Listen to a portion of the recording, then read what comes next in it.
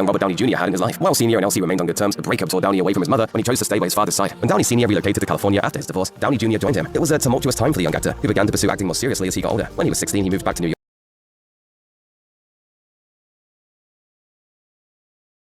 York to live with his mother after dropping out of high school. The time he spent with his mother back in New York helped him reforge his bond with her, which became critical years later. According to Downey, it was during a low point in the mid-2000s when a heartfelt phone call from his mother Elsie moved him so deeply that he gave up alcohol for good. Although Robert Downey Jr.'s relationship with drugs began at home with his father sharing substances with him as a child, his problems got worse once he made the move to Hollywood. They exploded when he snagged his first major leading role as Julian Wells, a young man in the throes of addiction himself in the 1987 drama Less Than Zero. He recalled, "When I did Less Than Zero, that was right around the time I began. It was obviously not autobiographical for me, but certainly what was similar was young folks, drugs, the 80s. The use of drugs on and around the set, ironic considering the film's cautionary tale, extended beyond just Downey himself. As he puts it in his 2022 documentary, Senior, we were all altering our consciousnesses with substances. I was just kind of playing a game of just wanting to self-soothe or just stay loaded rather than deal with the fact that things had gone off the tracks a little bit." Downey's drug use spiraled out of control for the first time, as his previous bouts with alcohol and drug consumption had always been tempered. As he told The Guardian, "Until that movie, I took my drugs after work and on the weekends. That changed on Less Than Zero." In 1985, Saturday Night Live producer Lorne Michaels returned to the show after 5 years away, and Robert Downey Jr. was one of his first new hires. The 19-year-old Downey was thrilled, as he'd been looking for work after a small role in Weird Science. There was just one problem. Downey was indisputably awful at sketch comedy, and his performances received scathing reviews. The future Marvel superhero did manage to make it through the whole season, but he was given a pink slip when it was over. Since then, his brief SNL stint has become legendary among fans, embodying everything that was wrong with the show in that era. In 2015, Rolling Stone even named him the worst cast member in the history of the long-running series. Even though it was an abject failure, Downey considered his time on SNL a learning experience. He told the Off-Camera Show in 2019, "I learned so much in that year about what I wasn't. I was not somebody who was going to come up with a catchphrase. I was not somebody who was going to do impressions. I was somebody who was very ill-suited for rapid-fire sketch comedy." It did seem to have a certain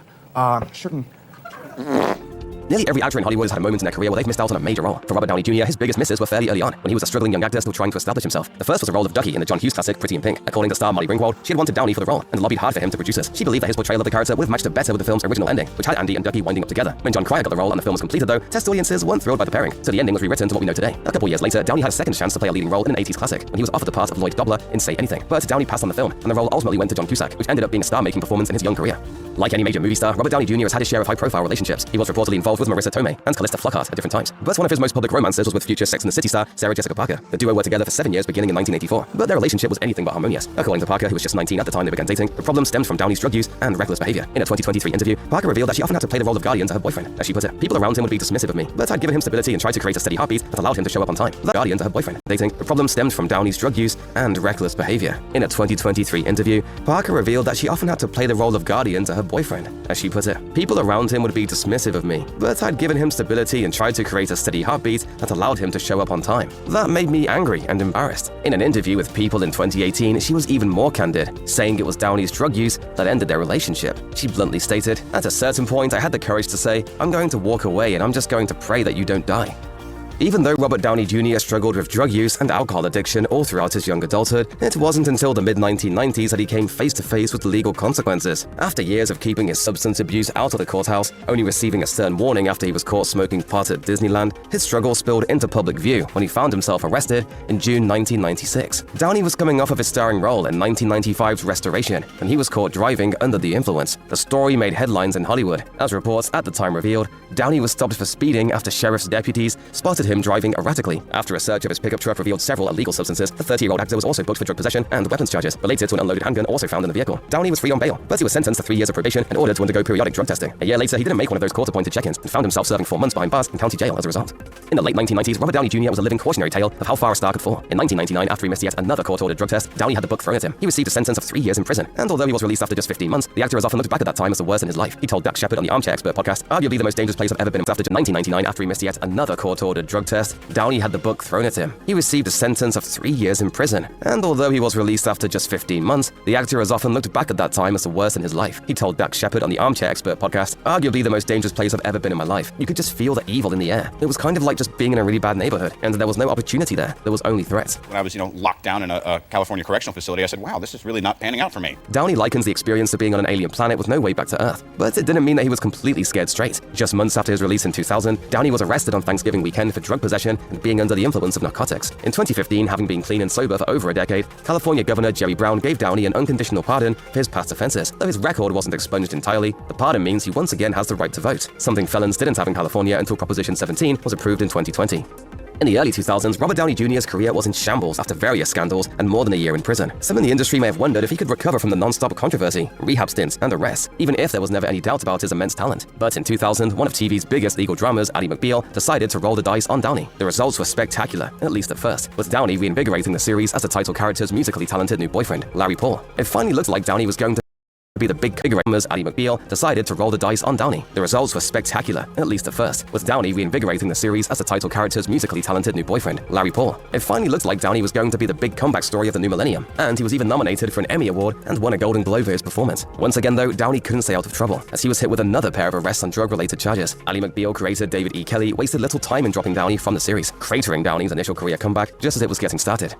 Robert Downey Jr. has rarely held back about his difficult childhood and the problems he faced as the son of two filmmakers who had struggles with drugs and alcohol themselves. That made things challenging for the actor as the years passed and he faced his demons, but it was still incredibly difficult for Downey when his mother Elsie died in 2014. In reaction to her death, Downey published a moving statement about his mother's life. He talked about how Elsie had been more than just a mother, but an inspiration in cleaning himself up. It could have also been losing his mother that made him take stock of his difficult relationship with his father, Robert Downey Sr. In 2019, the younger Downey embarked on a journey to document his dad's life in what became the 2022 documentary Senior. Released on Netflix just months after Downey Sr.'s death, the film sees the actor getting closer to his aging father, who was suffering the effects of Parkinson's disease. But after Downey Sr.'s journey to document his dad's life in what relationship with his father, Robert Downey Sr. In 2019, the younger Downey embarked on a journey to document his dad's life in what became the 2022 documentary Senior. Released on Netflix just months after Downey Sr.'s death, the film sees the actor getting closer to his aging father, who was suffering the effects of Parkinson's disease. But the film went beyond being a simple tribute to his dad. It also ended up being a poignant story of love and loss, coupled with the lessons learned when coming to terms with death. It couldn't have been easy for Robert Downey Sr. to watch his son go through years of substance abuse, knowing it played a part in his addictions. Sadly, Robert Downey Jr. also had to play the role of father to a troubled son when his own child went through similar struggles. The son of Downey Jr. and his first wife, Deborah Falconer, Indio Falconer Downey, is a promising musician these days, but he got into legal trouble due to drug use in 2014. That year, Indio was arrested in Los Angeles for drug possession, which some may have feared would lead to the same kind of self-destructive behavior his father displayed for decades. Thankfully, Indio had plenty of help in the form of his famous father. As Deborah Falconer revealed to Radar Online, she said in 2019, "Robert has stood by our son all the way through the highs and lows, and he's in a great place just now." While Indio has continued to face challenges, it was reported in late 2023 that he had reached a milestone of 18 months of sobriety, and he was preparing to release his first EP in early 2024. Indio told People, "I feel I'm going through a transformation." While Robert Downey Jr.'s first attempt at a comeback stalled after he was booted from Ally McBeal, his next resurgence as the first phase of the Marvel Cinematic Universe was a little more successful, to say the least. But after a little more than a decade in the role of Tony Stark, Downey stepped away from superheroes. Unfortunately, his post-MCU career hasn't been all that he might have hoped. Downey's first film after Avengers Endgame was Dolittle, a reimagining of the classic tale about a man who can communicate with animals. It was a bomb thanks to its massive budget, and it was savaged by critics. It ended up being another 3 years before Downey returned to theaters. His own production company released several new projects in the meantime, but they proved to be hit or miss. The executive produced a new Perry Mason series from HBO that was well reviewed, but ended up cancelled after just 2 seasons. Downey found his first major success after Iron Man by stepping into the role of Lewis Strauss in Christopher Nolan's Oppenheimer in 2023, a performance for which he received massive critical acclaim. Amateurs seek the sun, get eaten. Power stays in the shadows. If you or anyone you know is struggling with addiction issues, help is available. Visit the Substance Abuse and Mental Health Services Administration website or contact SAMHSA's National Helpline at 1-800-662-HELP 4357.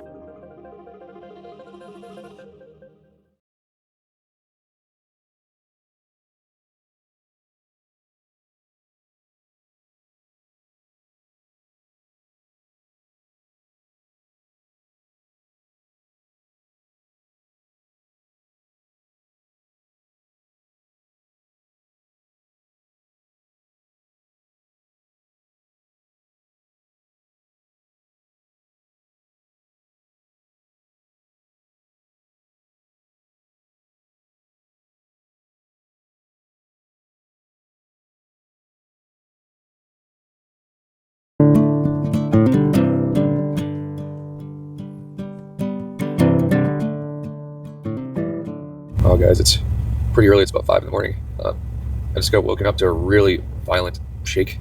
The wind has just been blowing the crap out of this camper all night, rocking back and forth, but it almost sounds like I tried to rip the vent cover off the freaking roof up there.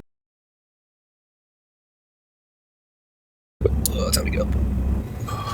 Well, guys, I'm going to jump on the phone. I've got cell service so I can check the weather, see what it's doing. I don't know what to do. It's still absolutely ripping outside. The wind's super hard, still shaking the camper around. So realistically, I should not go out to the ocean or make an attempt when it's blowing this hard. So I'm going to see if the weather is going to change or not.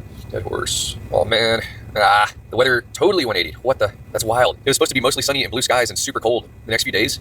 And whatever storm is coming through right now, it just completely changed directions and blasted over this way. And all this wind blowing right now, it is blowing some totally new storm in that they didn't predict. And here, I'll show you guys. This sucks so much. Areas of blowing snow. Snow every day. As far as you can see, it's not going to stop snowing. The temperature warmed up a lot though. Low negative 24 tonight, high of negative 12 today. What's up with the wind though? Tonight, low around negative 24, wind chill values as low as negative 55, wind 20 to 25 miles per hour. Next day, wind 15 to 20 miles an hour, 15 to 20. Next day after that, 15 to 20. Ah, such a bummer. That sucks. I can't hang out here for 3 days. It's costing me about $45 to idle the truck for 12 hours, so I can't hang out for 3 days. It's starting to add up too much. That sucks, guys. I just actually made it all the way almost to the Arctic Ocean. I'm 10 miles for 3 days. Bummer. That sucks. I can't hang out here for 3 days. It's costing me about $45 to idle the truck for 12 hours, so I can't hang out for 3 days. It's starting to add up too much. That sucks, guys. I just actually made it all the way almost to the Arctic Ocean. I'm 10 miles away from it, and I can't get to it just because of the weather right now. I had my plan and everything, but I guess we'll just turn back and do another adventure on the way back. I was really excited to get out on the track bike and go for it. Man, just can't win up here. I mean, I guess that's another reason to come back one more time, but I wanted to make it this time. Let me do something really quick. I want to look up weather in Coldfoot, Alaska. All right, Coldfoot Airport, special weather statement, hazardous weather conditions. Oh, great. What's it saying there? It's so small you guys can't even read it. Some interior cold spots will reach negative 55 range. High temps will struggle to make to warm much more than negative 30. All right, weather today for Coldfoot, Alaska. Partly sunny, high of negative 33. Tonight, low at negative 44. So today, partly sunny, steady temperature around negative 33. Wind chill values as low as negative 55. Calm wind, becoming north around 5 miles per hour. Okay, so good, just 5 mile an hour winds. Tonight, mostly cloudy, low around negative 44, calm wind. So it looks like if we head back to the Coldfoot Wiseman area, the weather will be good enough. It's gonna be super cold, but at least the wind's not gonna be ripping. So maybe we'll get out and go do some snowboarding and go explore in that track bike, show you guys around. So let's go do that, I guess. That is our plan. It's still really awesome that I made it all the way up here because I didn't make it last time. But Coldfoot's a long ways back. It's gonna be another solid 8 to 9 hour drive. So as you guys know, if you look back at the last video, I camped outside of Dead Horse last night, just south of it, and I need to drive back into town this morning to go get fuel. I'm actually really curious how much fuel I use because I put it on high idle last night, and that way it kind of burns all the diesel and doesn't get accumulated in the cylinders, wet stacking and stuff. So we're gonna go fill up and see how much diesel I use. I've been idling for, I got here at 8 o'clock, and it's 8:10 now, so it'll be about 12 and a half to 13 hours idling by the time I fill up. So we'll go see how many gallons we used. Tell you one thing, it stayed toasty in here last night. I'm gonna get some water going.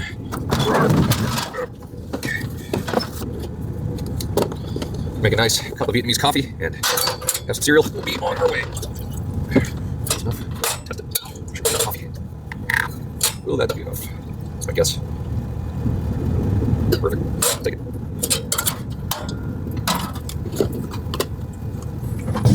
Yeah. Also want to see if the post office is open so I can send off all these postcards that I wrote last night. I think it's Dead Horse over here. Ew.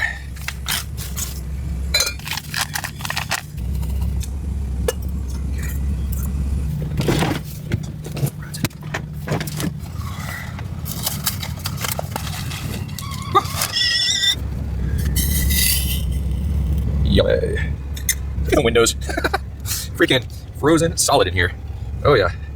See all the frost? Cold. All those problems are frozen solid near my head. It is really cold outside. I still can't believe this weather. I checked before I came up here, and it was supposed to be sunny the entire week. The North Slope actually had better weather than down south as far as the sun. And that's the thing, when you get up towards the Arctic Ocean like this, you just have weather changes and fog can blow in, winds can get crazy really quick. It doesn't take long for weather to change. So as much as I want to just go for it, I know it's not smart. And like I was saying, I don't want my life to rely on my cell phone with a GPS on it and the inReach with a GPS, because if all those batteries were to die, I'd probably die. Maybe not, maybe I could fall my tracks back, but if the wind's blowing this hard, snow drifts, so I might lose my tracks or something. It's supposed to snow today too, so I could wait it out, but it's just too expensive to sit here and idle for 3 days. We'll just have to make another attempt at some point. I love adventuring, but I'm not gonna put my life in danger, if you know what I mean. So to me, the entire experience is about the journey. It's not about like the destination. I'd probably get out to the ocean and be like, it's the ocean. It's not all about that. It's about the whole trip, all the stuff that's happened going out there. Like, that's what makes me want to go on trips like this. The good news is, it's supposed to be pretty and sunny back the other way, even though it's gonna be freaking cold. I've got a lot of Arctic expedition gear, so I'm just gonna dress up in that, and we'll go out on the track bike and go check some stuff out, and it'll be cool. So that's what we're doing. See? All right, we got our coffee. I think we're about ready to roll. Let's cut this heat back to 50 degrees. It just keeps the camper warm-ish back here. Keeps stuff from freezing. And we are out of here. Strap the 11 back down here. This is just silly. I need to fix this thing. I don't really have a way to fix it though. Meg ovens only have 2 tabs in the front to lock the oven into place. It's insane. There's no tabs in the back. So I've literally got to weld tabs onto this oven. So that's why I haven't fixed it. I do have a welder, just haven't done it yet. It's okay. There's nothing a good old cam strap can't handle. Look at that. Like a rock, boy. Tell you what.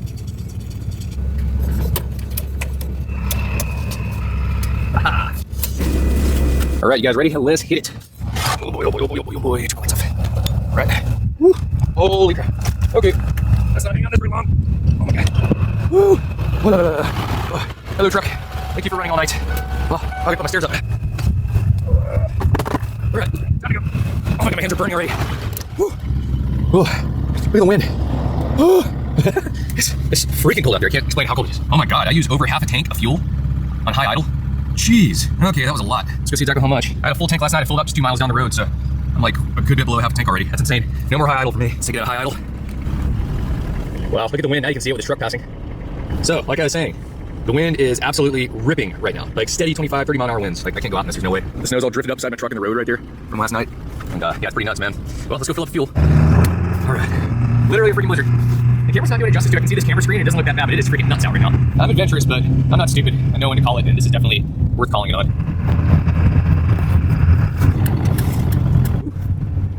This wind is just gnarly, man. I'm not talking about gust. I'm talking about sustained 25 to 30 miles an hour. That's hilarious. I pulled over just for a second to look at the directions again because I think I could turn around and a truck pulled over behind me and 3 of the slope workers jumped out and said what's up, took some pictures and stuff. But anyway, we're almost at the gas station. And I'm really curious to see what this thing used. I swear it used like freaking 10 gallons last night. It's insane. You know what's crazy, guys, is I almost stopped shy of Dead Horse and didn't come in and fill up last night. The only reason I came in to fill up is because I wanted to see how much diesel I used while I idled last night. But I think I would have ran out of diesel last night because I only had like maybe a little over half a tank, honestly. So I would have ran out. And if you run a diesel engine out of diesel, it's a biatch to get started again. So that would have been bad. This is a burly place, man. This is the Brooks Camp. This is a hotel where you can stay at. It's also where a lot of slope workers are camping. But they're basically just stacked connexes that you live in right there. Living quarters. Frozen solid. This is the general store over here. There's also a post office in here too, so I'm gonna send out these post office cards really quick. And that's funny. So right there is the Welcome to Dead Horse sign. You can't even see it, just all plastered in snow. And all these overlanders and people that have traveled up here have their stickers on the wall right there. But no one comes up here in the winter, so they're plastered away. We don't have a sticker anyway. Let's go get these postcards on out of here. Okay, sticker right there.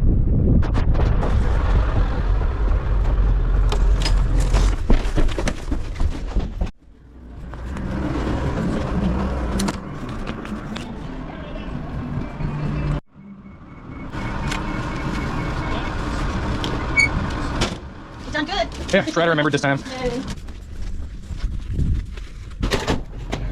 This thing all drifted up in here. Pretty wild.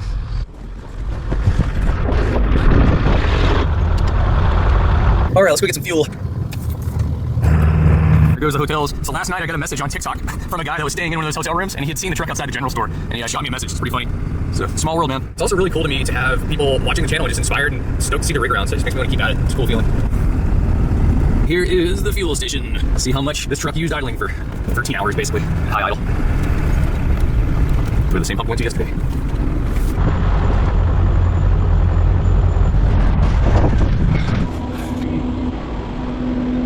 Sweet, approved. Diesel is a little cheaper here than Goldfoot, but you guys can see that. You can see it. I don't think my folks in $6.80 a gallon. It's also the only fuel station I've ever been to, a gas station where there's a ball valve on it, so you have to open that up and then you can pump the gas. Nice safety feature in case the nozzle breaks or something.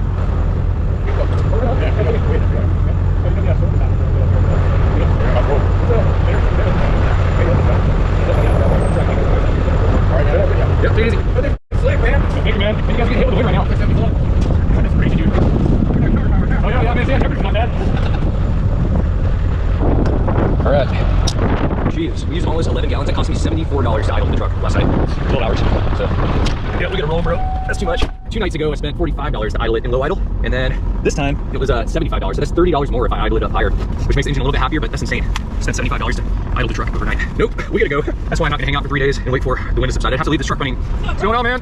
God, you want to say hi, man? Fun on TikTok. Oh, right on. Yeah, it's a small world, man. Awesome, man. I think last time you tried to come up, you couldn't make it all the way. Yeah, the pass is shut down. Well, yeah, y'all take it easy, man. Later.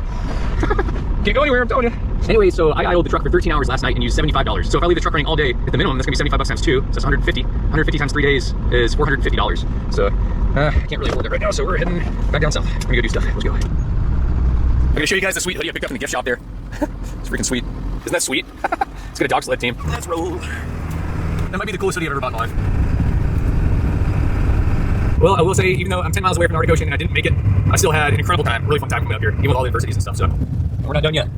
Whoa. I'll tell you one thing I am a little nervous about is the roads are drifted over here in town where there's constantly plow trucks going through, so I can imagine what the highway's gonna be like. It might be super drifted, it might be breaking the drifts, so we'll see. All my gauges are looking good everywhere, oil's good, oil pressure's good, battery's good, got fluids. I didn't see any leaks under the truck this morning when I looked really quick. It's a fuel station, so I think we're all right.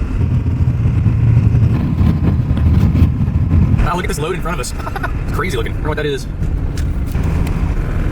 There's one wide load right there. So this is the main hotel that people stay at when you stay in the slope up here. As far as I know, Aurora Hotel. Everyone's truck is plugged in, if you notice. You have all these block heater plugs. Oh, you can plug your truck in overnight while you're parked here, so it actually starts in the morning. That's why I had to leave my truck running all night. Here's the hotel right there. Fancy place. I just had a buddy text me, Sully, he's like one of my old paddling buddies, and he's working up here in the slope right now. He's actually leaving tomorrow, but he's gonna stop by and say hi really quick before I take off. So we're gonna chill here in front of the hotel for a second for him. What's going on? But you got that buddy pulling up a second ago. I thought you were him. I was following you when you were trying to make it up here. Oh yeah, man. Yeah, it shut down. Yeah, it was like the highway shut down like freaking a day and a half last time, so didn't make it. How long have you been doing this for? For like 4 years in this thing, so close to. How long you guys working up here? It's my first time. First time? Right on. Yeah. End of the day. Oh, nice. Good call. I'll take it easy whenever you get up to. Yeah, man. Nice to meet you. Hey, I'll do. Yep. There's a bunch of shit. Pile in. What's going on? Give me that drone out of here. Oh, there you go. Hey, you're inside. What's going on, buddy? You made it. Yeah, man. I was gonna try the ocean thing, but it's like, man, are you doing a crunch right now? Or how are you doing that? That's what these are. Strong core, dude. Yeah, good core. Well, this is too gnarly, I think. Oh, dude. To do it right out there. So. Yeah, I canceled like 3 jobs today. Did you? Yeah. Oh, yeah. I talked to my buddy Paul Soltis. Soltis just texted me that he's there getting my truck stuff, doing ice road on the left and right. So Yeah, I can tried believe to it. It's drift called phase weather. Dude, how are the like the drifts? I don't know how it is. Like I blasted a CO2. 4-footer yesterday. Did you? Almost got stuck in the middle of nowhere by myself. Freaking drift come out of nowhere. I'm like, I'm just like to the floor. Whoa! No. Then backs Yeah, up. dude. That's gonna go do some snowboarding down in Coldfoot, I think, Wiseman and stuff. So, no. Did you stop at the store? Yeah, man. Yeah, I gotta freaking Wipe off the sign and get a picture? No, I didn't even try it, dude. Yeah, no one's putting a sticker up right now. No. That was cool. That dude was pretty funny. Sent some postcards off and stuff. It was cool. It like talks to people you know there too. So Yeah, my camp's just right down the road. I think it's across the wires. Yeah, pretty much. All right, let's try again. Yeah, about that. Wait a minute, can you even get out of here? I don't know. I don't want to. I'm gonna try. Yeah, I think you're good for the most part. You can do a little bit of weight. Oh, nice, man. Oh, yeah, dude, inner climb competition after this. I'm just gonna try to get back in my C1 again. So you probably set the airbags off and don't have them. Safe travel, All right, man. Look later. Here goes Sully. Here he goes. It's so cool having friends wherever you go in the world like that. It's just wild. It's amazing how small the world is if you just start traveling. All right, back on the road. Coldfoot, 240 miles. Fairbanks, 494 miles. Next service, 240 miles. Wow, guys, this is nuts. I'm having to like hold my steering wheel to the right because of the crosswinds here. I wouldn't be surprised if we have some really large drifts. We're gonna have to bust through at some point, but we're mobbing right now. I tell you one thing, you can see these markers on the side of the road. If there was snow covering this road and those markers weren't on the sides, you would be completely lost. It literally looks like I'm flying in an airplane through the clouds right now. So this is exactly why I didn't go out towards the ocean in the track bike. It's not worked out very well. I feel good with my decision now. All right, just briefly, I want to show you guys why I didn't bring the track bike out to the Arctic Ocean today, because I would have been out in this and probably died. Check this out. Oh.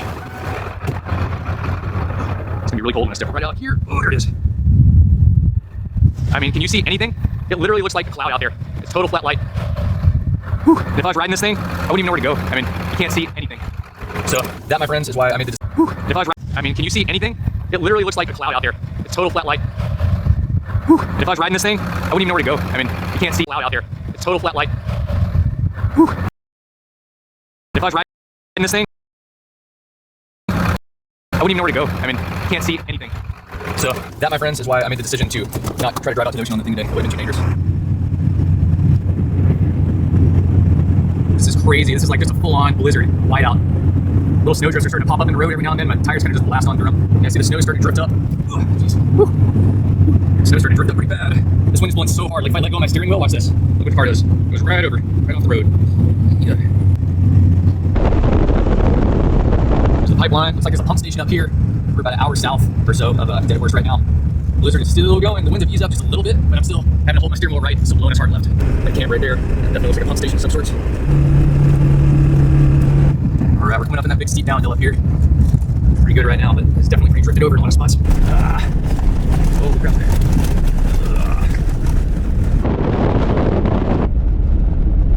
Looks like we have a pretty big drift across the road up here. There's a DOT plow truck just trying to clear it up. I think I see a path through it. Let's go find out. Yeah, he just cleared it. Maybe.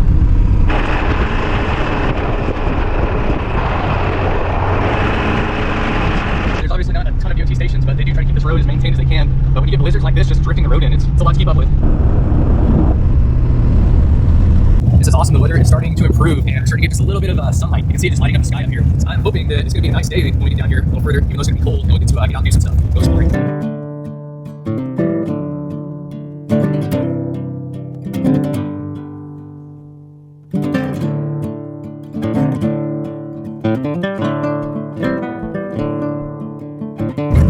It's like a farming get hit right there. Raven's eating on it. Stop and take a piss really quick and grab some lunch. Oh yeah, temperature's dropping for sure.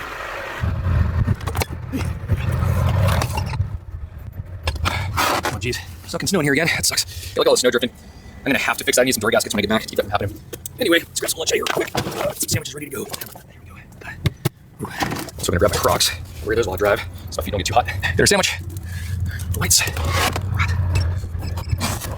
Oh yeah, I see where it's leaking in. See my gasket's kind of torn right there. You can see it.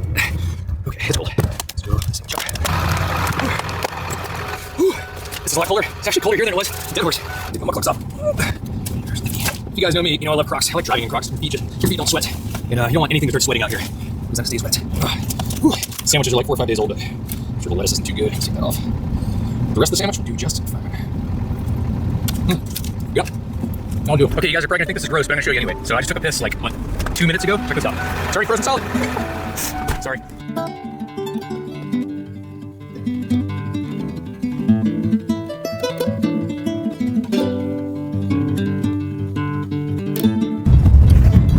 Steep hill. Usually rough transitions at the bottom of the hill too. Yep, here it is. If you guys haven't had hot hot, spicy Cheez-Its. They're delicious. It's probably like one of my favorite road snacks. If you guys have a favorite road snack, drop it in the comments. It's cool. We're driving right over the pipeline here. This is the big hill that drops us down. I gotta test this. Sandwiches are like 4 or 5 days old, but I'm sure the lettuce isn't too good. Let's take that off. The rest of the sandwich do just fine. Go. I'll do it. Okay, guys, I think this is roast actually anyway. So I took this like, what, 2 minutes ago? Check it out. Sorry, frozen salad. Sorry.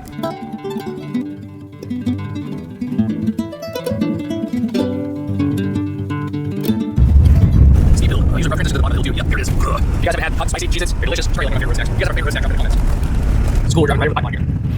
This is the big hill that drops us down.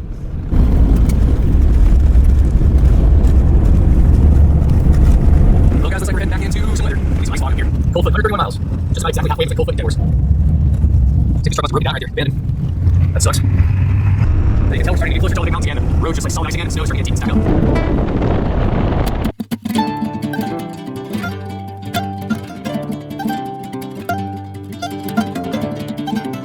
What's funny, guys? I was just driving along, just thinking about my friends and thinking about my buddy Sully that jumped in the seat, and I was over here to sit in my car over there, so I'm going to go here, like bring it back to the city.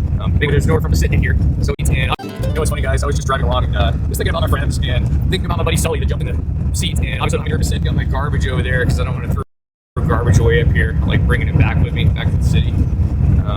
Buddy Sully that jumped in the seat, and obviously I don't have any room to sit, got my garbage over there.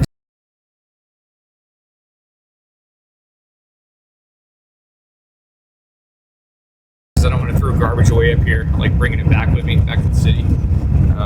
But anyway, there's nowhere for him to sit in here. So he's doing like a squat, like a crab leg spider crunch over here and hanging out with me for 10 minutes. I don't know, it's just thinking about all my crazy friends. And then I just came to the realization that the majority of my friends are just a bunch of crazy Vikings. Just really, really burly people. Burly individuals that just live hard, and those are all my best friends, which is funny because my mom's mom was basically Portuguese. Her family was from Portugal, and yeah, I've got like a bunch of Portuguese in me, hanging out with all these Vikings somehow. And all my grade school was basically Portuguese. Burly people, burly individuals that just live hard, and those are all my best friends, which is funny because my mom's mom was basically Portuguese. Her family was from Portugal. And yeah, I've got like a bunch of Portuguese in me, hanging out with all these Vikings somehow. In all my grade school years, my nickname was Tiny Tim, just because I was super tiny. I was like 5'2", 5'3", 110 pounds when I was a senior, smallest kid in class by far. Freaking looked like I was 12 years old when I was 18. So I've just always had this like, I'm a tiny person mentality, you know. So it's cool hanging out with all these Vikings that come running up to me to say hi and stuff. It's kind of neat. Makes me feel like I'm part of the club or something. Looks like we're just about empty with diesel, so let's go ahead and switch to the front tank. For those of you guys that don't know, I've got 2 diesel tanks in this. They're both about 16, 17 gallons or so, which only gets me about 300 miles, but you can see my diesel gauge climbing right back up. But that was crazy. Just had to hit my brakes. It's been a really, really rough road like that. And a bolt just fell off and landed right there on my freaking windshield wiper. Got super lucky. I fell out of my lights up there. It's this bolt right there in my light. Whew. Okay, we're back in business. Yeah, the bolt, this one was loose and that one's about to fall off. So I'll check all those really close tonight when I get back. I think everything else is looking pretty good since I'm checking stuff. It's good. Yeah, everyone's happy. Hey, here's the road too. You can see the surface. It's all these boulders, really rough.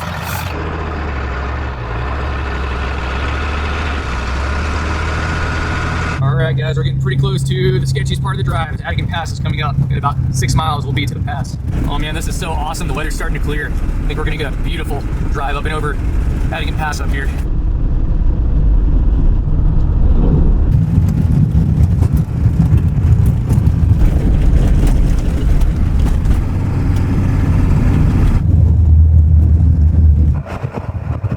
Here's the gates that close the pass. Looks like it's open, so here we go. Here goes nothing. Alright, y'all, here is the base of the hill. In this turn, we go up that pass up there. It doesn't look steep, but I promise you it's steep. So we're gonna pull over here, and I'm gonna lock my hubs before I do this, because I actually started spinning out last time in two-wheel drive up there. I think it's too deep. See if I can do it across. Sweet.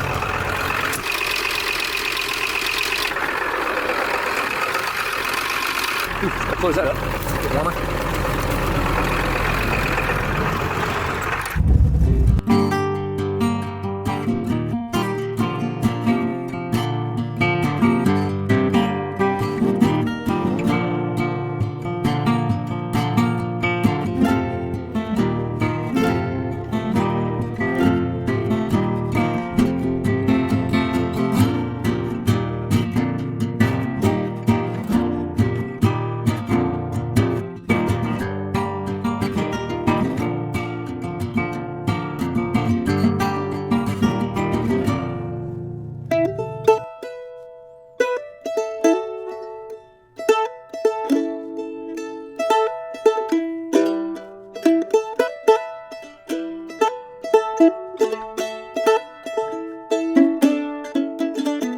success. And we're coming around to a sunset out towards Wiseman and Coldfoot.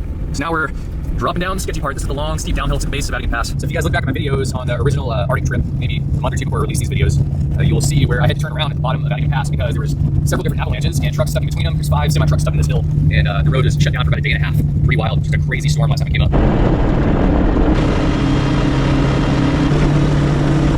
It's like it's starting to drift in right now. Pretty nasty out. So good thing we're getting through tonight. Woohoo! Here's the base. Freaking made it. Almost. Gonna make it around one more curve. I tell you what, man, it is so nice having a low gear like this. I just throw it down into that drive one gear, and I've been having to use my brakes almost all the way down. A lot of back pressure in the engine, just keeping us nice and slow. There's the road we just came down up there. I don't think we're gonna camp up here tonight in the pass. It is a little bit too gnarly. Let's go get down out of all this. Hopefully we can drop out of this wind a little bit. It is supposed to be significantly colder on this side of the pass, unfortunately, but at least we can maybe get out of the wind. There's the Chandelar DOT station right there. That's the place that maintains this road, keeps the berms at bay, snow drifts at bay, and keeps the cloud out. There's the gates. Made it through the pass. All right, this is the final little cliff to head on down, final hill. This is Chandelar Hill, I believe. This is super drifted in last time I drove this, but now it's pretty good, I think. Looks like they came in and cut it open recently. Get rid of the drifts. Most of these hills really aren't too bad as long as you approach them slow and don't come into them hot, and just stay in low gear and just stay slow. Like if you're staying slow, then you're not gonna break your traction. But as soon as you build up too much speed and break traction, then you're in trouble. All right, we're home free for now. See if we can get to Wiseman area before it gets dark. So another cool thing is now that we're back on the southern slope of the Bruce Range, there's freaking trees again. We're back in tree land. Isn't that crazy? It's like rounding across those mountains, there's no more trees. Now we're back in the trees, which also means back in the caribou, so watch out. This is such a beautiful drive. We're not super far from Wiseman. Mount Sukukak is right up here.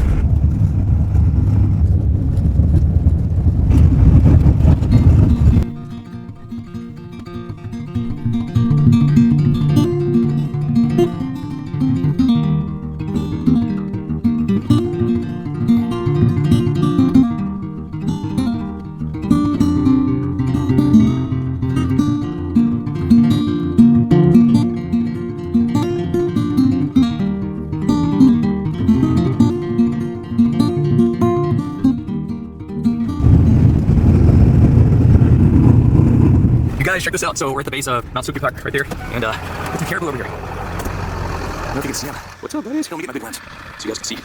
We're right here on the middle fork of the Koyukuk River. Just chilling right off the road here. The caribou chilling right there in front of me. Cool as that. Sorry, I'm trying to be as steady as I can with the camera here. Cool though. I can't believe I hit one of those last time with the truck. It's awesome.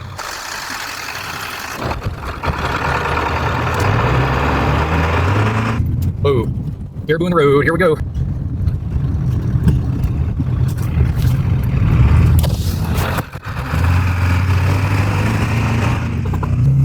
This place is just amazing, man. Freaking love this state. Man, it is cold outside. You can just see like the ice fog crystals in the air. Anytime it starts to get super cold, you just start seeing those. It's gonna be a cold night. I think it's saying down to negative 50 night, negative 55 possibly.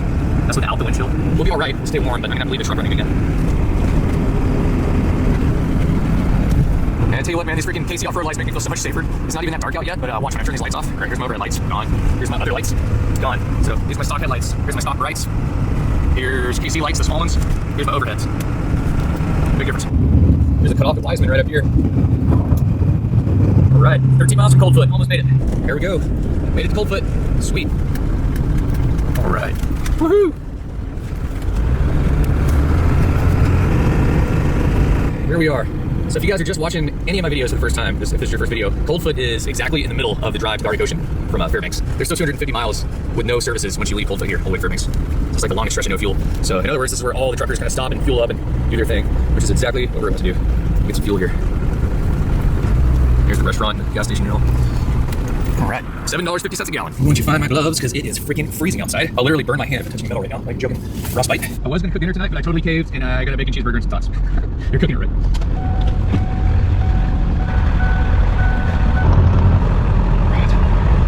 So tomorrow we're gonna go hit some trails and get this track bike out, and I'm gonna bring a snowboard and we'll go ride in somewhere, get out there pretty deep, and we'll take the snowboard off, and it's a split board so I can walk on it like snowshoes. We'll go walk up a mountain, snowboard down it. Should be good.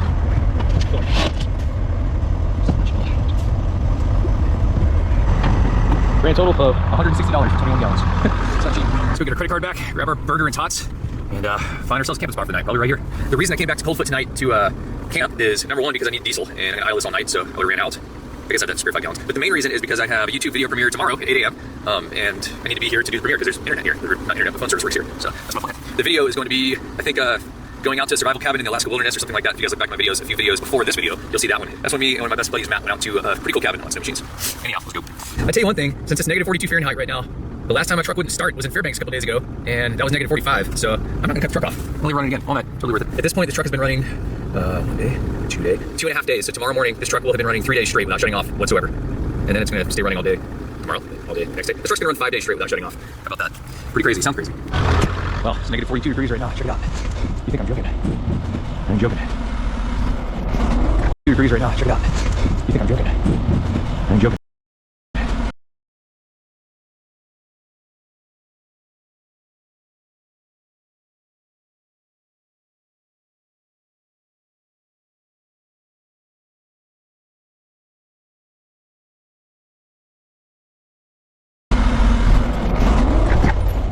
Cool. These are all the people that made it up here. I wonder if Phil Hold Down Mom is up here somewhere.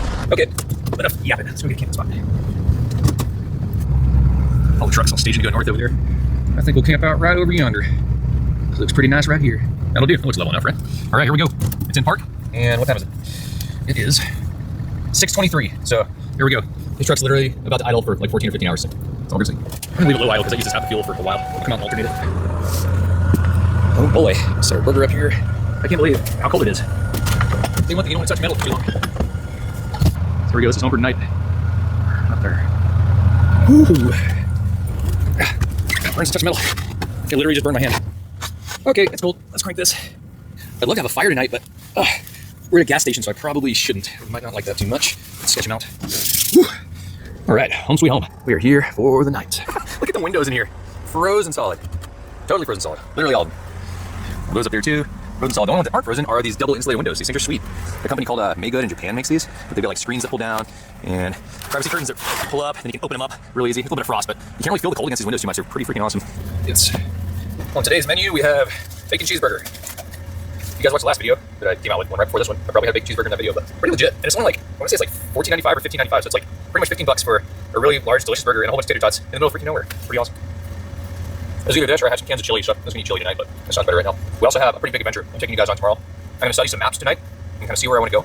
And we're gonna take that snow bike out tomorrow and take the snowboard out and go get after it. Look at this, onions, fresh tomato, a whole bunch of pickles, nice big green piece of lettuce. Where did that come from out here?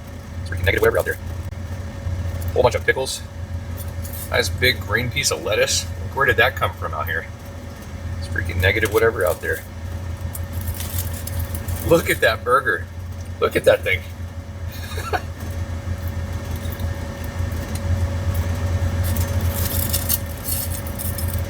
This was a good decision. Speaking of windows, since we're at a truck stop, I'm gonna go ahead and pull the privacy curtains up. That way we have privacy. And I don't even have to worry about the other curtains because we have ice curtains. Ice curtain, ice curtain, ice curtain. We're good to go.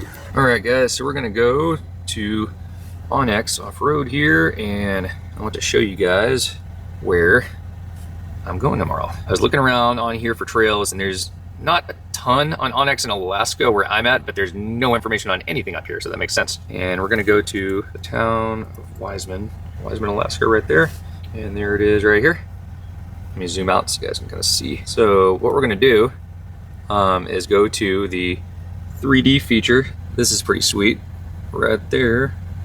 We're gonna go to 3D map. Boom! Check that out. So now we're gonna go down into the town of Wiseman, and there's this mountain I wanna do. I want to snowboard this peak right here, and it's called Midnight Dome. So I want to start up there on that face and ski this ridge, snowboard that ridge, all the way down to this road, which is right there, and I get to this road from the highway over here. So let's see how far it's going to be. I can drive to right here, I believe, so let's go up to the tools. We're gonna make a new route, and we're gonna go start right there. Right there. And it's kind of smart, it kind of auto-fills everything. See how it's kind of filling as I drag my mouse along. I wanna see how far of a ride this is gonna be on that snow bike. I think it's right there at the base of the dome, right? Nope, not quite. Right there. And you can see that is the base of the spine. I want to snowboard right there. And over here it tells me my exact distance, 2.6 miles. So 2.6 miles one way there, and then 2.5 miles back. So it's 5 miles round trip to get to the bottom of the mountain where I have to hike up from there with the snowboard. So that's our plan tomorrow. And this is a really cool area. We're gonna go into Wiseman over here and check out the town. It's a really cool little place. Really sleepy this time of year, obviously. Really sleepy always. Just a few residents there, but it's a really cool spot. So that is where we're heading tomorrow. And this is right beside Get to the Arctic National Park. I'm gonna be snowboarding literally on the mountain right beside Get to the Arctic National Park. Pretty rad. All right, now that I have my route made, I'm going to name the route Timmy Snowbike and save it. And now this will be saved on my phone as well. So when I pull up my Onyx on my phone, I'll be able to, that route will just automatically pop up, don't know where to go. Even tells me the elevation right there. So I'm starting at 1,200 feet pretty much and going up 1,700 feet. So pretty good elevation gain, like 500 feet. I would have to walk that 500 vertical feet when I ride that track bike in. So we'll see how it goes. All right, guys, it is almost midnight. I'm about ready to pass out. I'm gonna go check on the truck one last time. I'm gonna tune the idle down so I don't spend a fortune tonight. Down to stock idle. Already burned a quarter tank.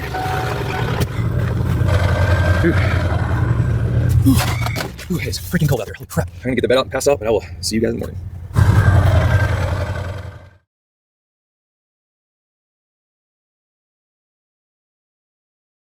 And welcome back to the channel. A couple of videos ago I introduced you to my Compaq 486 where I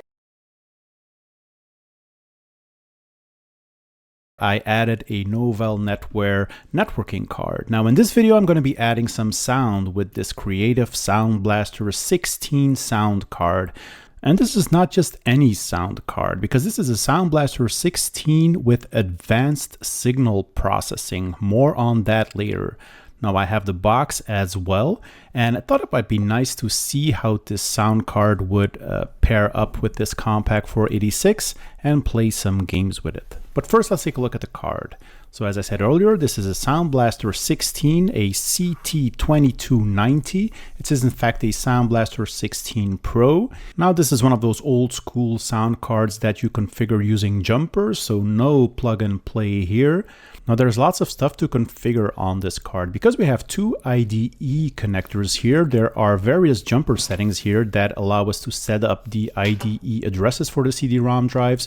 We have jumpers here which set up the I/O addresses for the IDE ports. We can set up the IRQs. We have jumpers here to enable or disable the MPU or the MIDI processing unit and set up its base address. We can enable or disable that special chip that I mentioned, the Advanced Signal Processor, or ASP, later dubbed CSP, Creative Signal Processor. We've also got some jumpers here which are factory configured, so we shouldn't be altering those. We have a jumper for the PC speaker, so we can actually hook up our PC speaker onto this card as well.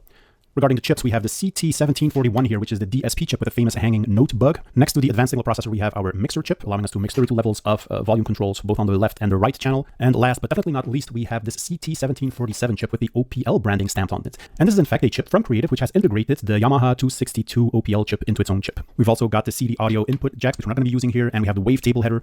This is a 16-bit ISA card, so it will slot in nicely into our Compaq 486. So let's get the card in there and install the drivers and get everything up and running. Now, normally this should all go very smoothly, as Creative is known for its very excellent driver support, so I'm not expecting a whole lot of issues here. And here we can see the Sound Blaster just beneath the networking card with its joystick port and the various audio jacks for speakers and microphone line in. In terms of speakers, I have these nice little Cambridge Soundworks speakers that I picked up at a thrift store locally here for €3, which I thought was a pretty good deal. I like the aesthetic of these small little speakers here. And it was only later that I actually found out that these were actually Creative SBS35 speakers designed by Cambridge Soundworks. So for this video, I thought it would be interesting to boot up the machine with my Sound Blaster 16 and kind of go through the ABC of MS-DOS gaming for this period, showing you some cool MS-DOS games in alphabetical order. But before we can do that, we first need to install the drivers. So let's go ahead and do that. Now, Creative is known for its excellent driver support, so I'm not expecting a whole lot of issues here. As we launch the first setup utility from the first disk, we are greeted with a welcome screen. We can continue, and it will present us with some options where to install the drivers, and it will also do an analysis of the sound card itself and propose the I/O settings, the IRQs, and the DMAs. After that, it will start copying some files to the hard drive, both for MS-DOS but also for Windows. We get a nice little summary of what has changed in our auto-exec.bat file and config.sys. It will go ahead and copy some files for Windows as well. It will analyze the various Windows configuration files. And once everything is done, normally we should have a fully functioning computer with our Creative Sound Blaster 16 card. So now it's simply a matter of rebooting our machine, making sure there aren't any errors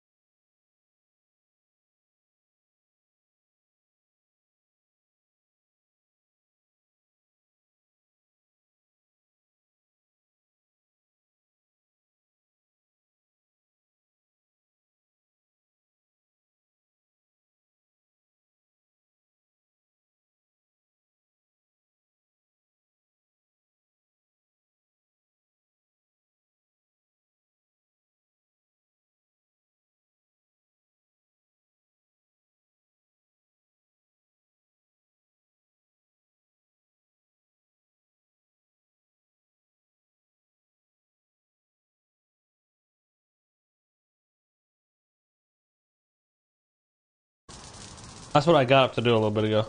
It's I can feel it slowly working. It's not as bad as it was half hour ago.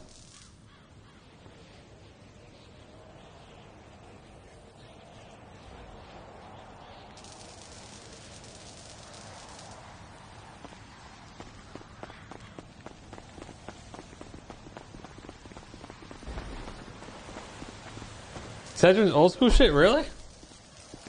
That's one of the only things that helped me.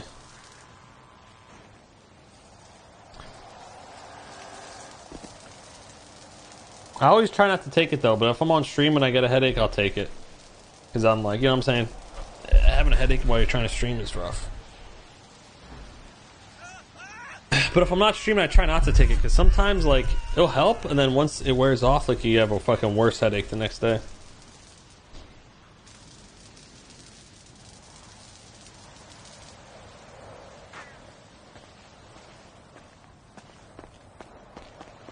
I look like the type of guy to have reading glasses. What the fuck does that even mean?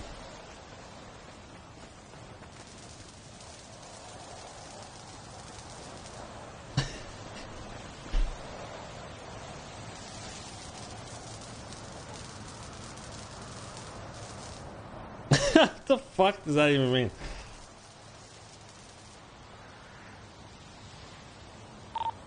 What's not being chased? No, it's not monitor fatigue, because I could feel the headache coming on before I even started stream.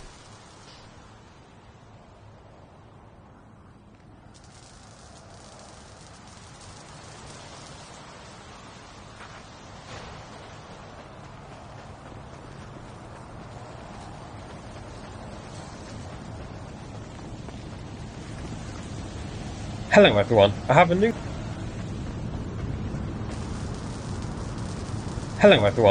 new video here showing the attack on the Sergei Kotov before she was sunk on March the 5th. I'm going to play the video in full. What is... Это что, как Аскольд, который стоит? Какой же? Сейчас он накопитель, нахуй, я понял. У нас ой, ты, нахуй. Ебашек, нахуй, ебан. Охуеть. Что-то прям близко от нас. Фигачу. Разирай, пойди. Да ну нахуй. Вон он дрон. Вон дрон. Инноводка, блядь. Дрон. Вон второй дрон. Ебать, это. Уходить. Волной сейчас.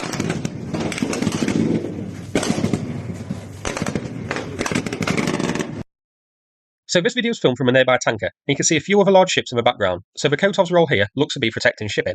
Now, I forgot to include this on my original video, so I'll include it here. The geolocation.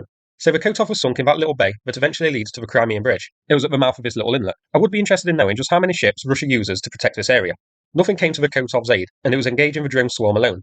Maybe a sign that, already, the Black Sea Fleet's escort and patrol ships are already getting pretty stretched, as I do have to cover a wide area, and there's not a massive amount of capable ones available anyway. This location here, you can see the distance from Odessa. It also shows that nowhere in the Black Sea is safe for the Black Sea Fleet. Ukraine can hit them anyway. So, a short video here, but one worth a quick look. Now, before I finish, a quick mention about a fundraiser for Ivan.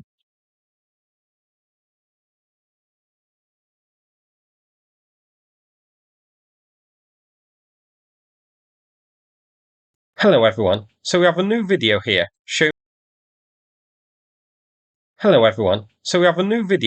showing the Rapua-class landing craft Caesar Kunikov being attacked by marine drones on February the 14th. This video was filmed from on board the Kunikov and was shared by Russian Telegram pages yesterday. So first of all, you can see the crew engaging a marine drone, which is sort of going in a circle, not actually attacking the ship.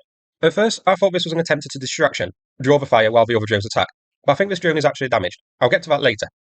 The person recording then moves to the other side of the ship where another drone is attacking, so the attack came from two sides. Again, you can see a lot of fire being put down towards the drone. Now, once more, the cameraman runs through to the other side to engage a marine drone attacking. Now, at some point, the Kunikov was hit for the first time, as towards the left-hand side of the recorder, we see smoke and fire. So, the ship was hit and was burning. I think this occurred earlier, when the crewman recording was on the other side of the Kunikov, as there's no reaction from the recorder the way you'd expect if it was impacted whilst he was here. Now, despite this first hit, we can still see a lot of fire being put down at the approaching marine drone still. So, the crew of the Kunikov are still putting up a bit of a fight. It's hard to tell if there are any hits on the marine drones because of the shaky video and also the smoke. There are no big blasts seen out at sea, so I have to assume that all of these shots missed. Then, towards the end of the video, there's another big explosion as a marine drone impacts the ship. At this point, panic begins to set in. The crew leave their positions, stop engaging the Marine drones, and just get out of there. This ship, the crew leave their positions, stop engaging the Marine drones, and just get out of there. This ship, if I remember right, was hit at least 4 times. Engaging the Marine drones, and just get out of there. This ship, if I remember right, was hit at least 4 times. So on this video, we've seen the first 2 strikes. So an interesting video. The Caesar Kunikov was a big Rapua class ship that was sunk on the 14th of February. Now 2 things stand out to me here. First of all, the initial tactic of the circling drone that drew fire, and seemed to make no attempt to actually attack the Kotov. That was odd. I wonder if that was deliberate. But then, why attract attention anyway? Wouldn't it be best to attract attention by just blowing up on the side of the ship? Another possibility here could be that this first drone was damaged, and its steering or guidance was cut, which is why it was zipping around in a circle. I personally think that could be the most likely here. Secondly, the utter chaos on board. The crew here were in full panic mode throughout, though, to be fair, I can't judge. I would be panicking even more. But it seems there was little idea of how to actually combat a drone swarm attack, with the sailors, switching from side to side and that sort of thing and just firing wildly. They didn't really have any, positions where they were told to go if a ship gets attacked, where to target, and stuff like that.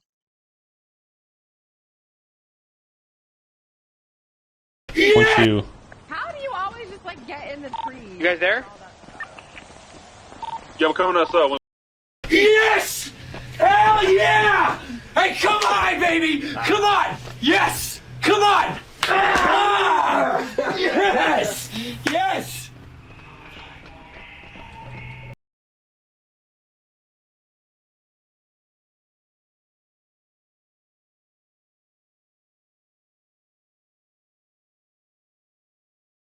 Boys in the hill, but I don't know. I'm coming out Mr. K. Coming You're up. working hard today. Damn right, trying to get these motherfucking lockpicks. Yo. I'd totally help, but I can't. No, hold on. We have to exit. Mr. If you need some lap dances, Mr. K, we're Yeah, always like here. garage, right? My man Villager might need some relaxation. He's been working hard. Oh. Where's Villager? Oh, right He's right here. there. Hey. Oh my god, Villager. Hey, Villager.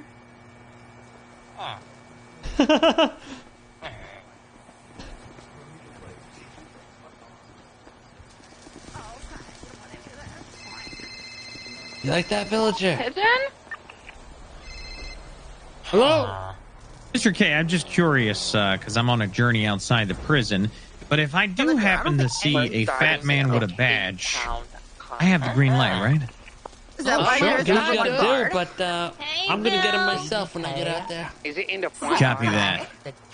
All right. All right, bye-bye. Maybe do I don't know. How many songs do you want to do solo? Yeah, there you go. There you go, Villager. Grab some. 7.5, yeah? Is this fight starting? Okay, should be on it now. I see it. Bro, they better not do what they did last. What was the last fight Everyone card? Dude, wasn't there like a gather fucking around for the K-Town 10-hour intro?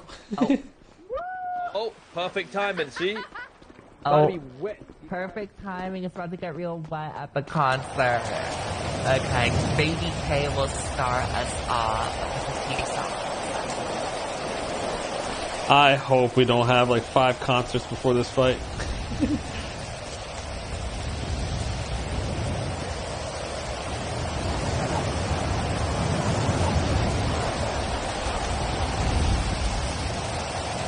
Okay. Richard, come on down. I miss you. I can't come down. It's raining. Oh, you bitch. Francis versus Joshua. Oxen.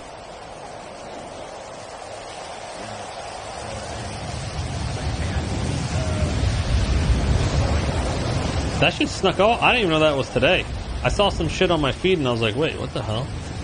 And I was also like, wait, $2.99 is tomorrow. I doubt they're gonna do it on the same day.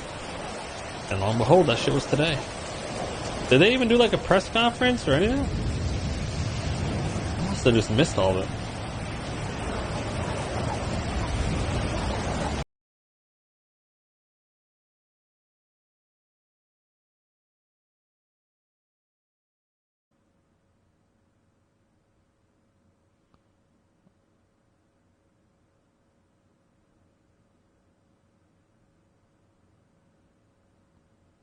I love how Jinxie's just doing an IRL stream and just playing basketball. Like, what's happening? He was playing golf earlier. Like he was on a golfing. That's funny. course.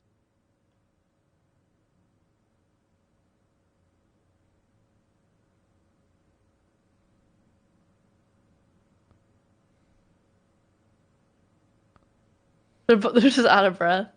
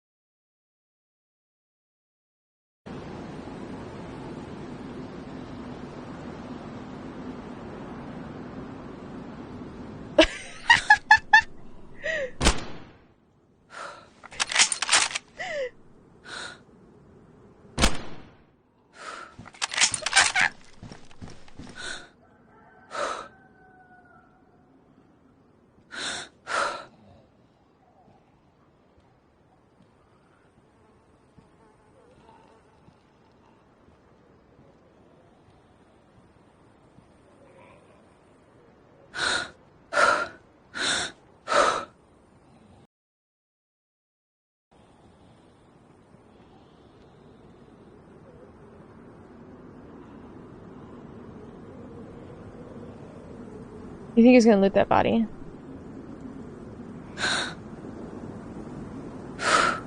Fuck, this guy is moving all over the place. I'm gonna reload.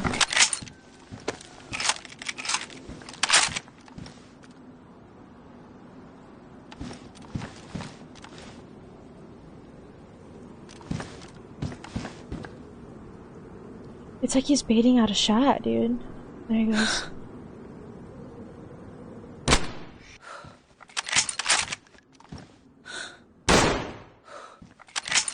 He's hit.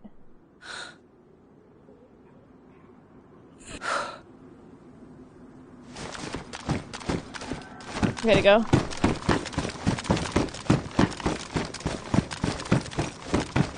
He must have a plate carrier on. He was hit.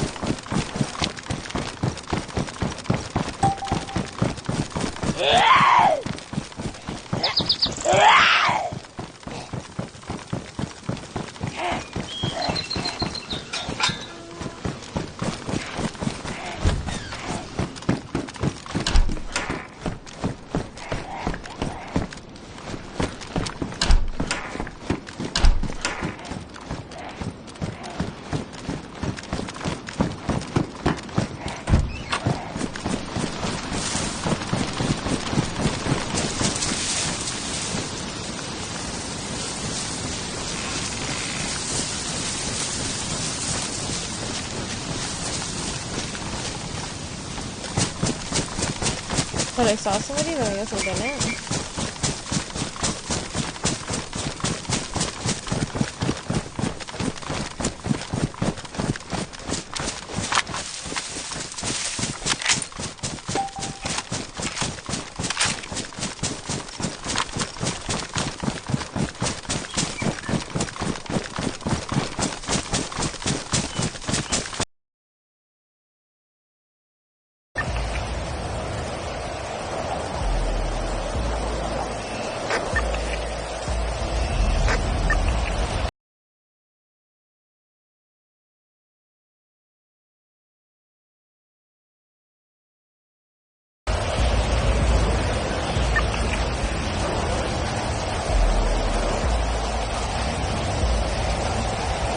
Oh, they bumping music over there.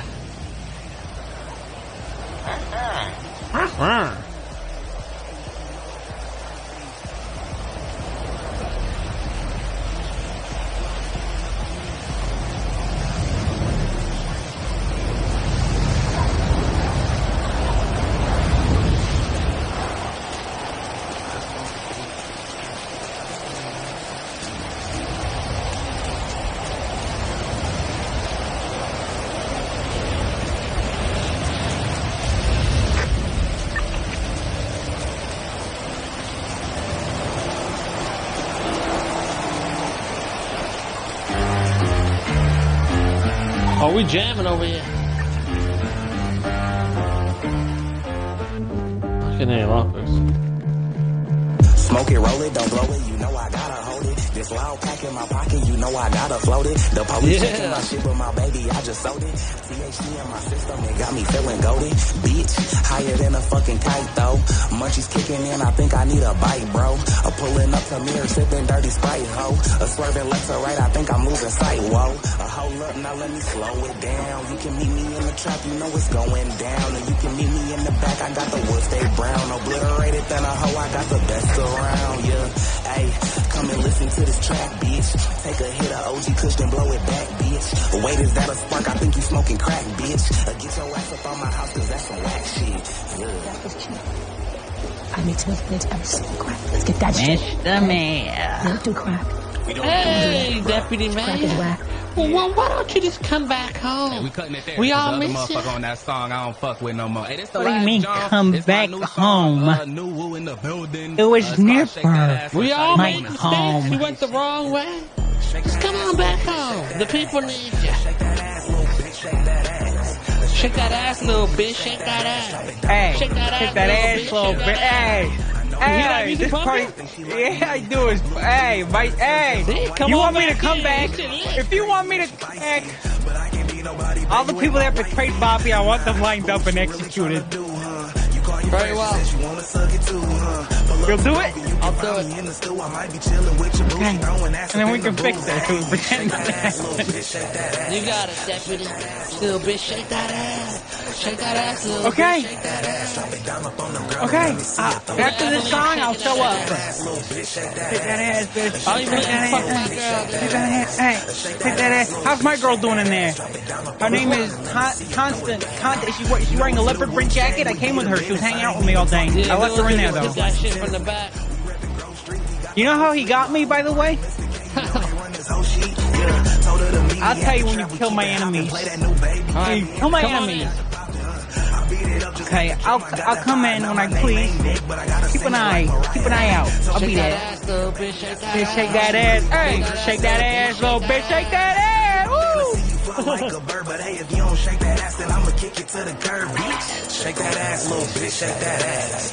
Shake that ass, little bitch, shake that ass. Shake that ass, little bitch, shake that ass. Drop it down up on the ground and let me see you throw it back.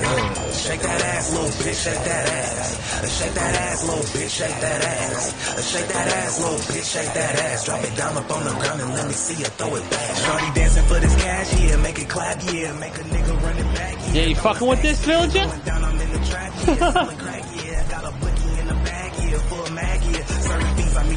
Baby, say it's good, baby. Really wish a nigga would, baby. If you could, baby. Got me itching for the trigger, yeah. What you figure, yeah. I'm a gorilla, yeah. Jungle killer, yeah. See your buzz, I'm on the grill, bitch. I got your meal, bitch. Got the combos in the deal, bitch. Fuck how you feel, bitch. Shawty sneaky with the link, yeah. She a freak, yeah. Say she wanna take a peek. I told her throw them cheeks, yeah. Hey, shake that ass, little bitch. Shake that ass. Shake that ass, little bitch. Shake that ass. Shake that ass, little bitch. Shake that ass. Drop it down up on the ground and let me see you Throw it back, yeah. Hey, you already know what's going on. It's Baby K about this bitch, New Woo. Y'all know what it is. That was amazing. That was amazing. Appreciate it. Shake that ass, little bitch. Shake that ass. Hi, K-Town residents. It's me, Paris Argo, K-Town royalty member of the security team. Shake that ass, Yeah, little bitch. Perry. Shake that ass. I'm gonna play Are you playing the bongos on that thing? I don't know. I'm gonna start with the classic, Naked in the Club. I'm gonna start with the classic.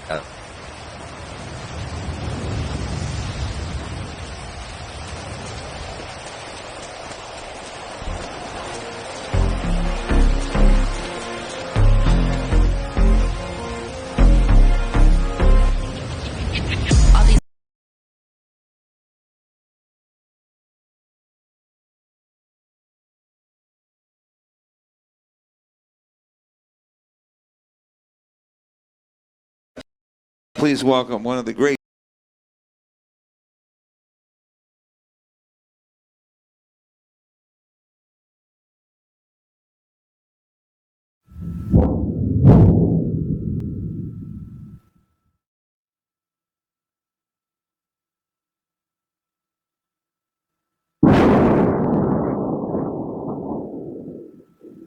Thank you.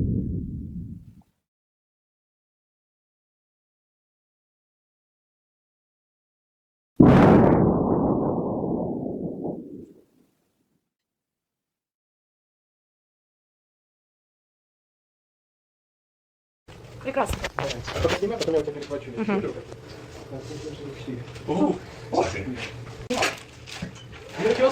Stem cells, wow.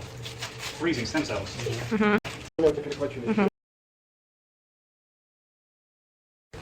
Прекрасно.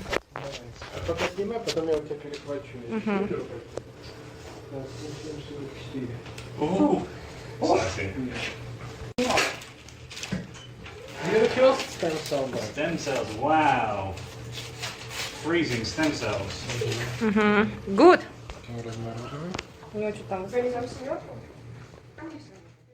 There is a phenomenon called nominative determinism. John Baker has a better than random chance of becoming a baker. My name is Jonathan M.S. Pierce. Although that's my name, I didn't choose to develop primary progressive multiple sclerosis, MS as it is known. Back in 2018, I was happily going about my business of being a teacher, a philosopher, and a writer. Late that year, I received my diagnosis. By March 2019, I was in a medical clinic receiving stem cell therapy for my condition after fundraising £40,000 for the treatment. In Moscow. After fundraising £40,000 for the treatment. In Moscow, the capital of Russia. There is a poignant irony in this. On the one hand, Russia gave me life, and on the other, it very much takes it away from so very many people. I have such respect for the wonderful team of people at that clinic in Moscow, an incredible service to humanity. Such a stark difference to those in the Kremlin, just down the road. So my side effects will be heavy chest, maybe. Heavy chest, maybe you should be in contact. 3 years later, I was writing articles and creating YouTube content detailing the human travesty that was the Russian invasion of Ukraine, a special military operation that has become an ongoing war in a country that straddles east and west, north and south. Over those 2 years of reporting on the war, my interest became an obsession. My obsession, something of a calling. I can't hope for this to be a topical or newsworthy piece. By the time you watch this, front lines will have moved on the battle map from where I was. So this becomes something of a personal journey, a journey of overcoming the odds, a journey of managing to stand on my own 2 feet in a very different landscape, and a journey where I willingly accept the aid of friends to help me get to where I want to go. And in this, my journey mirrors that of Ukraine. At some point along my journey into the world of YouTube content creation, my path crossed with Greg Terry, a Republican American Christian pastor who had been involved in charity work in Ukraine for 26 years already. Greg would tell you that this was divine providence. I, on the other hand, as a liberal atheist philosopher, am more comfortable joking about stars aligning and proposing mere coincidences and conducting probability analyses. Take your pick. As Greg would tell you that this was divine providence. I, on the other hand, as a liberal atheist philosopher, am more comfortable joking about stars aligning and proposing mere coincidences and conducting probability analyses. Take your pick. Thanks for agreeing to come on. Jonathan, thank you for the invitation. It was through one of your subscribers that's faithful watching and been watching my updates here in the States. And that's how the connection was made. So thank you for taking a risk on it. And I think it's going to turn out good. And I can tell you tonight, we're co-streaming, buddy. She's rolling everything. Together with a few other YouTubers, the American channel Professor Gerdes Explains, and the homegrown channel Rick the Ukrainian, we set about fundraising to help the frontline units. To our collective delight, we managed to raise a huge $200,000 in a little over 6 weeks, from tourniquets to metal detectors, drones to gauzes, power packs to vehicles. Those fighting to keep Ukraine in the game were receiving vital aid. That's a lot of love right there. You know what that is also, Andrew? That's a lot of saved lives. Yeah, definitely. Well, to be honest, our battalion already have this close battle Yeah, I know. experience. Yes. So This is coming at the right time. All right, guys, so we want to thank you for being a part of this. This is just part one of the drop with these heroes here, 3rd Assault 2nd Rifle Battalion, that we adopted about 6 weeks ago. And now it's becoming real life, real fruition. They're already active and they need our help. The Celaxes are all here, and there's more where we're going to go. Intact gloves, military ponchos, the emergency blankets, IFACs, brand new, ready to go. These are we've shown you these before. These are broken down. They're amazing with the real, these are real life IFACs. Chest seals, and all the numbers will be coming. Z-fold gauze, quick clot gauze, uniforms, power banks, compression bandages, hand warmers, sleds, the golden metal detectors up there. All the power banks are behind there. Here, down in there, and they put the most expensive stuff up to the front for the balaclavas, but also here is the EcoFlow Delta 2 Power unit. 250 Cat 7 tourniquets. 250 Cat 7 tourniquets over there in that box. Andrew's pulling one out now. The fact that I can sit on my backside at home talking to the internet for hours on end, and it can generate genuine fundraising to help these troops on the front line, to help them defend their country from naked aggression, is really rewarding. I'm happy that you guys are going to be taken care of. It's really great, and we really appreciate this. Because, especially after our, let's say, our deep adventures, we really need your support. Well, support of your community. It is, and thank you to all the community, but most importantly, a majority of my community, when I do stuff like this, which is nonstop, this is what they say. Don't thank us, because you're protecting us, we thank you, and we do that by giving and donating. But I agree with you, we need to thank them as well. So thanks goes both ways. But what I want you to know is people are generous, and people care, and we're getting it here, and my promise is always hand to hand, and so give me your hand, and boom, this is symbolic of everything else that's here, and everything else that has become Slava Ukraina. As we talked on live streams and interacted online, it soon became apparent that I would have to take my limping, stumbling body to Ukraine. Greg promised me that he and his charity partner Zhenya from the city of Khmelnytsky in Ukraine would look after me. And I will get you all the way into Ukraine. I will provide your security, and you will not have to worry about it. I have body armor ready for you. I have everything ready for you. There are many concerns for people with multiple sclerosis, so much to take into account when going anywhere. Going on a holiday is hard enough, but going to a war zone? That's quite a challenge. Thankfully, Greg and Zhenya were amazing at considering all my needs, such as the need to often relieve myself. This is a very common symptom of multiple sclerosis. And the guys were nothing if not considerate. Sir, I will take you straight myself. This is a very Greg and Zhenya were amazing at considering all my needs, such as the need to often relieve myself. This is a very common symptom of multiple sclerosis. And the guys were nothing if not considerate. Sir, I will take you straight to Kherson in the most secure location that nobody in the world knows about, and you will literally get out of your vehicle and walk right to where you're staying with no problems with your MS. I will take you to places that you have reported on extremely safely, and I'm here. And we've been doing this, you were the first one, Johnny, that gave me opportunity to start sharing what I do. Last night, if you guys didn't see the stream, Johnny, we're finding battle flags for guys that if I could tell you guys where they're fighting, all of you would drop your tea and coffee right now.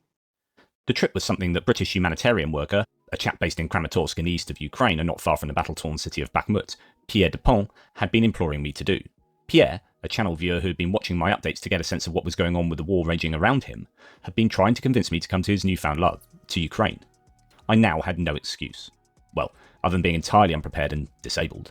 Oh, and the fact that I would be travelling the entire length of Ukraine's front lines. I left my partner and twin 13-year-old boys behind, and if truth be told, I'm still not sure what they thought about me going. It's a fine line between courage and stupidity, and I can't but think my partner suspected the latter. I flew from Southampton to Amsterdam, Amsterdam to Warsaw. From Warsaw, my partner suspected the latter. I flew from Southampton to Amsterdam, Amsterdam to Warsaw. From Warsaw, I was given a lift by a Ukrainian contact of Zhenya's to the Polish border of Chelm. Ukraine, like the Russian Federation as a result of their Soviet heritage, operates on a different railway gauge to the rest of Europe. This means that there are no trains that can run from Ukraine past the Polish border town and into Warsaw or the rest of Europe. Here we are in Chelm, just at the border to Ukraine. We're in Poland. I've been picked up very kindly by the very good Sergei, Ukrainian assistance from Warsaw, and getting to Chelm train station where I'll be getting the sleeper train into Ukraine and arriving in Kyiv at some point tomorrow morning. Here we are. A 3-hour car journey was to be followed by a 12-hour overnight sleeper train from Chelm to Kyiv. A 3-hour car journey was to be followed by a 12-hour overnight sleeper train from Chelm to Kyiv. We met Pierre at Chelm. He had recently been taking some downtime in France, where he lives. You can only stay in Ukraine for 3 months in any 6-month time period for visa reasons. His tour of duty was due to start again, and he had me as his wingman. Sometimes you just can't evade drawing the short straw. Having arrived at the train station a couple of hours early, Pierre, Sergei and I decided to grab a coffee together. As any viewers of my channel will know, mine's not a coffee, but a good old cup of tea. It's an affliction I have. Chewing the cud was a distracting affair, and we almost fell at the first hurdle. It was as close as I've ever been to missing a train. Relying on a person with multiple sclerosis to run with bags to a train in the dark in a foreign country is not the most sensible of starts to our journey. Although I would contest that it would have qualified for any reasonable definition of running. Here we are on a sleeper train on the way to Kyiv in Ukraine. We are presently just over the border in a place called Chelm in Poland, and we just made it to the train. Pierre and myself and Sergey, a Ukrainian who's been helping us, we just got into drinking coffee and tea, and suddenly it was almost too late. Anyway, we are here. This is our little sleeper. There's Pierre. Hey. And yeah, we are looking forward to an evening of sleeping in cramped conditions, but happy to have what looks like a fairly comfortable bed, and catching up on what our thoughts are initially of going into Ukraine, what we hope to achieve, have a little chat, catch up. In the meantime, see you later. So the thing that keeps nagging at me is, why am I doing this? What am I here for? What's the goal of me being here? Is this self-indulgent? You know, am I here for my own personal gain in some way? But then I think, no, I'm here because I want to do something that matters, that makes the world essentially a better place, that makes Ukraine a better place. That sounds all so grandiose, but how can I help the world? How can I help this conflict? I'm just some random bloke from the south coast of UK who's just happened across reporting on this conflict from his own home by starting a YouTube channel. Whoop-de-doo. But actually, there is something to be said for reporting really important events that have a massive impact on us, not just now, but in terms of the future. You know, if we allow Putin and Russia to prevail, where will the world be in 10, 20, 30 years' time? Is this an inflection point? Is this a sliding doors moment where we could choose one thing or we could choose the other? And if we choose the wrong thing, then we will rue that decision, or generations that follow could pay the price. And so, here we are. Then we will rue that decision, or generations that follow could pay the price. And so, here we are. And if we choose the wrong thing, then we will rue that decision, or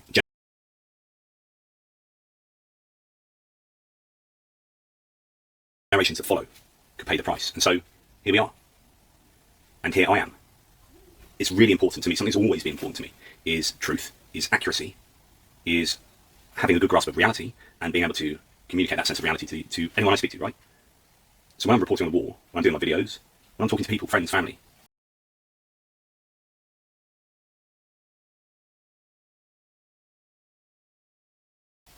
it's so important that what I say is accurate. And so coming to Ukraine to talk about the war, to report on the war, to see it firsthand, is about communicating accurately what is going on in Ukraine. Why? So people can make the right decisions. And I'm not so full of myself at all to feel that this is about people in the corridors of power making the right decision because they've seen something I've done on the internet. No, this is about just the people that watch my content having an accurate sense of what's going on here and making the right decisions in their lives, to talk accurately to their friends and family, to speak to their politicians, to write letters, send emails, to try and enact positive change because they are getting a very real sense of what is going on. So what this is about is mattering, is bringing Ukraine and my experience of Ukraine to the world, or to at least a small corner of the world, you know, people that watch my content. I have my own personal battles as well, you know, my disability, you know, what are you doing in Ukraine with progressive multiple sclerosis? You're going to frontline zones in a war with a disability. I have great confidence in the people that are looking after me, that I'll be sorted out. And I'm not at all concerned on that front. But maybe there's this element of overcoming challenges. That's nothing compared to a whole nation trying to overcome the challenge of being invaded. And the sense of unfairness that I've felt since this war began is still burning in me and is driving me to do what I do on a daily basis and is driving me to be here. If you can do something about it, why aren't you doing something about it? I'm in a very unique position where people have enabled me to be here to do something about that. And so I'm here. You know, as I've said many times before, if you could, you would. You aren't, so you can't. Well, I can, and so I am. And I just hope that this does indeed matter. A 12-hour journey is a good introduction to Ukraine. As you move through the landscape and get ever closer to the capital, Kyiv, you get a sense of the country, with ever more telltale signs of war. Finally, though, Kyiv beckons, and I get to meet Greg and Zhenya.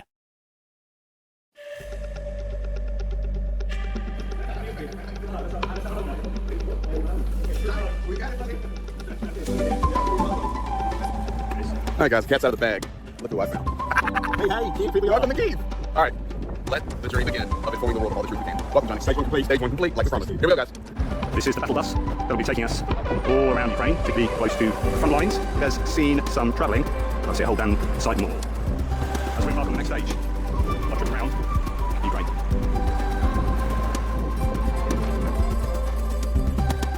Our first port of call is a Georgian restaurant where we meet up with fellow YouTube and fundraiser for the Ukrainian Armed Forces, Rick the Ukrainian.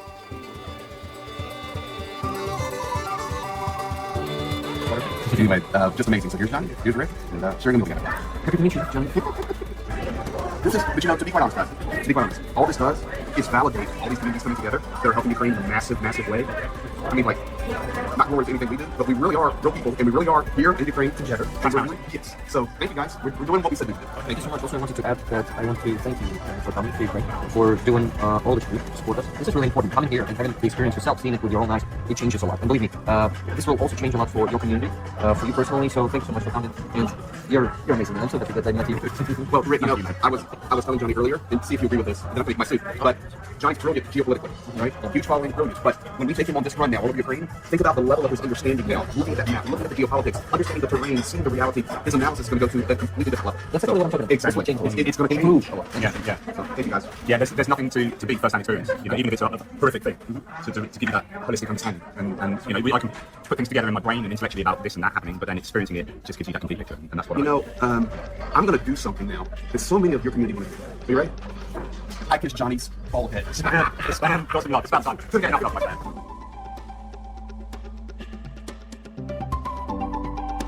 In these oases, in the cosmopolitan capital, one can be forgiven for forgetting there is even a war taking place. Indeed, this is one of Ukraine's challenges. How can they continue to motivate particularly young men to fight on the bleak front lines when that is happening over there, and over here, the restaurant is still serving good food? Over here, under the protection of decent air defences, or in Lviv, over the other side of the country, the war can seem so far away. But for now, and for us, it's a time of newfound, genuine friendship. It is hopefully the start of a strong bond that reaches across various aisles, and that focuses more on what binds us than breaks us apart, more on our commonalities than our differences. But from here on in, it's not so much about us, but about the bigger picture. We are all drawn together here for a greater good, for dignity, for sovereignty, for democracy, for freedom, for humanity. Ukrainians are fighting for all of these things, and for all of us who hold them dear. And damn it, we ain't gonna let them do it alone. I may not be able to run into battle, but heck, I can talk. For me, this is about saying the right things, for the right reasons, and to do my bit to make the world just a little better. That night, in stark contrast, I looked at the world. For me,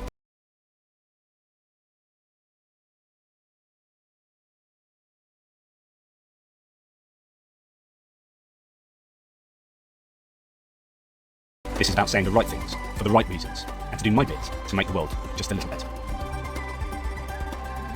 That night, in stark contrast, I would be talking quietly under dim lights for fear of a nighttime drone attack somewhere near the northern border.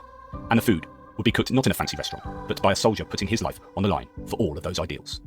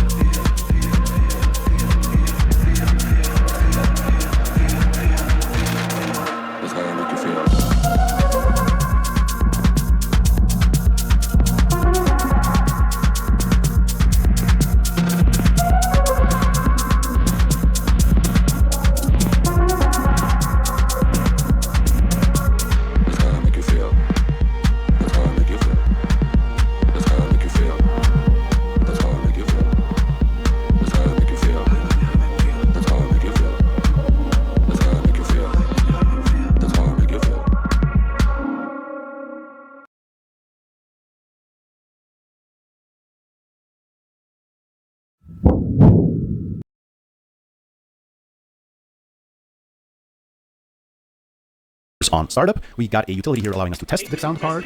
Everything appears to be looking good. 16-bit testing. That sounds good enough for me. So we can also launch Windows to see if the creative drivers are installed there. Normally we should hear a startup sound. And indeed we do, so everything appears to be installed correctly. Okay, time to play some games, and we'll do this in alphabetical order, so we'll start with the letter A and start with Alien Breed from Team 17, published by Microleague for MS-DOS. Inspired by the Alien movie franchise, it gained very popular reviews for the Amiga, but less so for MS-DOS. I also wasn't able to get it up and running completely on my machine, as there was a lot of screen corruption, as you can see here. Now I tried fixing this because this computer has a Tseng video card, and there is a Tseng video mode that you can enable on this game, but as I was doing that, it got even worse. There were artifacts all over the place, so that was definitely not a solution. I also had some issues with the sound, so I tried configuring the sound, but then all of a sudden my computer would lock up as soon as I tried to configure stuff like IO addresses IRQ, something that was pretty common back in the day, that stuff would hang all of a sudden as you were configuring hardware.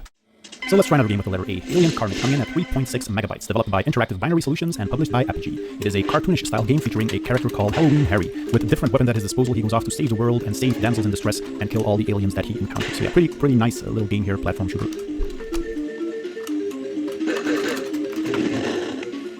Now moving on to the letter B with Bram Stoker's Dracula, developed and published by Psych set to note some expanded our sound card, and then lots of versions made from Bram Stoker's Dracula. In this case, the MS-DOS version was a first-person shooter, so you're basically armed with a pistol and a knife where you wander through various stages, and your goal is to slay all of the unholy creatures that you will encounter using your gun or a knife, and then finally try to purify coffins using holy water. And along the way, you can also pick up various items that will help you in your quest.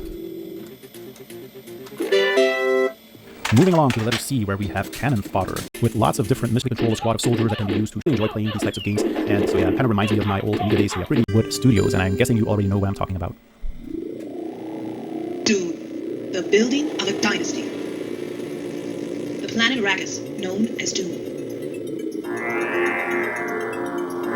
Land of sand. Home of the spice, melange. So yeah, I'm guessing Dune doesn't need any introduction here. It was a strategy game released at the end of 1992, but I did include it in this little compilation. It was very influential for the entire real-time strategy genre, especially also the Command & Conquer series that Westwood would go on to create after this. Feature stuff like maps, resource gathering, building, different factions, different houses in the Dune realm. So yeah, really awesome real-time strategy game. I still enjoy playing this today. Construction complete.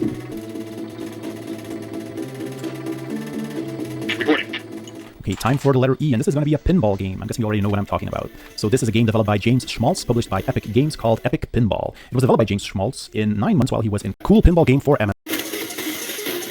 Time for the letter F, another Microprose gem. A game published by Microprose, but developed by MPS Labs. Let's take a look at the intro for this game.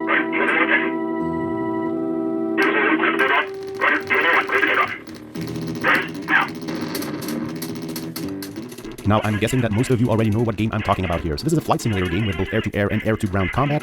It was praised for both its graphics and its flight model, and the game was an instant hit. I'm obviously talking about F-15 Strike Eagle 3 from Microprose. Now, as you are sitting in your F-15 cockpit, your goal is to accomplish various air-to-air and air-to-ground combat missions. You've got different camera angles of your vehicle. The graphics are really cool. You have lots of different weapons on your F-15. So yeah, really cool game if you're into the whole flight simulator genre. On this particular mission, I wasn't able to come across any bogeys, so I wasn't able to blast them out of the skies, but yeah, really cool game to have on your 486. Next up, we have letter F, or is it G for Grand Prix? It's a racing simulation game modeled after the Formula 1 1991 calendar, and because it wasn't officially affiliated with the FIA, they got really creative in naming the drivers and the manufacturers, so you could kind of recognize them. But yeah, overall, a real classic, and even till this day, it has an active community, and even modern-day development tools to create new tracks and stuff like that.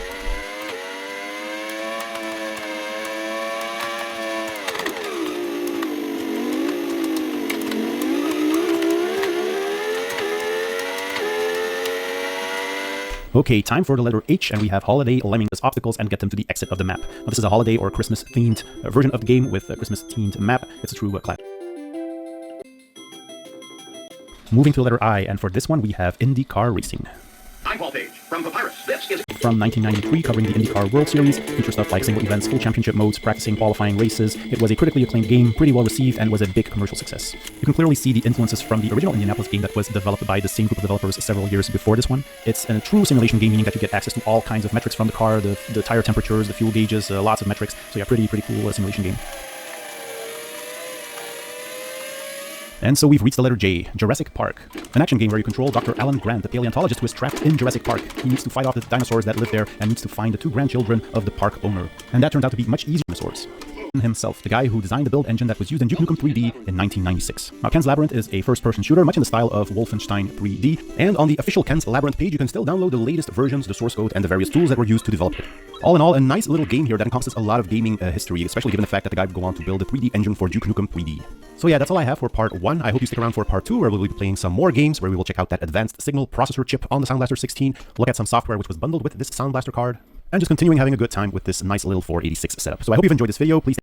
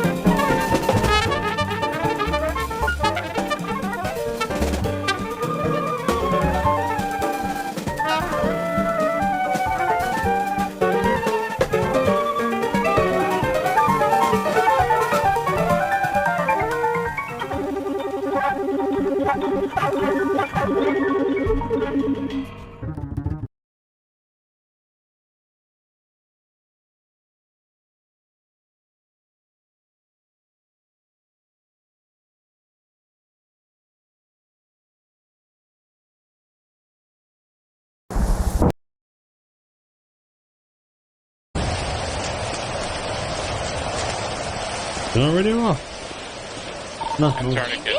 Oh, what the hell? Yo! In the prison? Okay, I have prisoners that must answer for war crimes. They're in the kitchen.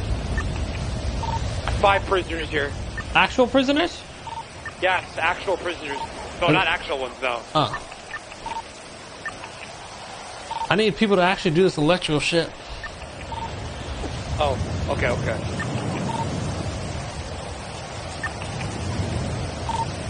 Okay, we have Larry and company at the kitchen. I'll get some prisoners.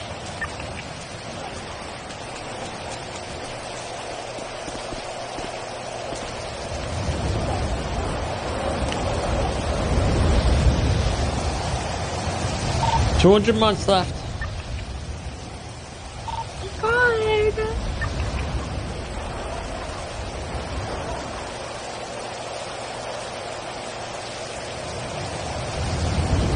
Not even almost done though. It's over 3 hours still.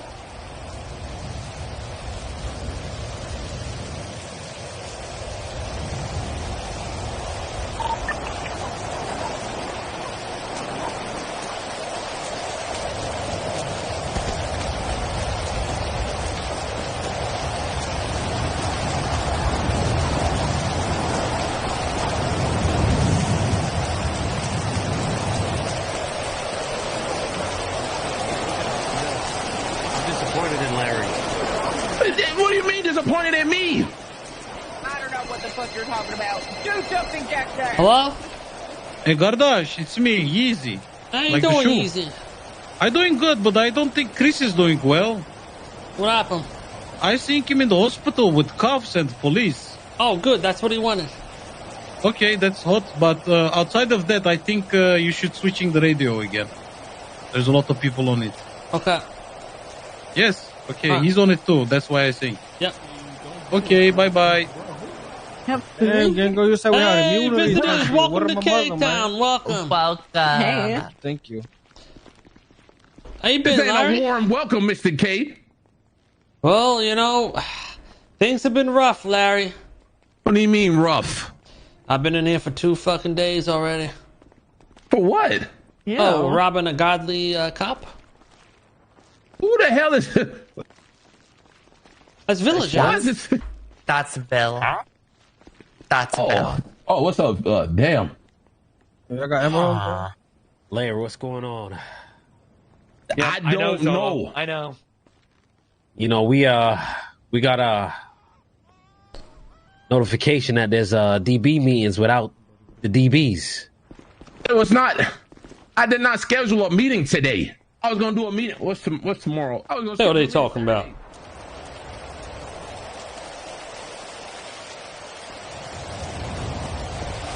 Yeah, I need to. I think Chris just got himself arrested, which is good. I think he was trying to. Yeah, at this point, I just want to get this fucking time down. What's your timeout?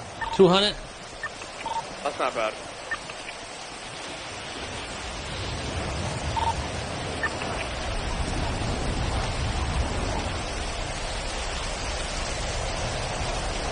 Oh, I can care less about the fucking radio.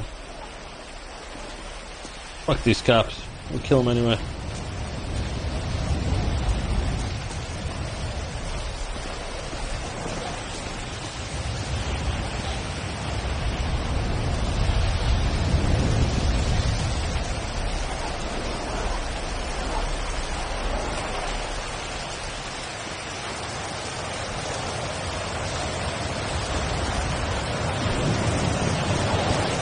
Bill, you being personal security?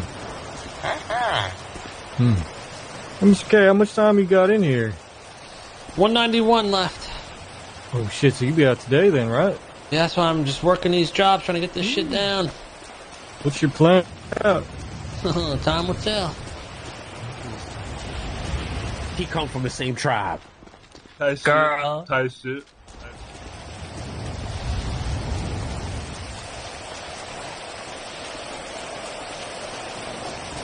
Yeah, when Chris gets in here, I can take a little break. Have him run it.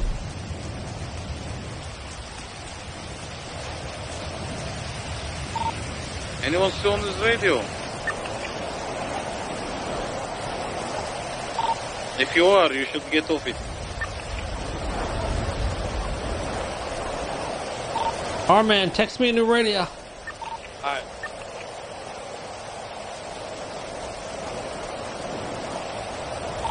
Alright, y'all taking care. Goodbye, have fun. We can both do it, but I'm gonna go talk to some people. This shit more exhausting than regular. It is, because, you know, in jail I have to work extra hard to make the content happen, you know what I mean? And we're getting down to the low point where I'm just like, alright, get me the fuck out of here. I'm ready to go fucking kill these people.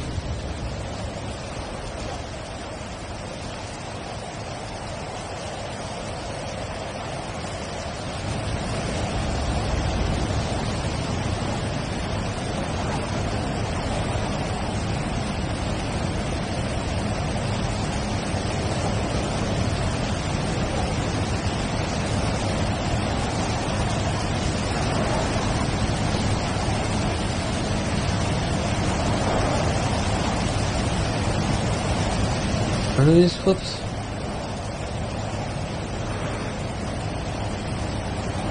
Seven.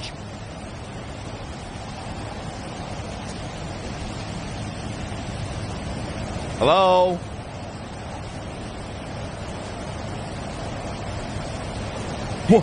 What the hell? What the hell? How the fuck did I end up here? Where am I? Wait, what the fuck? How the fuck? Get me out of this fucking plane! Why is that Bobby Charles here? He's about to bomb the fucking... I'm so telling you that basically, is Hot Gun came back to 7. you're not wrong here, by the way. I don't think. You're not wrong because 7 you already charges. if you already say one thing and then you go back on it, so you're right actually. You're not 6 entirely wrong different because then that's where the incidents plus frustration the one comes from, today, and so that's I 7 literally total. said that outright at the beginning. Okay. Here's a rebuttal. Wait, what? I have somebody who's currently still pending an investigation. How's this proof I was screwed? I don't even know what's being said.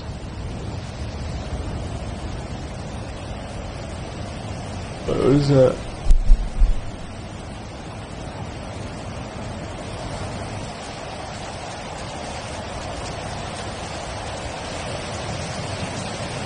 Slacks fucked it up? How'd Slacks fuck it up? I feel like Slack was the only one trying not to give me a million fucking charges.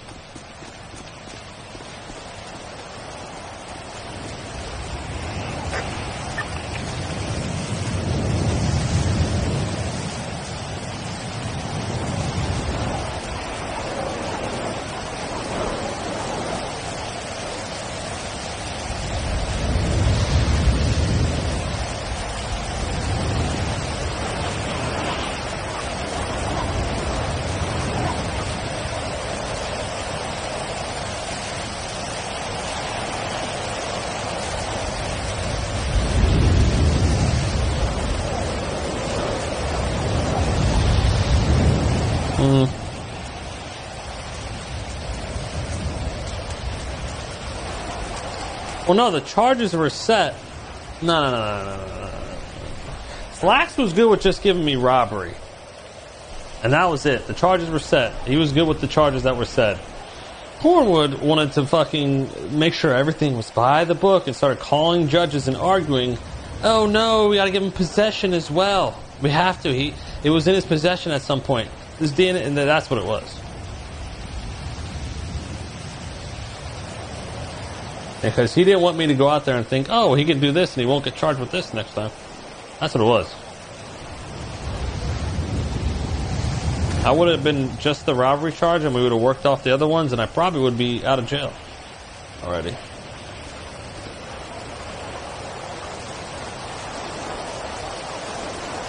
That's not why Slacks messed it up. Because I think Slack's charges were right. I don't think I should. I think the possession charge was completely wrong. It shouldn't have been on there. It's stacking. Just like when you rob a bank, you get robbery of a financial institution and you don't get charged for possession of stolen goods. Because you get caught in the act of the robbery. Just like I was caught in the act of the robbery of Cornwood, which wasn't even robbery, it was just a kidnapping. So I should have just got the robbery charge. Because obviously shit would have been on me. So I think you guys are wrong. I think Slacks had it right to begin with.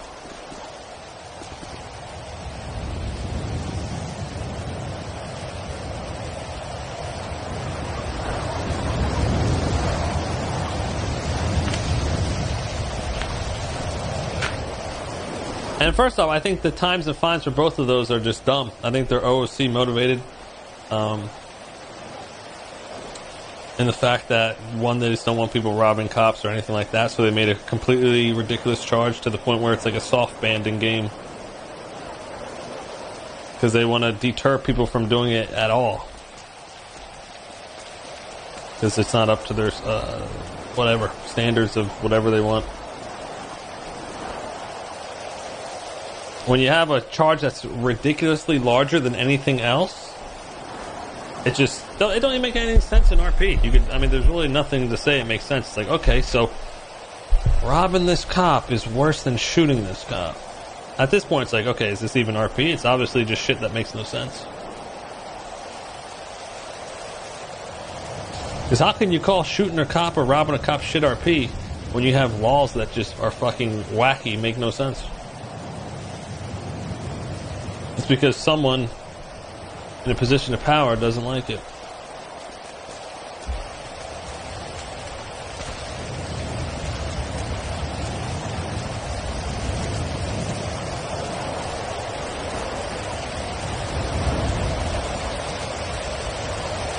Well, listen, that's the exact point, though. Well, you guys are proving it. So, it was an OOC move. People stepped in and made.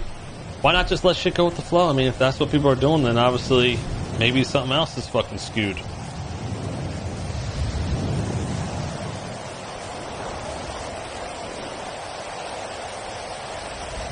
If things get to the point where people have to go after cops, well, maybe something's fucking out of whack that needs to be fixed instead of just making a crazy charge. That's literally a soft ban. Because most people can't do what I did in here, right?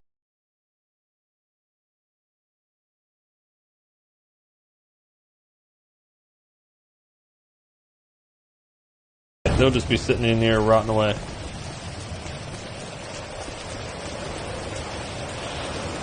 That's just my opinion on it, you know what I'm saying? I stick with my opinion. Okay. And first of all, sucks. Okay.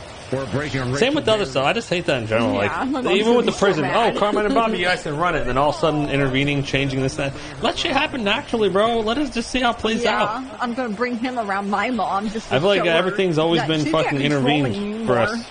Before when they're like, oh, we find something that works, boom, it's changed. This, that, you know. Yeah. Yeah. We're gonna have babies. Yeah. Jaden, Aiden, and Caden. Yes. Oh my God, that's what I wanted to do. My kids, how do you know? Oh, they're gonna be so happy. Yeah, we about to. I'm making you a milkshake.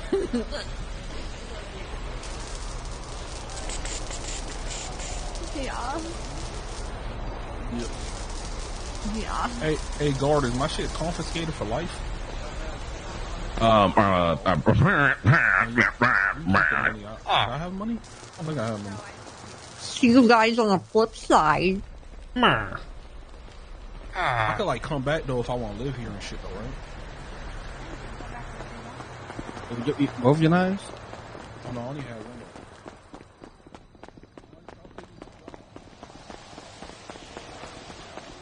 Yeah, we're gonna peel it.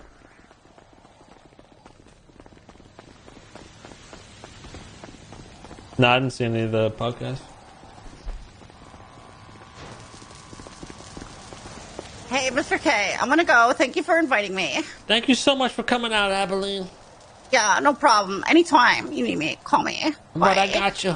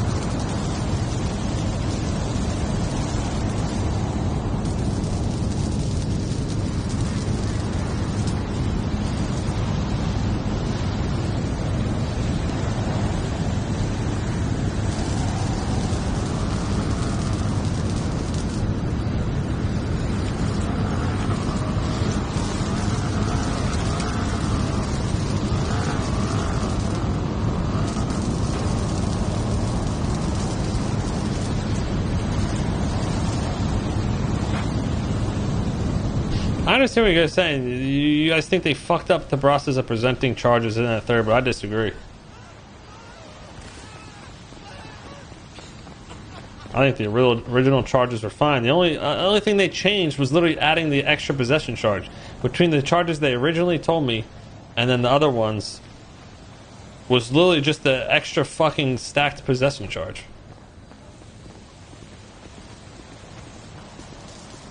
So I think the issue is the dumb fucking charges, not their fucking process of presenting them.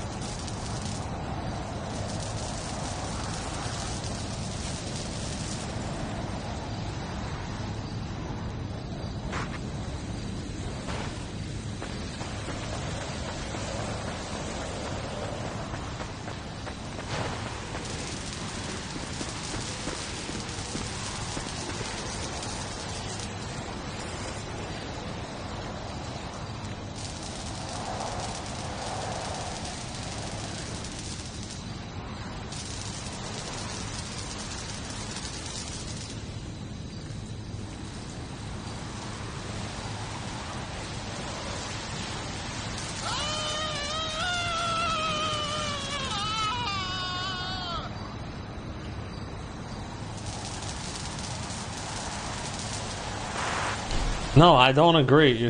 S-Fan said he wanted to present you all the charges that could possibly go through and negotiate the charges away. Slash skipped a few steps and always presented less charges given lower negotiation room. No. You guys aren't fucking, you must be deaf or something. I think Slacks gave the right charges is what I'm saying.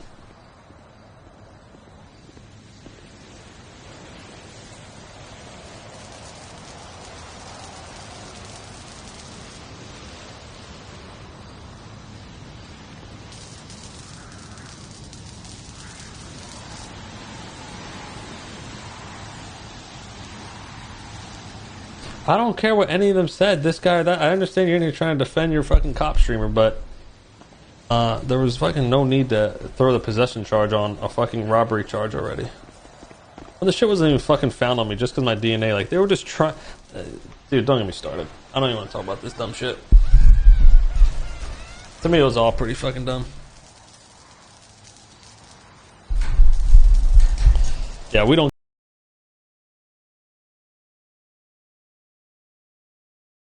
This extra possession charge. We don't care.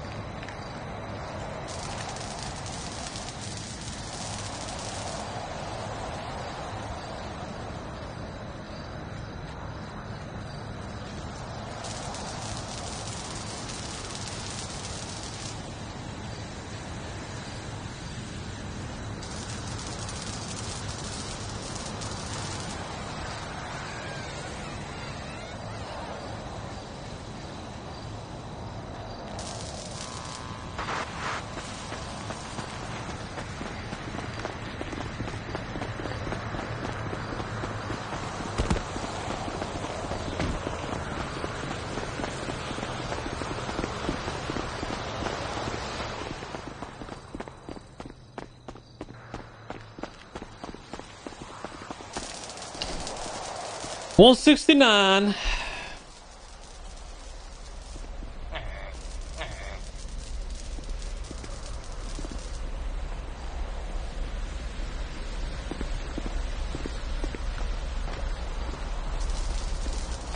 Everyone wants Crim RP to be easy. Villager? What? Mr. Mayor? You must be fucking just brain dead, dude. Cop RP is fucking easy. Notice me? It's literally all handed to you. Mr. Mayor! And I know because I've played both.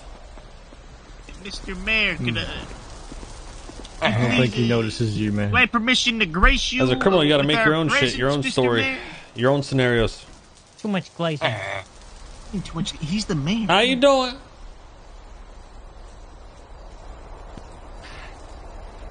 So, my bad? You're bad, that's it? Suck his dick, Carmine. Shut the ew. Brother, ew. Gross. Ew. You disappointed me, Deputy Mayor. I thought we were brothers. I saw you get your dick sucked on the roof of the cafeteria. With my toes. And then you backstabbed Go me? off, I guess. Mr. Mayor, I only did what you expected of me. Admit it. You wanted me to betray you. You were hoping somebody would stand up to you so you may solidify your power. I played a role. And nobody did. What was that weak fucking attack? That was garbage, Bobby. Absolute fucking failure. If my fucking entire Pathetic. army didn't all betray me, it was just me. Absolutely pathetic. Okay. Hi, Bobby. I believe it was Valiant. You got a lot of No, people. it Most wasn't of them Valiant. turned. He didn't get It a lot was. of people. He barely got anyone, did. and none of them helped him. If they did help him, you would have been swinging because you didn't even know the second group was there. There's like fucking 5 of those motherfuckers, and it was the same. Only Yeah, one of them where had were a they? spine. They're spineless cowards. Spineless cowards. They were. If they weighed half their weight in salt and they. I don't. What the fuck? What was that? Sorry, words. I So, can't. how's your warden shit going? Bet they haven't even contacted you. Oh, finally made it. They have. And what'd they say? They've been laughing at me on the sidelines. Exactly. Telling me how it didn't even take a day for one man to take it all from us. Who said that? The streets said that. What do you mean the street Oh yeah, said Marlo did say that to me. Yeah. Marlo? No, I'm talking about the DOJ. Have they contacted you about any of this? No, I haven't spoke to them at all. Interesting. Wow. Seems like they're really No, eager to get you guys in here. No, it's a choice I made. I chose not to reach out to them because if I reach out to them and ask them for help, it shows weakness. So I'd rather be destroyed in silence. They're not going to help you unless you do. That's what they want. They want you to beg. Well, I'd rather be obliterated in silence than ask for their help. What happened? You got okay? tired of sucking It's their fine. dicks? No, it's not that. It's Clawing at them, trying to get rehired, trying to get anything. And what do? They slam the door in your face. Why? Because they're better than you, Carmine. Well, K-Town's kind of they're better than you too. Everybody at, Mr. K. We're slowly shutting down, and I'm almost out of here. Now I'm just getting my time done. Chris, thank you. That was 3 months off. You're welcome. Getting out today, Mr. K? I'll be out in about 2 hours. Oh, 2 hours. No, Mr. K, you're gonna leave us with any of your equipment? I mean, we are the wardens, Mr. K. Wait. You're telling me in 2 hours, K-Town's gonna be over? Oh, K-Town will never be over. For as long as I live. But I won't be here to run it.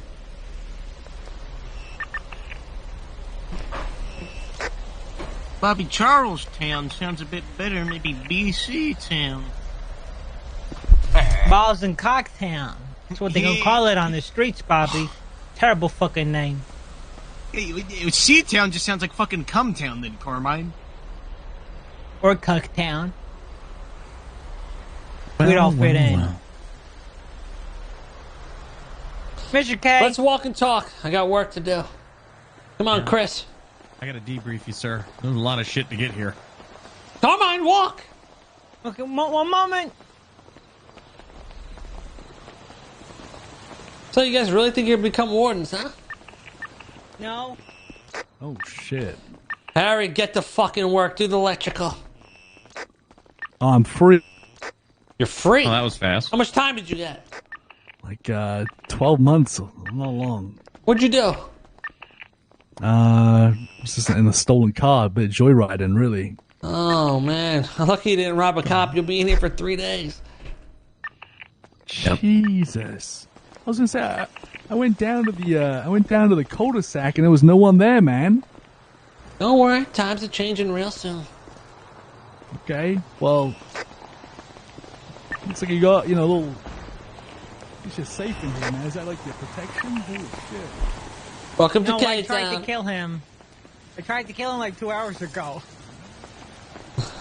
So, it's a bit of a story on how I finally got here, Mr. K. Tell me.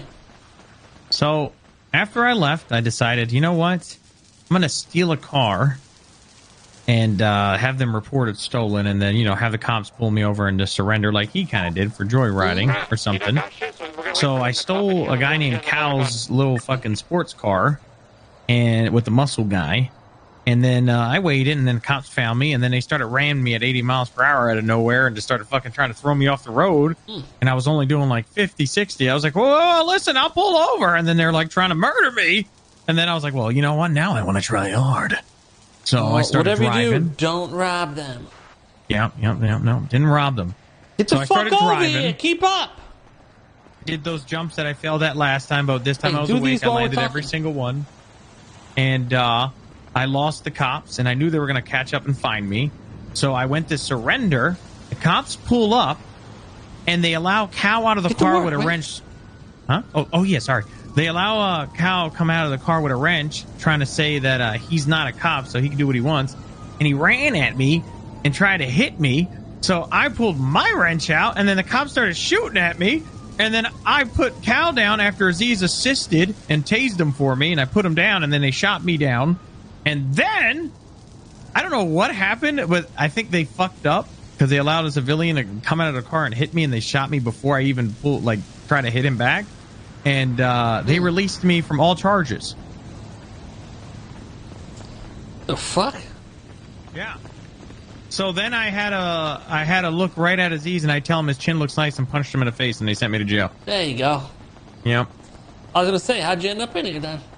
Yeah, I committed.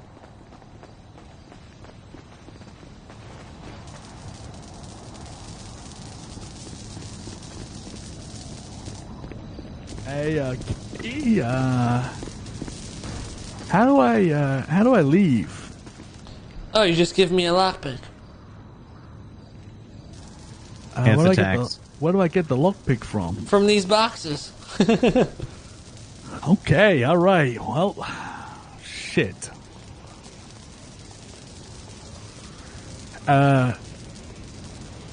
Where'd all those cars and shit come from in the taco truck? Oh, so there's a lot of other people in here earlier. Okay. Mr. K! Walk and talk, you slow fucks.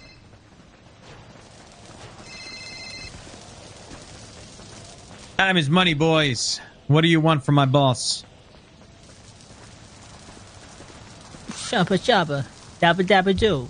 Dabba dabba. What is you Dabba saying? dabba. You don't understand because you don't want to understand. Is that Boba Fett talk? Whatever No, the I fat don't. thing was in Star Wars? No. Jabba I'm just... So, I'll be honest, I'm not going to be able to live this shame down. It's not my fault. They set me up to fail. You know that, Mr. K? Who did? It's not my fault that I couldn't do anything against you. I tried. I did. Well, I mean, just blame Bobby. He was leading it. That is not my fault. I literally got betrayed by like fucking 12 people. So you get out in a couple hours? That means... You know what my plan was? I'm just going to fill you in on it. What was your plan? Fuck it, who cares, right? It's in the line anyway. My plan was simple. Bobby's job was to amass soldiers, as many as he could, of like-minded people, who don't think yours do. I had another person who had a job of kidnapping a cop and dropping them in here. When the cops breached this place, Bobby and his platoons were also breaching. In the chaos, well, I would have stabbed you in the back. And what happened? Straight out of Tarantino. Well, Bobby jumped the gun and, blew his load a little too early. So it was Bobby's fault. A little too early? Oh, God. Yeah, but he did pretty well. He got really close to doing what was going to be done anyway.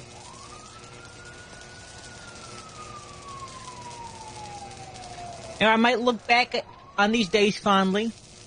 No, I'm not. I'm going to look back on these days with hatred in my heart. I did. I'm going to tell you how I got caught out. You ready to hear it? Yeah, tell me. I'll tell you I got the villager to tell you, but he can't talk, so. Yeah, he talks. Villager, you talk, right? See? Well, the villager acts. Are you sure you? What was it? Yeah, I'm not getting shit. It might take a while. Oh, it takes now. a lot longer now. Oh, great. Don't worry, Harry. Once we get to the front ones, I'll let you out. Okay, appreciate it. What's Come on, Carmine. Keep telling your story. Oh, yes. The villager accidentally knocked me out. Oh, really? Accidentally? Was it an accident, villager? Yeah, it was an accident. And I thought it'd be weird if I said, "Hey, he accidentally knocked me out." So I said, "You know what? Fuck it. Here, I'll be a traitor. I'll be a bad guy." But you just said you were a bad guy, so. Yeah, I was. I mean, he got me, but he didn't get me. It's the same thing with you and the gun. Don't admit to anything. Run!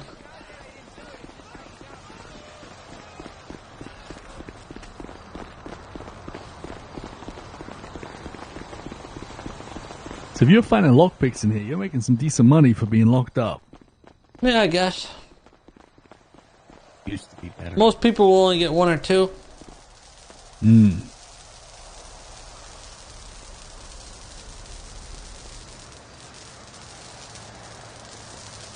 At this point, Harry, I'm ready to get the fuck out of here. Yeah, I'm sure. How many, how long you been in here? Total was 3,000 something. They gave me time served to 2,800 months. How many months you got left to serve? 148. I'm actually getting there. Oh, okay. So you'll be out like today, like in an hour or two, whatever. Yeah, just so you guys know, they passed a law you can say minutes now. I don't like to. I prefer months. Yeah. Minutes sounds fucking dumb. True. Hello, Mr. K, Mayor of K-Town. Hey, Mr. K, it's Roger. Did Chris make it in? Yeah, he's with me right now. He's working on this box. Okay. They ended up letting me go. They didn't arrest me. Well, don't worry about it now. I'm pretty low on time.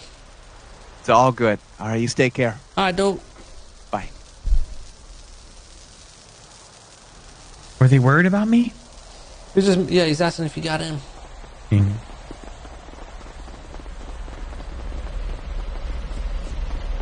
I might just be able to... Hold on.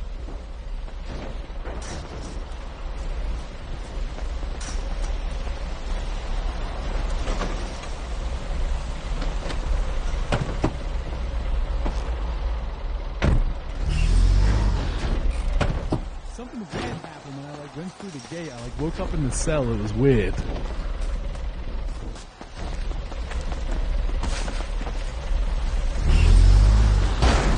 There you go.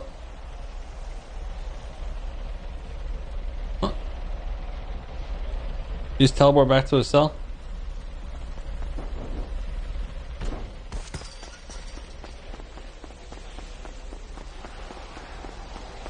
So, what are you gonna do if they don't make you the warden of the prison? I have no idea. Why wouldn't they? I got no clue what I do. My bad. Down to Wait, shoot, Mr. K. down to We're shoot just people if waiting. they don't. It's open, Harry. We're waiting, Mr. K. We're still the wardens. If I get if me and Bobby get a joint spot as co-leader of your gang, of course, why not? I'll take it. I'll consider it then.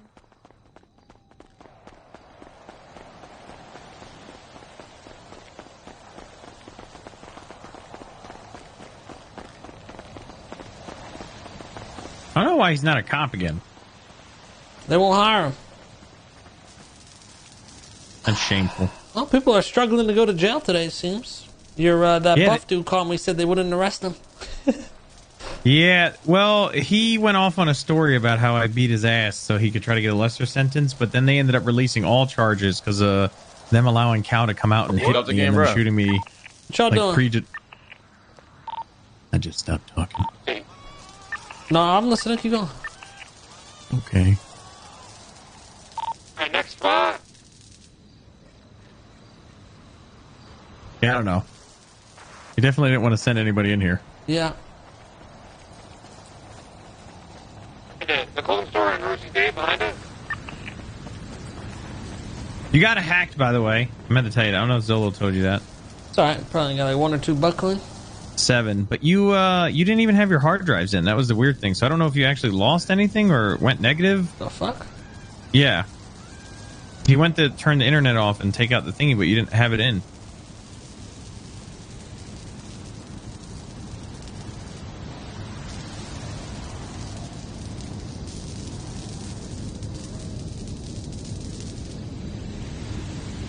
At least they didn't get the search history.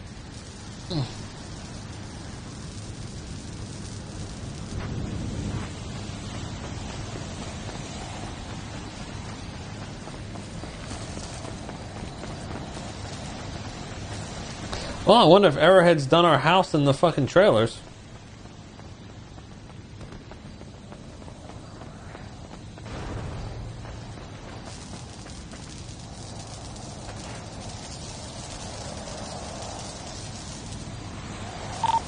Ice skates, bro. Fucking first gear, bro. First, second gear.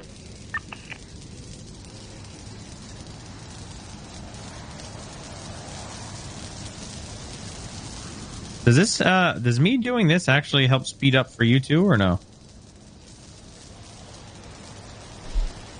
Yeah, it does. All right, W. Because I could just be sitting there, and as long as you're doing this, I'll still go down in time. And if we're both doing it, nice. We both go down. Yeah, because I stayed here for a while with Rami too when he got fucked. I wasn't sure if I was helping or making it worse. No, it helps. The other one. One near the store. How dare Rami come away with over 20 and now we can only come away with 5. Lonely around here? Yeah, I wanted people to head out. I don't have to. Now we're just trying to get the time down.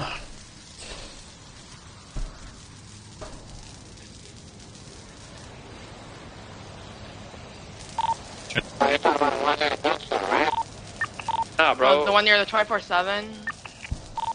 Oh, there's. Yeah, I know where's that. Did we do this one? Oh shit! They shooting! Oh, they shooting! Oh! What's going on out there? I'm ready popping. Oh yeah, Peanut. I'm coming, but the dude Ramos don't got There's no a cop here already, bro. Really? Oh, what? Boy, drive away, have Peanut kill him and come back. You want me to shoot him while the cops are here? Talk. Yeah, we're gonna leave. We're gonna leave the area though, so the cops he's gonna chase Rami. Yeah, we got a new meat on there, right? That's Carmine. Recon, yes. Wait a little bit. Where'd the villager go? Back. You driving away? Back. I don't know. He was holding a knife very close, and then he disappeared. Alright, he drove off. I don't see. There's no locals here, man. Bobby was missing for a bit. I'm coming back again. Go now. Yeah. Okay, there's no locals, Ramos. Why does that local sound like Bobby screaming? You got a knife? Shit. No, went away, I bro. should have threw my wrench off to the side, but I needed it anyway. Hey, I got one in one of the cars out front. Yeah, get out and grab this shit. Right. Got Lenny on this, by the way. It's fucking Lenny.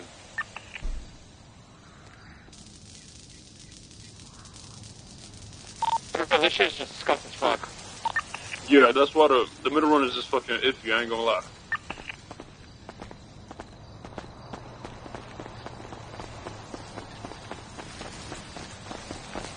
Hey, you guys seen Villager around? Hop over here.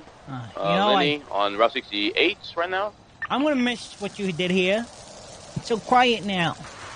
Answer my question. The ghost town. What are you doing? What do you mean? What'd you just pull What's out? going on here?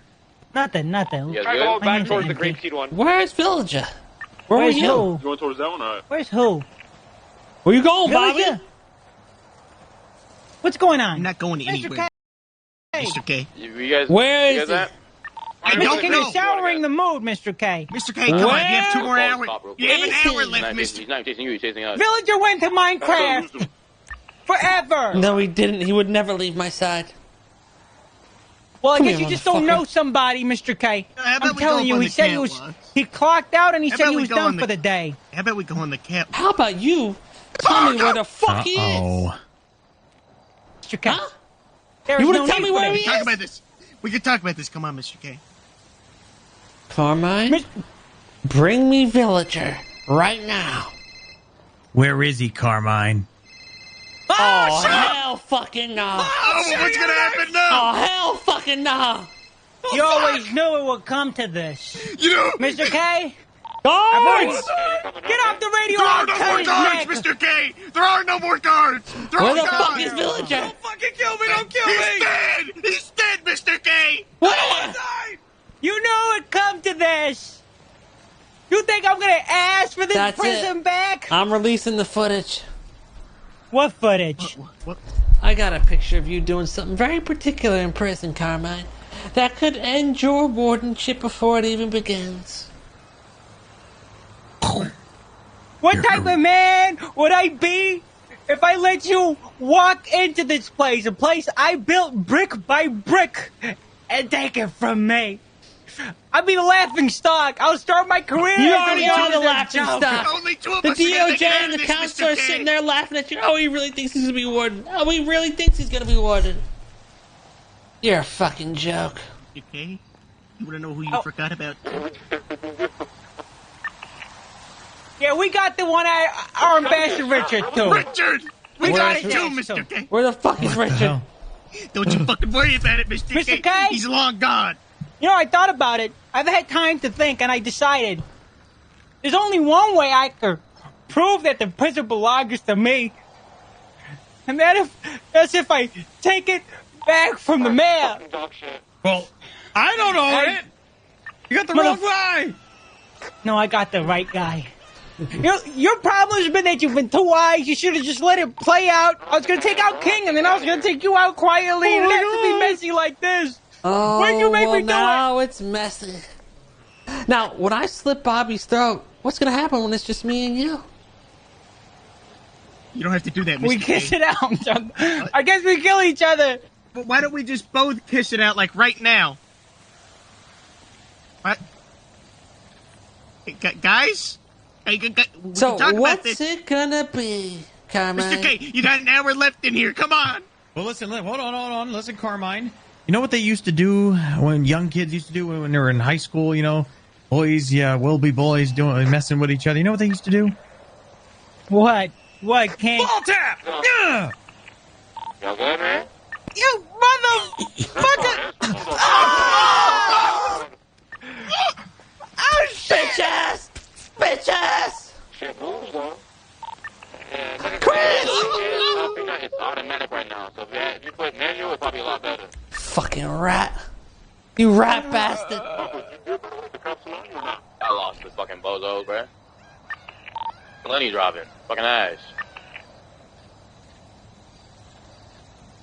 Man, give me these fucking energy drinks. Chris, look you. You'd have to end this way, Mr. King. You know what? You're never gonna find Richard in the Villager, okay? Richard! You're never gonna find him. Richard! What the fuck is happening? Why are they shooting at me for, man?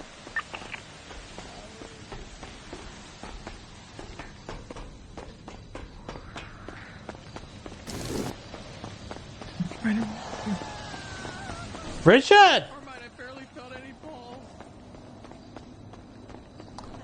Richard! It doesn't matter. Shit, stop running in here. Iron Library's in this fucking job, bro. It makes no sense. What the? This fucking ass. Don't even do this shit. Get the time. Bro. Sounds like you guys are having a great time out there. Your PD, that little, like, and shit. Yeah, let's try to just get as much as we can. Wow. In a certain order? Nah, you can do it however you want, man. Let's go.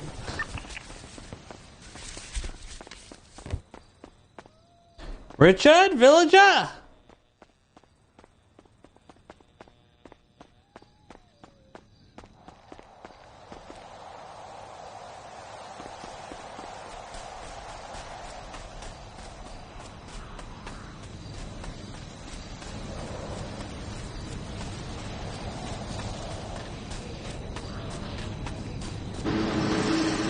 Richard?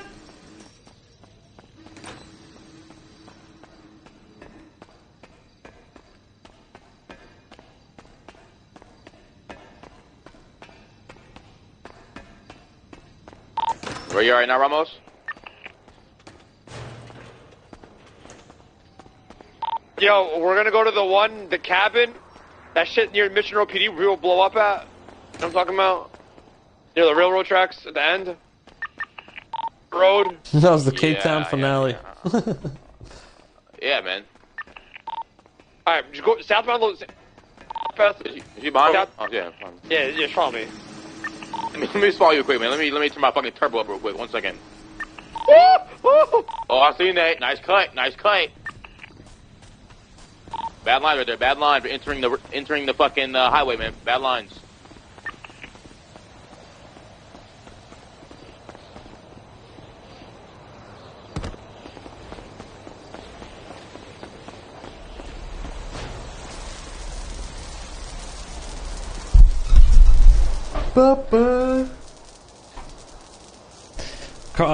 Richard and Villager are dead somewhere.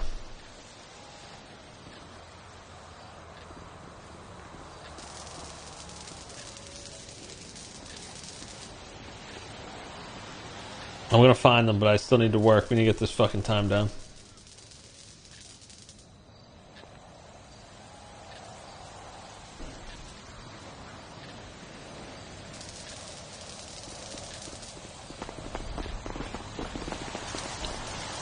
Freddy! I need help finding the villager. He's dead somewhere.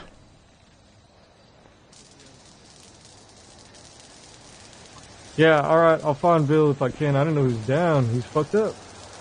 Carmine and Bobby got him. I took him out, though. Sons of bitches. Alright, I'll look around for you, Mr. K.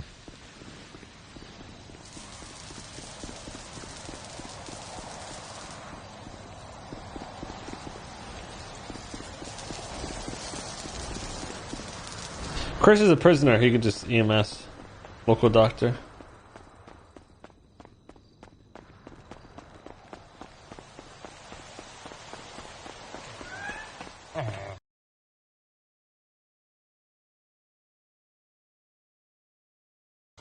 Villager! Richard! Oh my god! I got them! I got them back!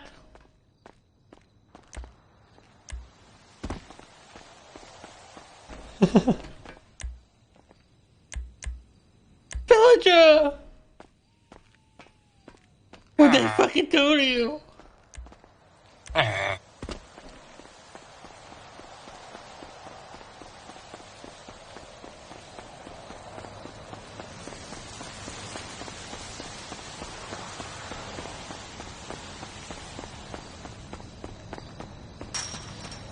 I found them. Scumbags. Oh, actually, I can just, if you put me to the corner, I'll have EMS help me.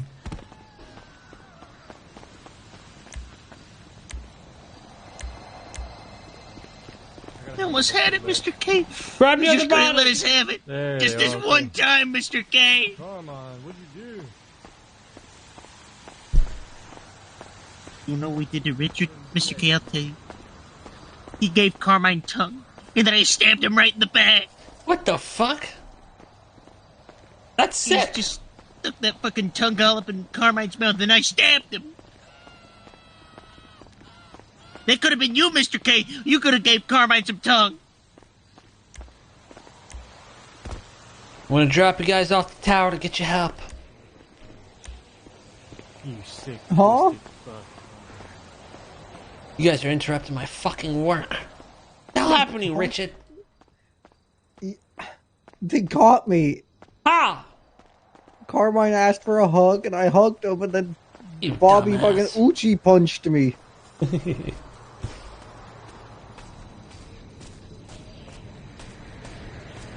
This is the second time that they've betrayed me after Carmine kissed me.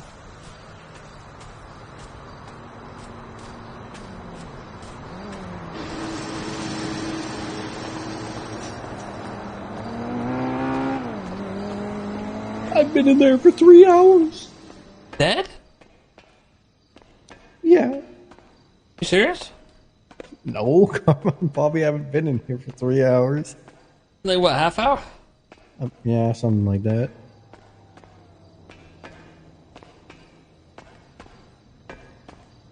Arr. Arr. Arr. Arr. Ah! Oh. Guys? Preemptive scream. Yo!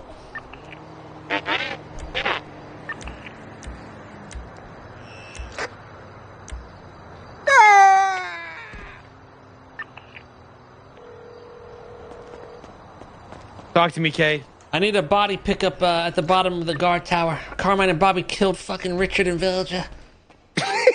All right. Okay, I'm in the middle of a jewelry drop right now, and then I'll come get him. Alright. All right, peace.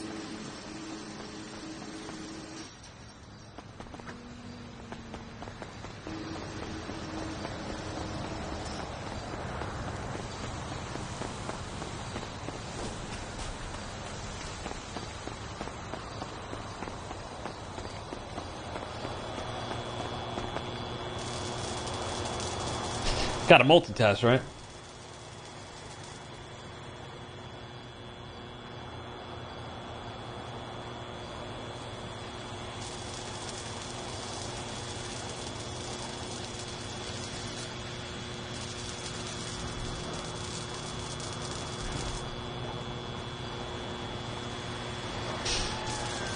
You guys are crackheads.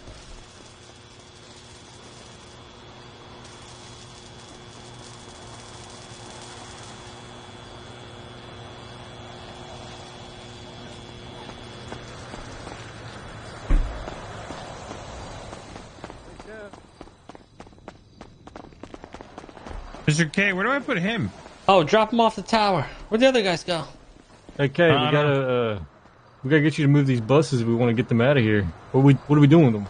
Oh, drop him off the guard tower. To the right. Oh, the guard tower, okay.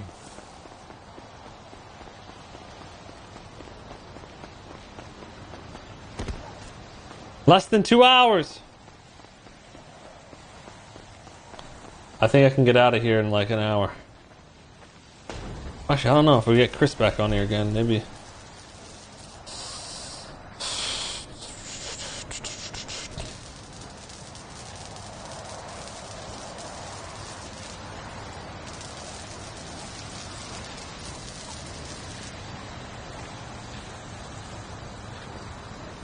The fuck?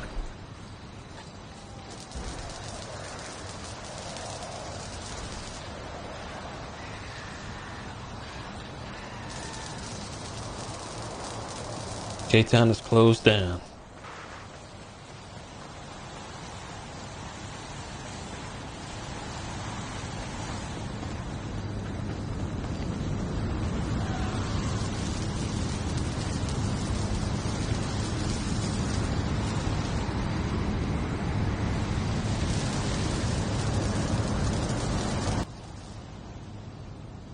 We kept that shit popping though for 2 days.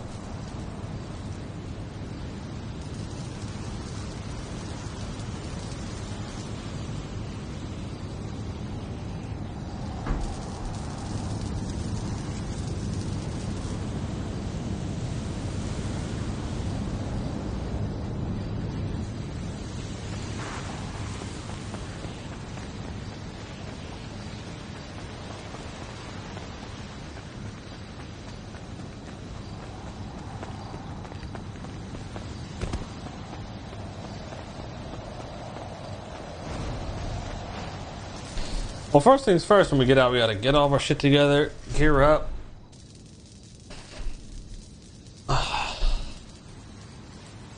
Scout out the fucking battlefield.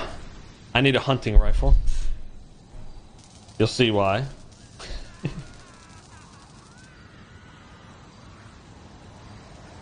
I think we have one in the house.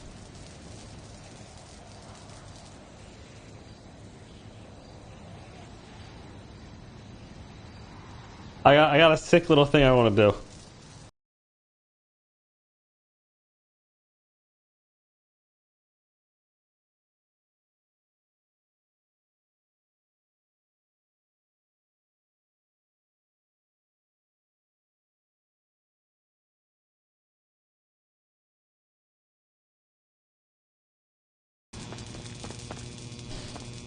Back on the job.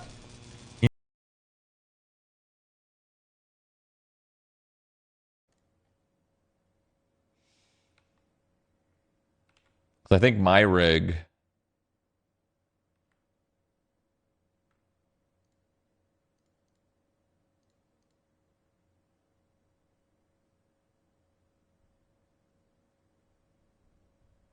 my rig is actually 1 gen behind. My CPU is 1 gen behind for now. So might be time for an upgrade, you know? Being 1 gen behind, it might be time for an upgrade. It just might.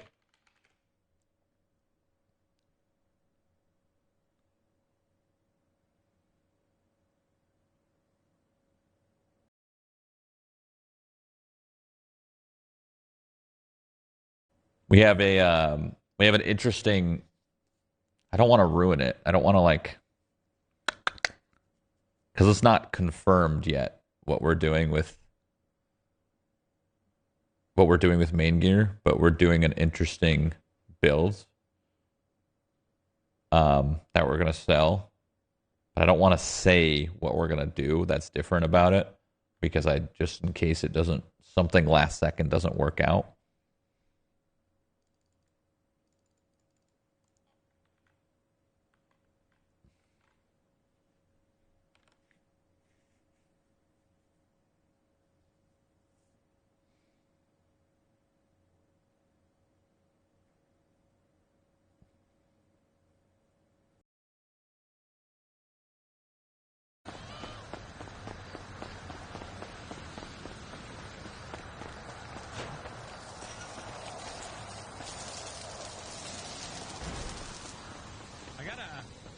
I got a battery. Have you tried looking around to see if you can use something in here to make stuff? Maybe a trash can that we could throw some liquids in and shit and mix or anything like that? I got chemicals, but yeah, I saw chemicals. I have a battery. I feel like there's probably somewhere in here that we could probably find some. Maybe some old prisoners left behind.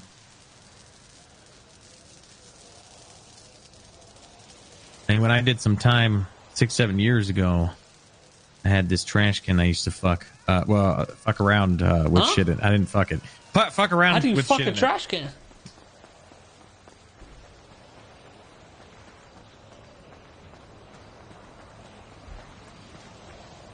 Well, to be honest, Mr. K, there's not a lot to do in prison. We made a lot to do, though. This one disappeared from it. That's true. That is very true.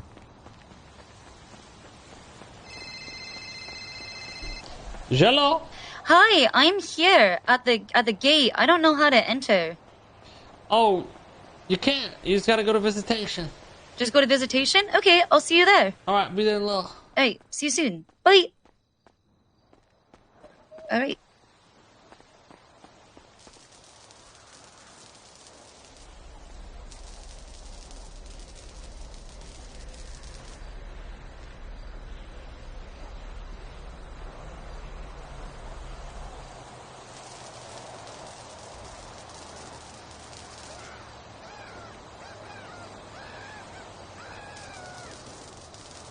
You can't just be making noises like that, man. That's just a fart noise.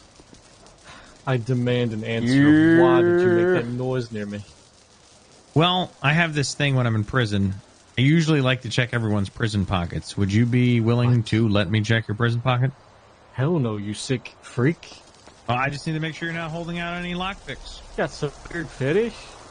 I just gotta make sure you're not hiding any lockpicks. Come near me, and I'll kill your whole family. That's crazy because they're not I in won't jail. even kill you. This is an unnecessary violence. Keep your distance, you sicko.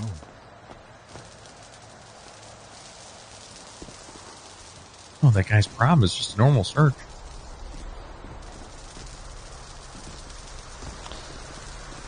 All right, I think Chris, I'm working on you. Keep going. I need to go talk to someone real quick. Yeah, you're good.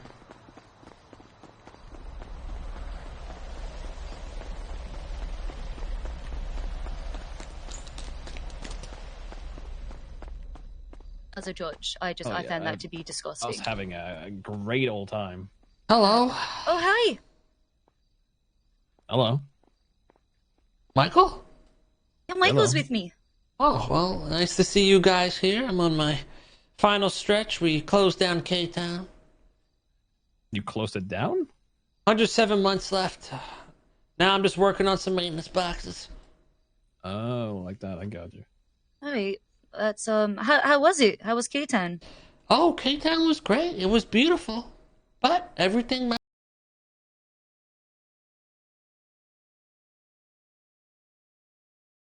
has come to an end.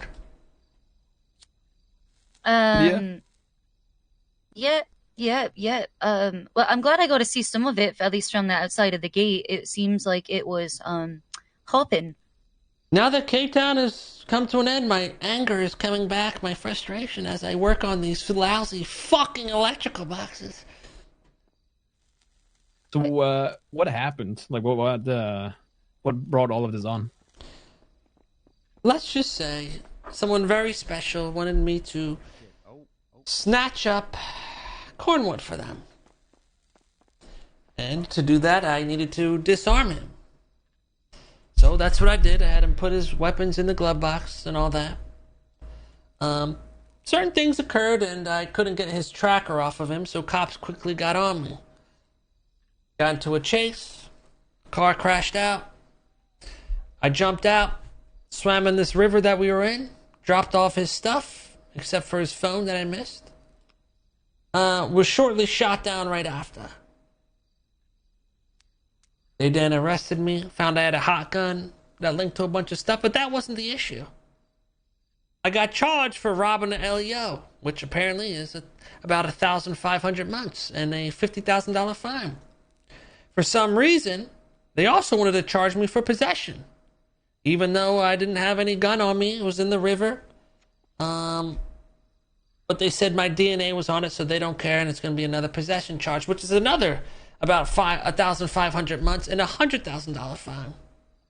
Now, they stacked both those together, and they threw me in here for over, it was like 3,000 with everything, but I was in the PD for about 3 hours, so they gave me time served, and I got sentenced to 2,800 months. My gun came back to shooting judges. I don't, if I did that or not, who knows?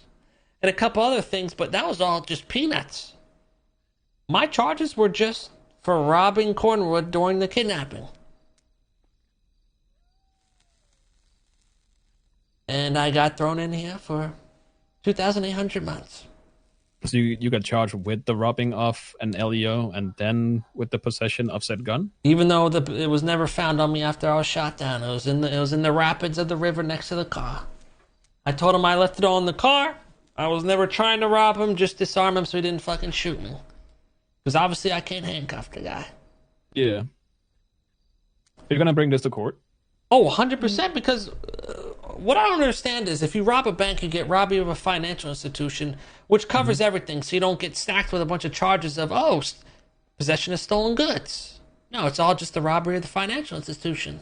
Because obviously, you have goods on you because you were caught in the act of it. If I was caught in the act of robbing him, which wasn't even my intention, then I should just get robbery of an LEO and not the possession as well, because obviously it goes hand in fucking hand. And that's why I ended up in here for all this time. Nothing else I did mattered. The shootings of other people, the judges, all that other stuff was nothing. The robbing the cop is literally why I'm in here. Yeah. Let me ask you. Assuming again, I wasn't there, so I'm not gonna.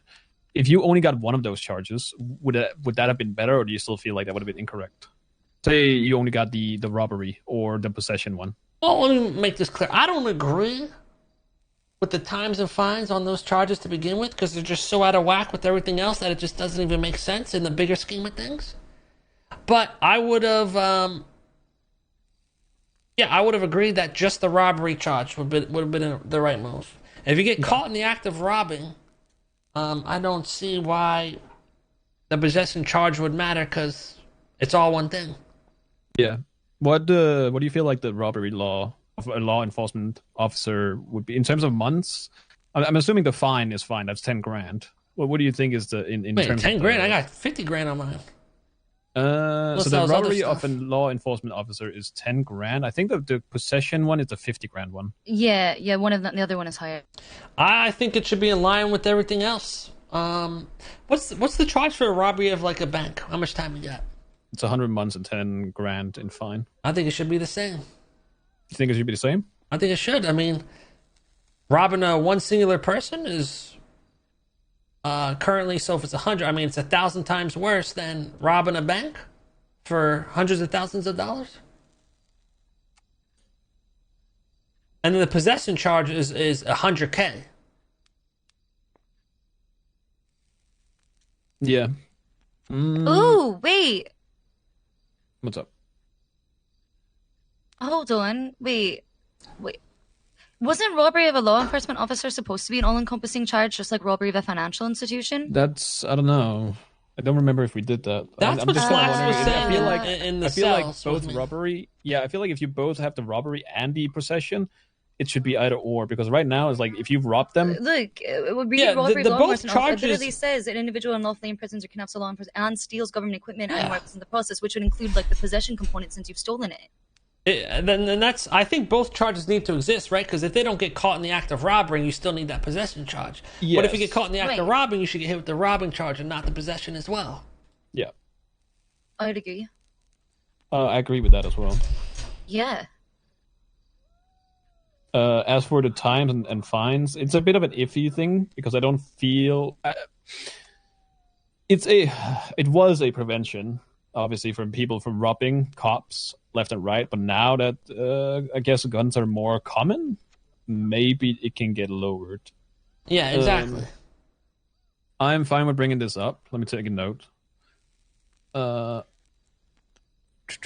Is there anything else while we have you, Mr. K? Is there anything else you feel like we should look at or change? In terms of laws? Just in general, yeah. I have to put some more thought in it, but in general, those two charges I think are just out of whack. It doesn't make sense to me. You know, you can go out there and shoot 10 people and you'll be better off than if you just robbed one measly cop. Now, I don't think those other charges should go up. I just think this charge should go down. Yeah, I got you. And the reason I got the possession charge is because they said my DNA was on the gun. A gun they found in Water Rapids.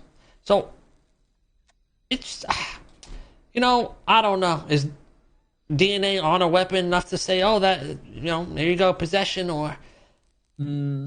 I wouldn't say so, because if again, what if you just, like you said, you just wanted to disarm him? You might have left some DNA on it. Doesn't mean that you robbed him or you used that gun. Exactly. You might have been in quote unquote in possession for this 5 seconds while you put that thing away, but yeah, I never pulled that gun out, used it, or anything. All I did was move it off the ground into the car, or move it out the car onto the ground. No, I never wanted to keep it or anything. I just wanted to get it off him. Yeah. And they said, well, it was in your possession at one point, so we're going to give you possession, letter of the law. I was like, yeah, okay, but here I we feel go. like that should be. I feel like that should be on them for proving that. I'm not assuming that you said you pleaded guilty, right? I did not guilty to everything. Okay. Like you should. Yeah. They were trying to get me to, you know, agree to everything, and they'll take cut it down a little bit, but still, it was still a huge amount of time. So what was the fucking point? Yeah, I got you. All right. I'll have this brought up and we'll talk about it. I feel like it's not incorrect now that guns are more common that we might have it lowered. But again, you shouldn't have gotten stacked. I feel like that's a stacking charge. That shouldn't have happened in the first place. It should be either or. Yeah, that was my thought as well. And that's what Slacks was originally going with. And then Cornwood was really persistent that he thinks it should be possession as well. And then he called Gatsby and a couple other judges. And apparently they said it should be possession as well, which I didn't understand because Cornwood apparently... And I called this out. I said, why is Cornwood in here overruling Slacks when first off he was too heavily involved in this case to even be doing any of this? He was the quote-unquote victim. He should be sitting out and letting the other cops take care of it. He was over there calling judges, this, that, and the third. Why are we even calling judges? Isn't that meant for trial? I don't understand. Why are cops calling judges? It just seemed odd to me. That's something that they've done for a long time because they interact with judges on things like subpoenas and search warrants. So sometimes they ask for clarity on. But is that normal behavior? I don't know. I don't understand completely how the law system works, but I don't know. A cop calling a judge during processing. I mean, I feel like that should just be a bench trial or a trial. They should just be acting on what they think is right, their discretion, based on their superiors, and go from there. If it's wrong, it's wrong. If it's right, it's right. The court will decide. Yeah. I feel like I agree. So this was brought up internally, I know, as a thing that if you're involved in an incident like Cornwood was, he shouldn't be the one processing nor making any calls because he would be yeah, no, it was inappropriate. Yeah. No, you're right. It is inappropriate. I had to think about that. But then what I know what they say internally is that they were in the situation, so they know what happened, and then they are the ones that would make the best decision in terms of what should. But that's what a statement is for, right? You know what I'm saying? They take his statement, get all the info, and then they handle the charges. Yeah. Maybe we should talk about this as well, see what we can do about it. Or we should talk to the chief of police. All right. It's good to hear. I'll bring up the charges themselves and see if we can have them tweaked again. Definitely think you should, like you said, you should bring this to court, but it doesn't give you your time back per se. So it still happened. Yeah, that is what it is. But it'll be good to get maybe some money back or just a win in court, something. I currently don't have a lawyer. Siobhan's not a lawyer anymore. Xavier's now not a lawyer anymore, so I'm kind of lawyerless. Jonathan Acker just got his bar license, and he's going to be a terrific lawyer, and he's also not going to abandon the Department of Justice like Xavier, that traitor. Can you get in contact with him for me? I absolutely can. 100%. Is he good at what he does? He is very good. He is very good. Who is and he? I'd say he's been working as a mechanic. He did have felonies. He's been expunged. He got his bar license. He's probably one of the most diversified lawyers the city has ever seen. All right, set up something with him. All right, I will. Well, better get back to fixing boxes. I will do whatever I can to help you. I appreciate that. Yeah, I feel like that part you're better helping than I am, but I'll bring it up. I'm all for making everything fair across the board, so I'll see what we can do about the fines going forward or the charges in general. I appreciate you coming down here, Simone. Yeah, of course. You've been proving me wrong lately. Been seeing a lot of good things from you. I try. Good. I try. Well, I'll see you guys in the free world soon. Yeah, see you soon. Well.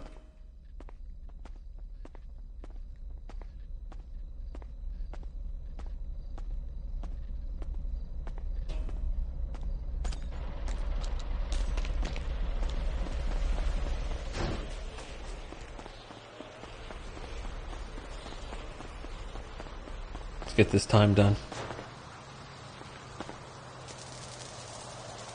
All right, so Simone's on the same page of. He already had the same thought process as me before I even said it.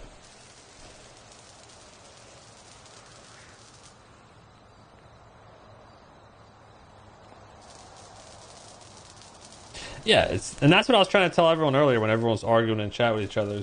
I understand they're trying to get the right charges, but I think the original charges were the right charges. I think we got stacked on, and the possession charge makes no sense. One, it just okay. So just because it's just dumb. Like, even if you don't, the possession charge is fucking dumb. It's like, okay, so just so you found your DNA, that's possession. Like what? I can't. There's no way I can avoid DNA getting on anything, even if it just touches my fucking pockets. If I'm just trying to disarm you, I could have got his gun and just threw it, and it's like, oh, not possession. It's like DNA as a whole is just kind of broken. And it's like, if you get caught robbing someone, why do you need the possession charge? Like, it's the robbery. It's all one thing. No, Sab didn't wrong me. Sab is saying that because, dude, he gets caught in the middle, and then it's just like... No, I think Sab was doing right by me. And then he got pressured from everyone around him to do the other charges. And he's the captain.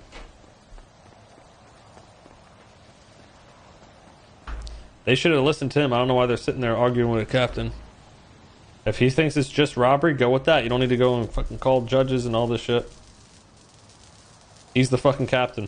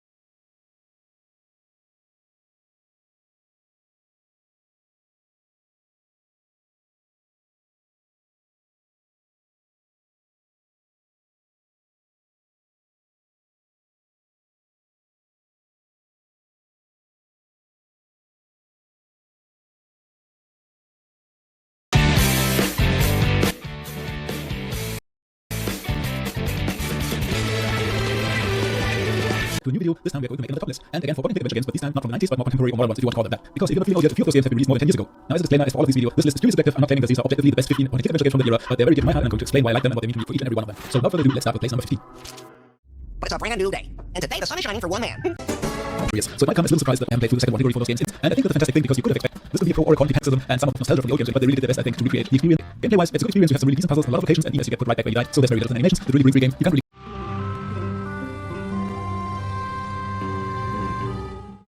My number 14 is Broken Sword and the Serpent's Curse, the 5th entry in the Broken Sword Adventure series. The newest entry in the Broken Sword series that came out in 2013 and was funded by Kickstarter. At the time, quite a few people complained about the 3D characters that had replaced the hand-animated ones from the older games, but at least I think we didn't get a full 3D game, and the backgrounds in this game are just beautiful. So many detailed artworks that you can just.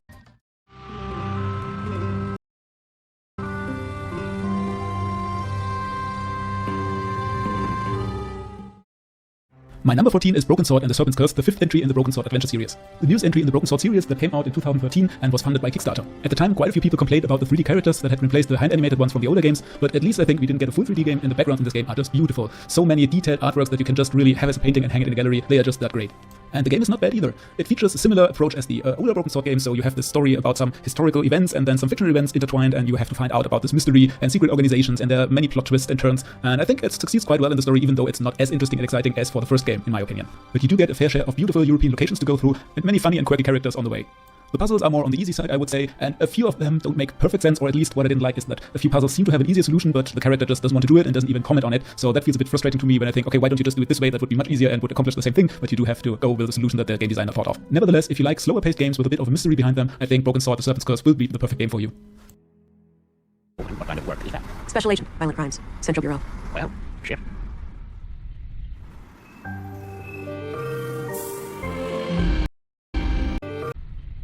Well, shit.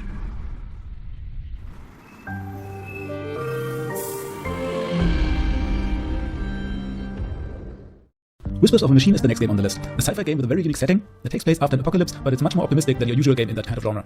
In the world of the game, AI and CPUs in general are outruled, so technology is much more simple, and you get this vibe of living in some kind of outsider commune. I really enjoyed the world building, and the characters are also written very well, and it's just interesting to discover the world and talk to the various people. The story raises a few intriguing questions as well about humanity and what it means to be human and what it means to work together with technology. The game also looks very nice and has some beautiful music. My main complaint would be the puzzle design. Generally, the game is rather easy and straightforward, and it works quite well, but then you have these special abilities that, for example, allow you to read someone's pulse, but in oftentimes not enough way with this ability to allow you to read someone's pulse.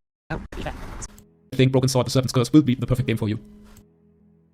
Slower-paced games with a bit of a mystery behind them, I think Broken Sword: The Serpent's Curse will be the perfect game for you. What kind of work is that? Special Agent, Violent Crimes, Central Bureau.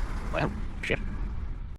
In the genre of the character design, but then you heals or be extra strong for a few seconds, and this sounds nice on paper, but in actuality it's rather gimmicky. You don't use them very often, and it's oftentimes abstruse when you have to use them and how to use them. I feel they are not explained well enough, and it comes down to using those abilities on every screen in every way with trial and error, and that just makes things a bit complicated. And also there's this ability to choose different dialogue choices and then form your character to be, for example, more empathetic or more logical, and that will unlock different abilities, which also sounds nice in theory, but then there are a lot of items or objects in the world that you can't interact with if you've chosen one way or the other, so you have a lot of unintentional red herrings that make things unnecessarily complicated. Yeah, it was the game on this list where I had to use the walkthrough the most, because yeah, those puzzles, especially where you use those special abilities, never came naturally to me, and I just had to look them up because I never expected to use the abilities in the way they were designed. Still, it's a great game, and it's a lot of fun and very interesting, so I would recommend it to everyone to play. If you liked the video so far, please consider subscribing to the channel and giving the video a like. Thank you!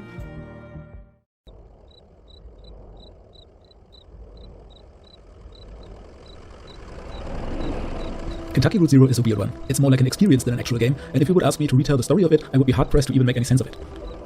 Still, it's a wonderful and enchanting experience if you engage in it. I think the images you see in the background speak for themselves for this wonderful, very atmospheric vector-style art that's just so completely unique that you will never confuse the game for anything else. This game just instills this beautiful feeling of loneliness and melancholy that sticks with you a long time after you've completed the game. Yes, you could complain on the lack of gameplay elements or that it may be a bit... If you liked the video so far, please consider subscribing to the channel and giving the video a like. Thank you!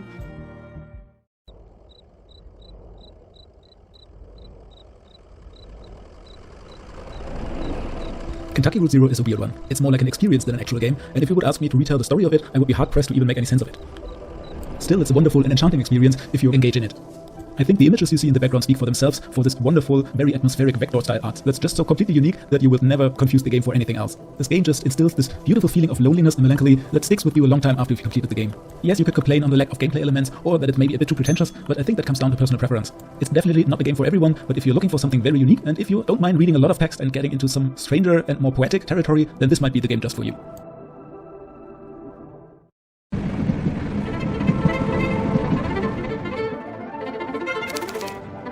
Lion Song is an anthology with 4 chapters that plays right before the First World War in Vienna in Austria. You play as a different character in each chapter, but there's a common theme of creativity and what it means to establish yourself as an artist or intellectual. Those are not so much stories of suspense or action, but more of personal growth, and getting to know those characters in their struggles to find their way. The stories are very creatively told, visually as well as well written.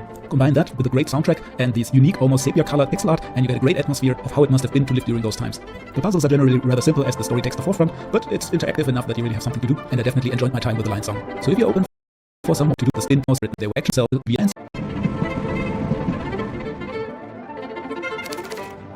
The Lion Song is an anthology with 4 chapters that plays right before the First World War in Vienna in Austria. You play as a different character in each chapter, but there's a common theme of creativity and what it means to establish yourself as an artist or intellectual. Those are not so much stories of suspense or action, but more of personal growth, and getting to know those characters in their struggles to find their way. The stories are very creatively told, visually as well as well written. Combine that with a great soundtrack and these unique, almost sepia-colored pixel art, and you get a great atmosphere of how it must have been to live during those times.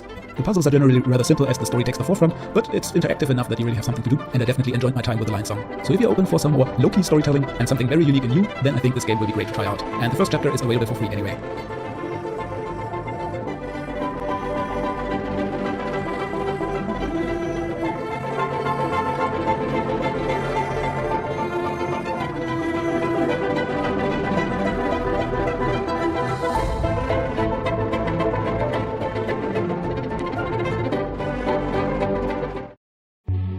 Now, before we get to the top 10, I wanted to talk about the honorable mentions that didn't make it onto the list. First off, we have colored pixel art, and you get a great atmosphere of how it must have been to live during those times. The puzzles are generally rather simple as the story takes the forefront, but it's interactive enough that you really have something to do, and I definitely enjoyed my time with the Lion Song. So if you're open for some more low-key storytelling and something very unique and new, then I think this game will be great to try out. And the first chapter is available for free anyway.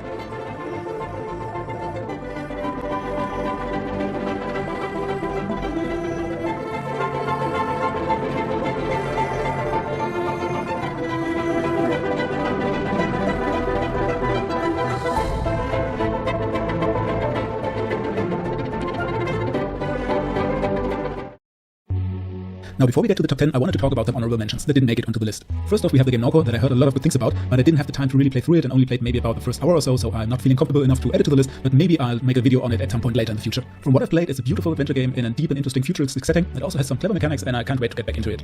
The other 2 games I wanted to talk about mostly because of the visuals are Trüberbrook and Tormentum Dark Sorrow. Tormentum is more like a puzzle game with really dark and creepy art style, but kind of interesting and unique, so I wanted to show it to you here. And Trüberbrook is your more classical point-and-click adventure. I didn't care much for the writing, and I didn't like the puzzle so much, so it didn't make it on this list, but it looks really great with this stop-motion miniature art style. Another game that will come up soon is Harold Halewood that will have a similar art style, so I'm really looking forward to that. Maybe that has some more interesting writing, but it's also from a different developer, so who knows. Last but not least, I just quickly wanted to mention that I've recently released my own point-and-click adventures, Toothbrush Cybergeddon, so if you're into cyberpunk and Lovecraft themes and want to check out the game, it's completely for free to download on either Steam, itch.io, Epic, or the Google Play Store. You'll find the links in the video description below. So I finally recently played through the whole Blackwell series, get on this list, but it looks really great with this.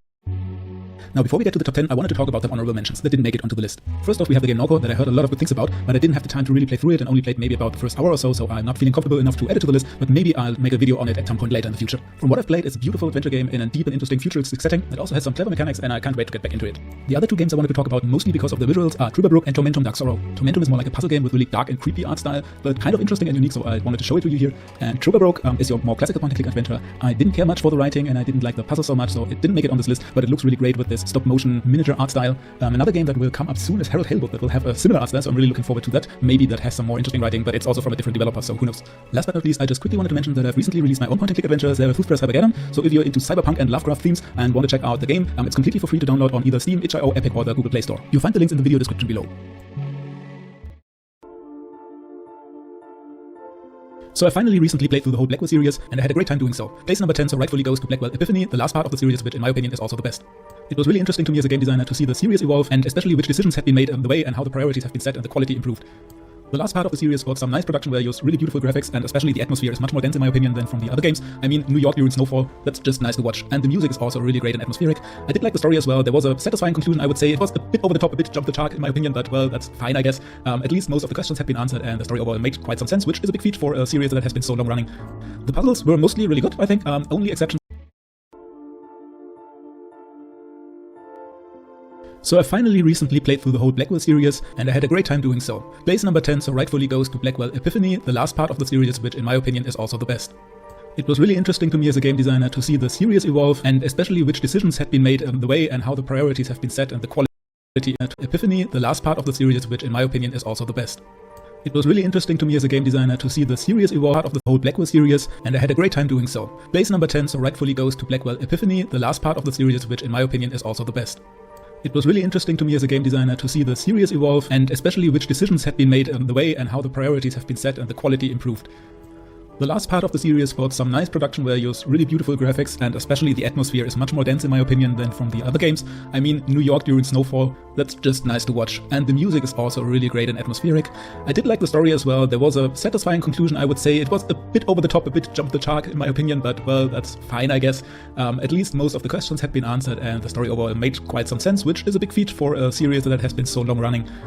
The puzzles were mostly really good, I think. Only exceptions are you can switch between the two characters, and Joey the Ghost has some abilities that were, in my opinion, not good enough explained, because sometimes he was able to do stuff that I did completely not expect him to be able to do, and that were the parts where I had to look in the walkthrough. And generally the world building and the rules of the world sometimes felt a bit iffy and made up on the spot, but yeah, not in a way that it broke my immersion or anything. So Blackwell Epiphany and the whole Blackwell series is definitely a recommendation from me.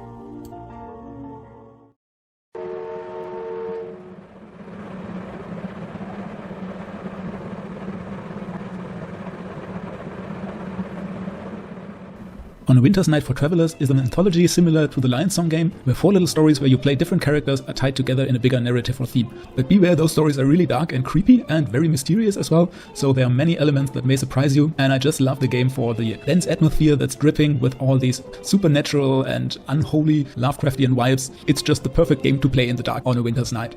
The puzzles start off extremely easy, more like an interactive story, but they get a bit more complex and involved in the later chapters, but don't expect any real brain teasers here. The game is definitely more focused on its story and atmosphere and characters. The amazing pixel art just adds to this otherworldly, strange mood of the game, and you have a lot of animations and little details, and the lighting and set dressing just ties everything together, as well as the music and soundscape. So if you want to immerse yourself in a series of creepy short stories, this game is just perfect for that. I live alone in this old 2-bedroom flat. I rarely go outside.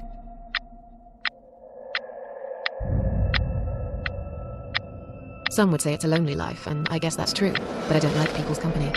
Not lately, anyway. When I first played The Cat Lady, it was a very memorable and unusual experience to me that stuck with me ever since. The game released in 2012 when indie games were still something new, and it was still very unusual to have games tackling serious issues like depression or even suicide. So this game is really not for the faint of heart. But the way it deals with this topic and makes you empathize with the main character is deeply engaging and thought-provoking. From a gameplay perspective, you could argue that we're not even talking about a point-and-click adventure here, because, well, you're not pointing and clicking, but controlling the character with the keyboard, but I think in the more general sense this still holds up. The puzzles are rather simplistic, because you only have a few points of interactions or locations at a time, but they do a good job at serving the narrative and pacing of the game. Another interesting aspect of the game is definitely the art style. It mixes photographs with pixel art and painting, which sounds like it shouldn't work, but it does in its own weird kind of way, and it creates this surreal environment matching the inner state of the protagonist. So if you're looking for a very unique and new experience, and you're not afraid to engage with more disturbing topics, then The Cat Lady is a definite recommendation from me.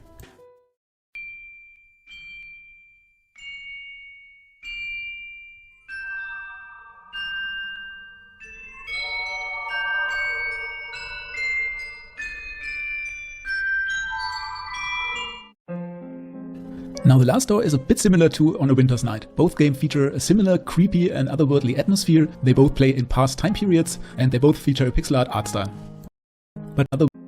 Now The Last Door is a bit similar to On a Winter's Night. Both games feature a similar creepy and otherworldly atmosphere, they both play in past time periods, and they both feature a pixel art style.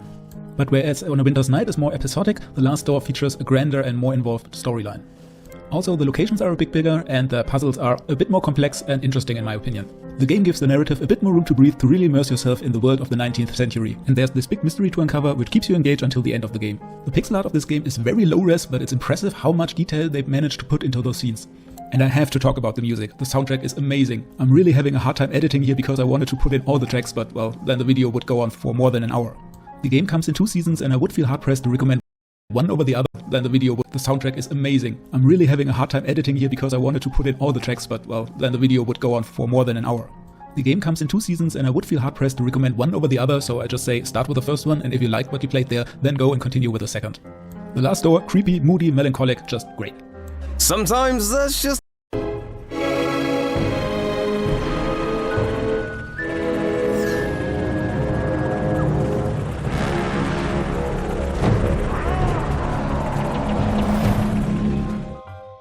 So maybe there's a bit of nostalgia already involved in Sam & Max, thinking back how I played through the first season once and then again a second time. The funniest Max was a perfect age grade. Overall, I had a great time revisiting the games.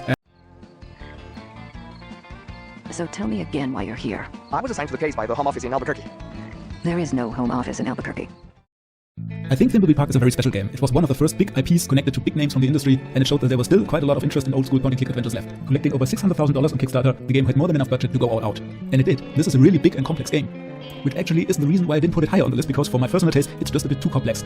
Oftentimes you have many different characters at once that you can switch between, everyone having their own inventory, you have so many items and locations and stuff like that, so this game has quite a high difficulty for this genre. And I felt that sometimes the puzzles got into the way of the storytelling, because it oftentimes took me so long to really progress the story in a meaningful way. That said, the game is still amazingly crafted, the puzzles all make sense, so this is very subjective. If you do like harder puzzles, then this is the perfect game for you. And it's also maybe the prettiest game on the list. At least for pixel art, this just looks amazingly beautiful. The colors, the lights, the atmosphere, the animation, there's not much you could improve here. And the writing, typical Ron Gilbert, is absolutely A-class as well. So watching this video, you've probably already played through the game, but if not, definitely give it a go. I'm stuck in this universe.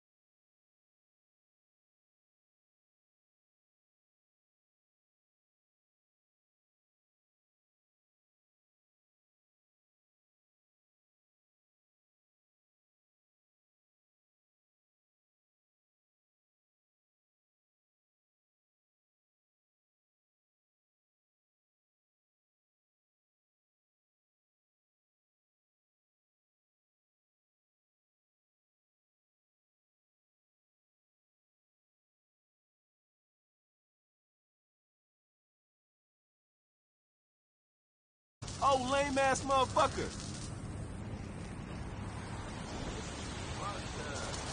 I never heard a fucking local voice crack, bro.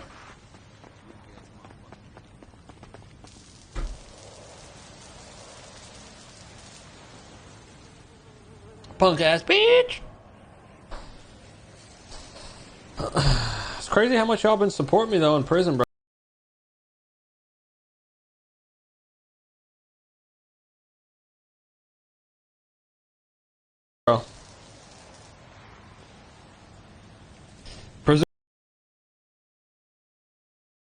It's gonna be rough. Y'all still by my side. Good work, Chris. Yes, sir. No problem. I'm not gonna lie though, so I think me and you need to go in that cage and let them know who's boss. Yeah, I'm getting tired of that bitch ass pressing us every time we go over there. True. Every time we pass by the one guy, it's just running his mouth. I think Carmine might be trying to do some shit. Ride He or got a oil die. That's tanker what up I'm front. talking about. Somebody does. Why is there a tank? Okay. There's an oil tanker on a fucking tow truck. I just seen what that. What the fuck's happening? I just seen that shit. Yeah, it's fucking weird. I don't know if that's Bobby and him or what. Hello? Oh, hey, what's up?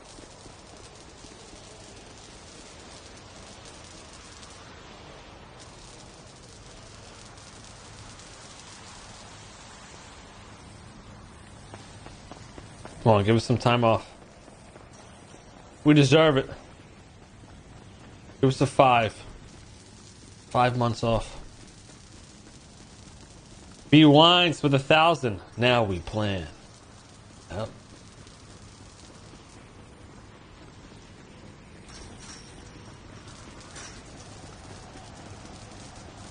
Bro, if car bombs were a thing right about now, oh my god. I would be going crazy with car bombs. 37. That was 4 months, not bad.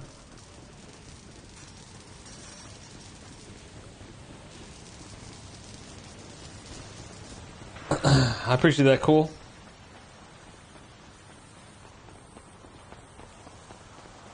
Oh yeah, we're still doing all of our court cases.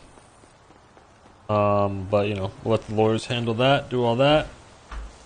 I'm concerned with one thing and one thing only. Making them pay.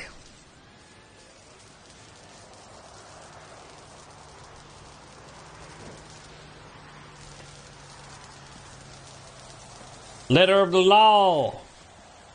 Sorry, Kay. Letter of the law.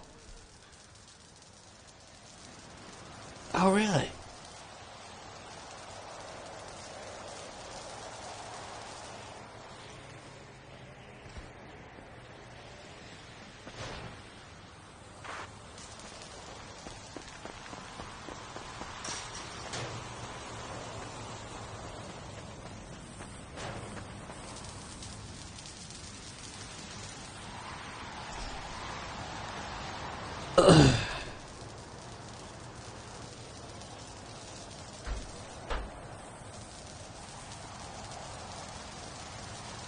We're getting down to the final stretch here. 37 months. How many lockpicks? 11. Oh, shit. Okay.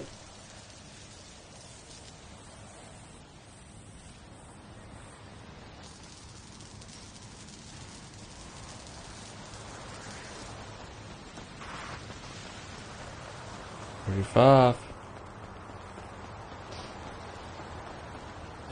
Where the hell did that tanker go?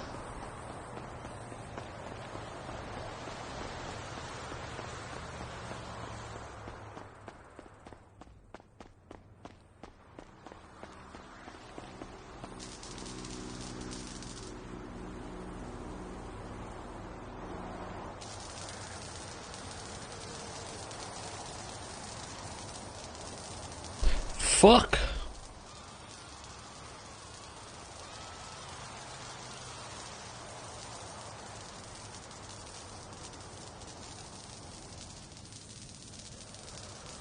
Fuck the letter of the law.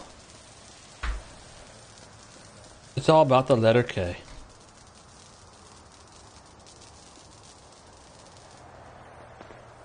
Hey, Mr. K.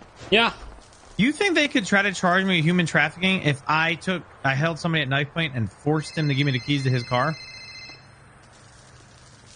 No. Why, are they trying? I couldn't hear you. Nah. Are they trying? No, I was just thinking, because they dropped all the charges because they fucked up and had the Hello? Chihuahua attack me. You got a new number? I'm in prison, dumbass. Why? Fuck you. What? I'm not telling this story again. I've told this story too many times.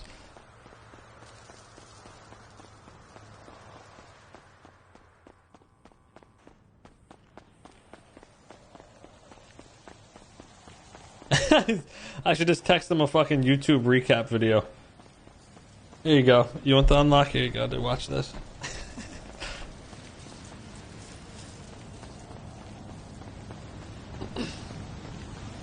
$28.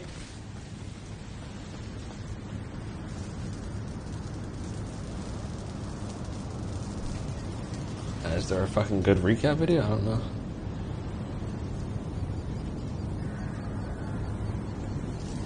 Down, down, down, down, down.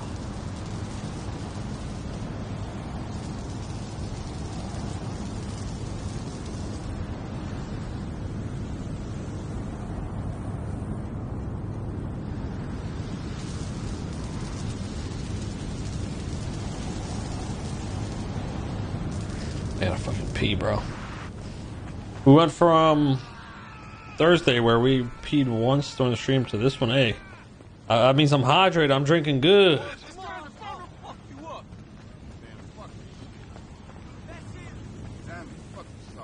Holy shit! I'm a crack your shit. You bitch. Jack off! You a bust. Whoa. Damn, man, I think I'ma die. The hell is that? Loser. Motherfucker. Fuck you, dude. You're dead, puto. Idiot.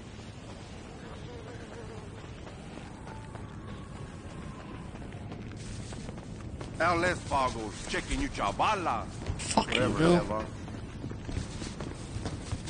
Bitch ass. I fucking just deleted the fence. What is this shit?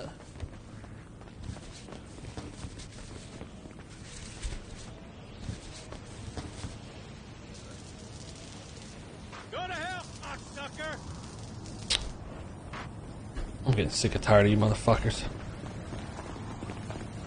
Bitch ass. Yep, right to your fucking heart.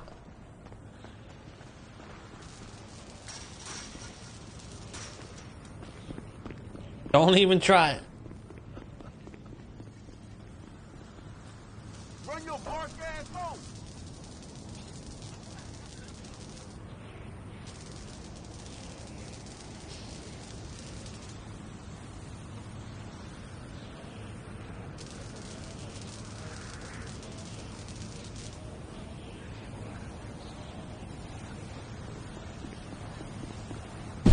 Mr. K.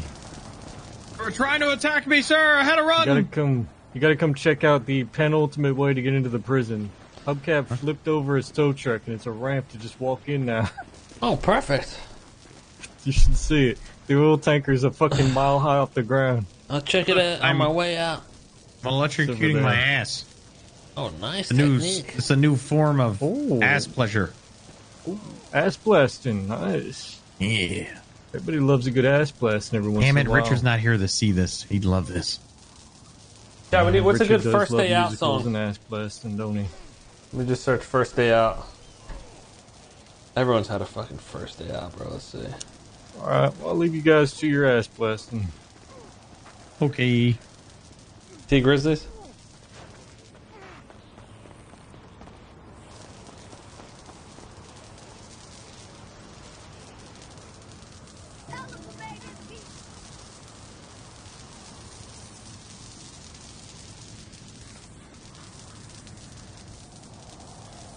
We about to be out of here.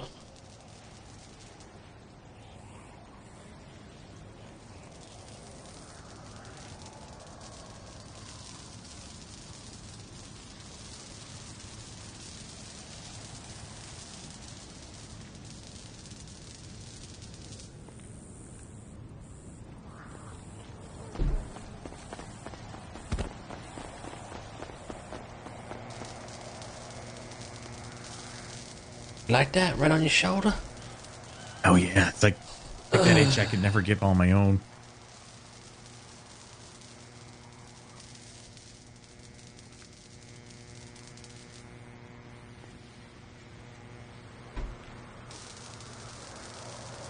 You know, that's how they get rid of warts.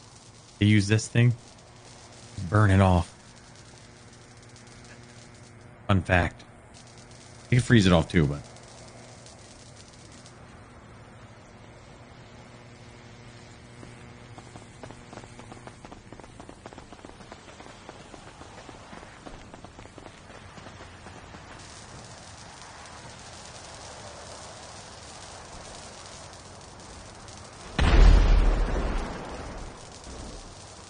I think that was the tow truck. I think it was.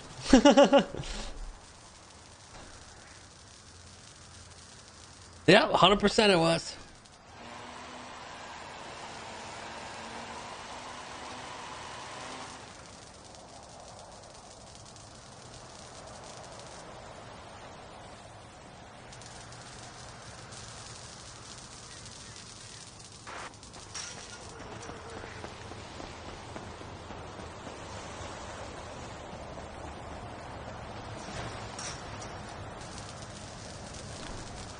$17.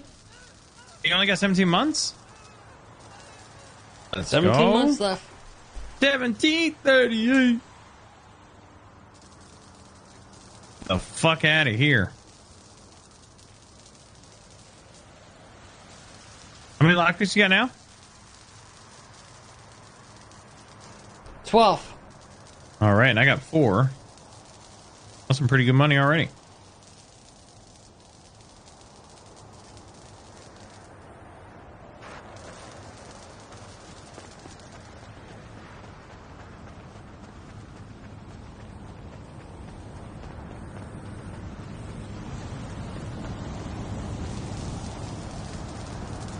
I bet these batteries are used to make a phone or something somewhere in the prison. Or a bomb. Ooh. Let's imagine sending a birthday cake to PD. And as they light the candles, they're like, wow, this is so cool. And they hear, ring, ring. And then they all blow up.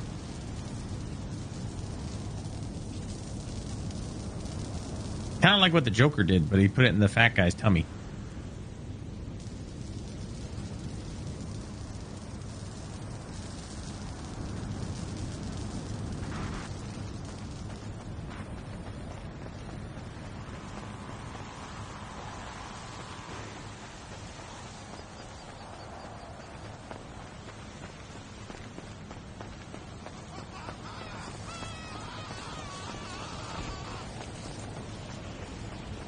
Let's go after. Huh? I'm tired of these fucking prisoners. I say we just go right in there and handle it. It's time to throw them things. I'm going for it. Man, you ain't about shit. Who's got the biggest dick? Come on, punk. Go ahead, teleport through the fucking fence, bitch. Cocktease! You're gonna be calling me. You ain't shit. Man, what an asshole. You wanna scrap with my family? Huh? Crap. I ain't with this shit. I'll bust your cabeza open. Man, you ain't Jerk off. What happened to Chris?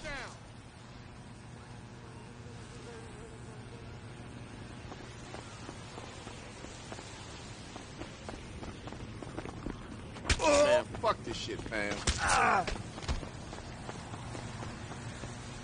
I don't see his body.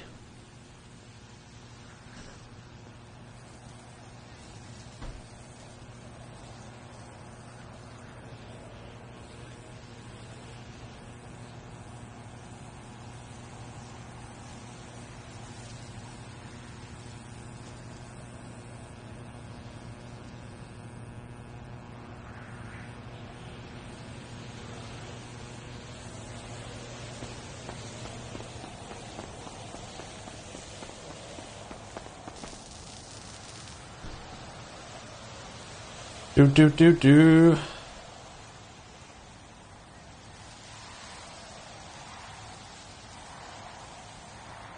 he die and get sent to the showers? I gotta pee, bro. After the next box. Yeah, I know. My face has been scuffed in prison the whole time. I don't know why.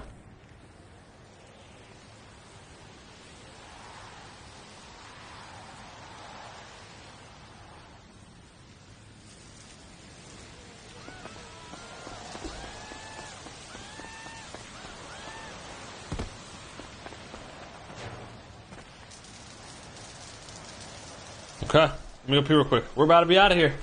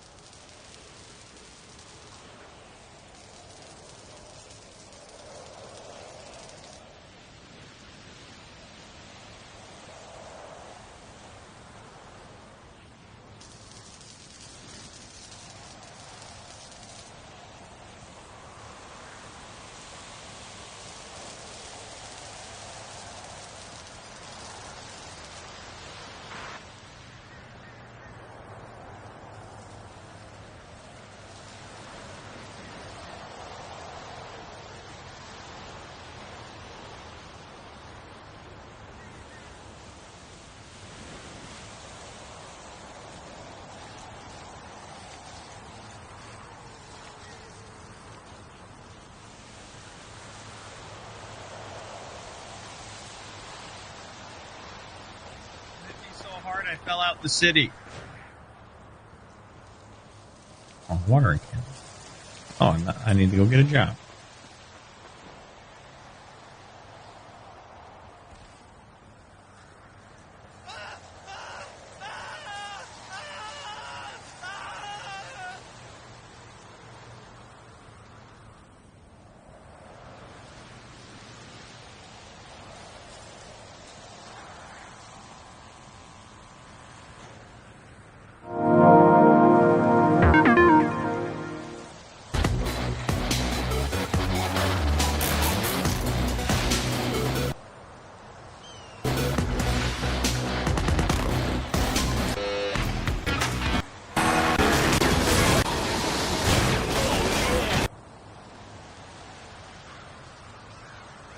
Today we are going to be playing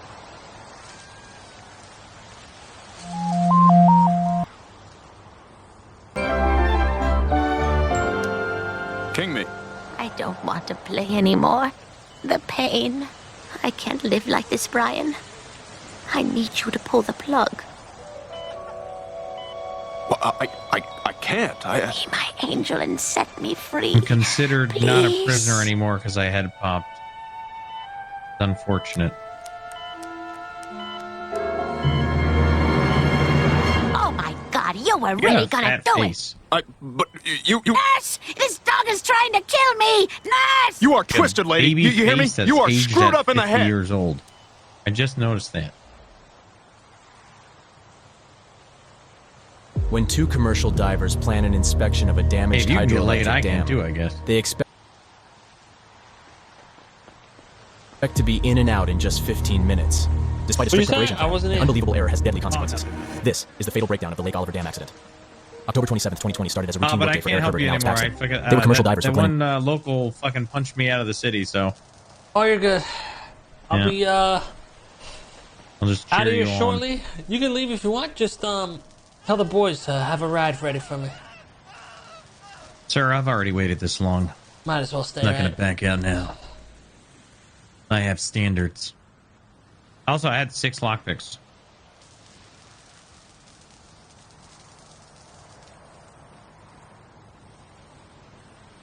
Yeah, it kind of sucks. There's like nothing in the prison that help you feel better anymore. Because the shakes don't do it no more, or whatever they're called. Oh. That's fucking crazy. Yo. Requesting an Uber at the prison. Oh, en route, dude. En route. You're gonna like what you're gonna see at the house as well. I'll be there soon. All right, I'll pick you up.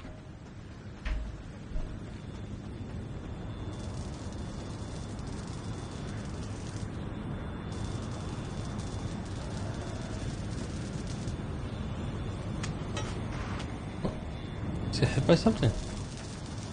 Are you? Yeah, I just wanted to see what would happen.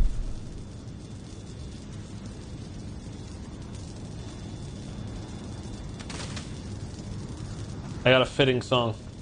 My battery.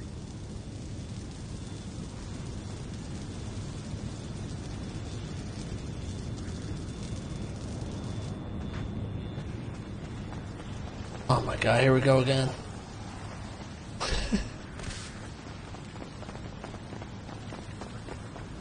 No, maybe we should just do the. Let's go do the front ones. These are the front ones. Yeah, we don't have the guy with the crowbar anymore.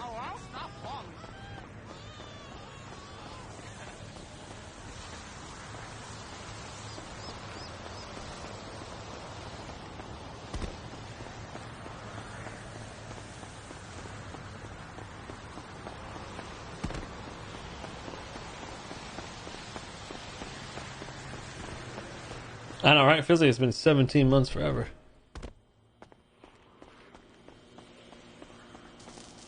Coming down to the last few boxes here.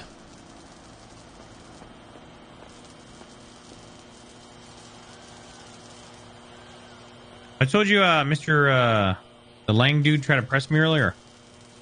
What are you trying to do? Well, I pulled up the sanitation, and I was like getting my stuff out of my truck, and then I heard him on his radio. It was like, "Has he got blue hair? Is it the ninja guy? Is it the ninja guy?" And then like I was like, "Are you saying something about me?" And he was like, "Fuck you on, fuck out of here," some shit like that. And then like we started going back and forth, and I called him an old Mr. Miyagi, and then I left.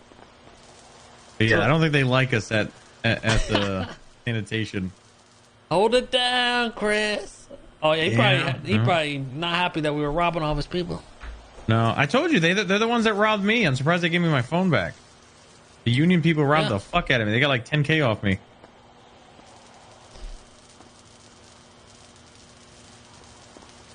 Okay. We've been real quiet lately, but guess what? We're gonna need some materials in the next couple of days. Mm-hmm.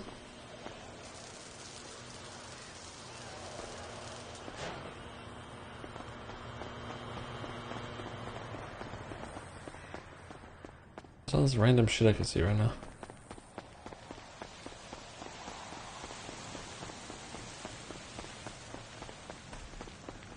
Hey, I'll go first, Mr. K, and then I'll go to that spot. And you can pass me the lockpicks just to be safe. Oh, here. I'll give them to you now. Just throw them off the tower.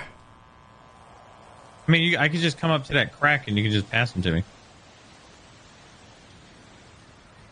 Or we can throw them. Hold on, I have more. Make sure, are they overlapping or anything? I have 18. Don't use your E-muscle to pick these up.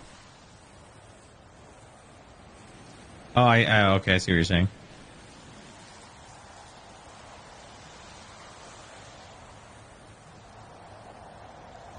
Just so you know, you can come out with all your stuff. You just got to make sure you don't have it in any pocket spaces that you had stuff before you went. Yeah, so that's why I just get rid of that shit. Yeah. All right, so Everything just else, chuck all I don't care these about. bitches. Yeah.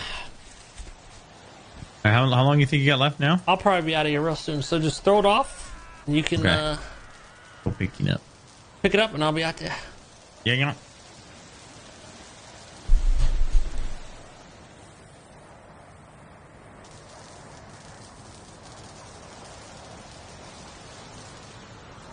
Demon time with Mateo. I haven't seen Mateo in forever.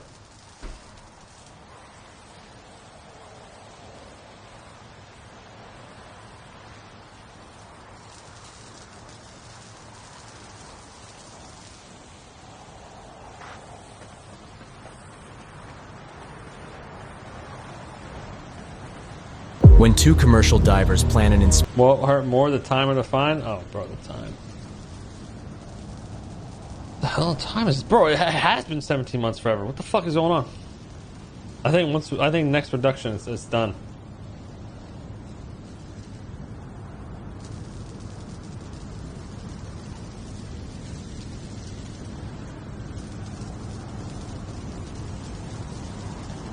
Yeah, watch it scuff. I'm just stuck in here.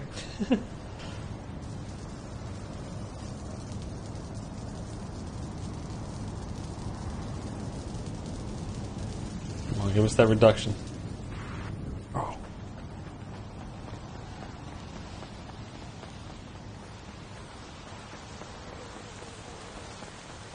Leave me alone. Oh my god. This is what I live for. You fucking cocksucker! Look at this! Get on! Your teeth will make a nice necklace. Who laughing? I'm gonna rock your world today. Oh, you guys have a real good reason for being here. Come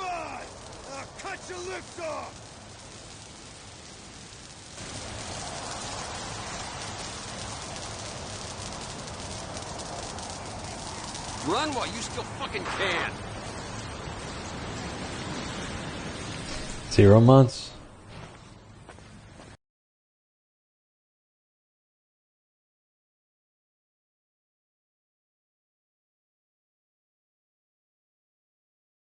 Solemn. I'm starting out my day with a chopper. Like my birthday, I want cake and a box of condoms.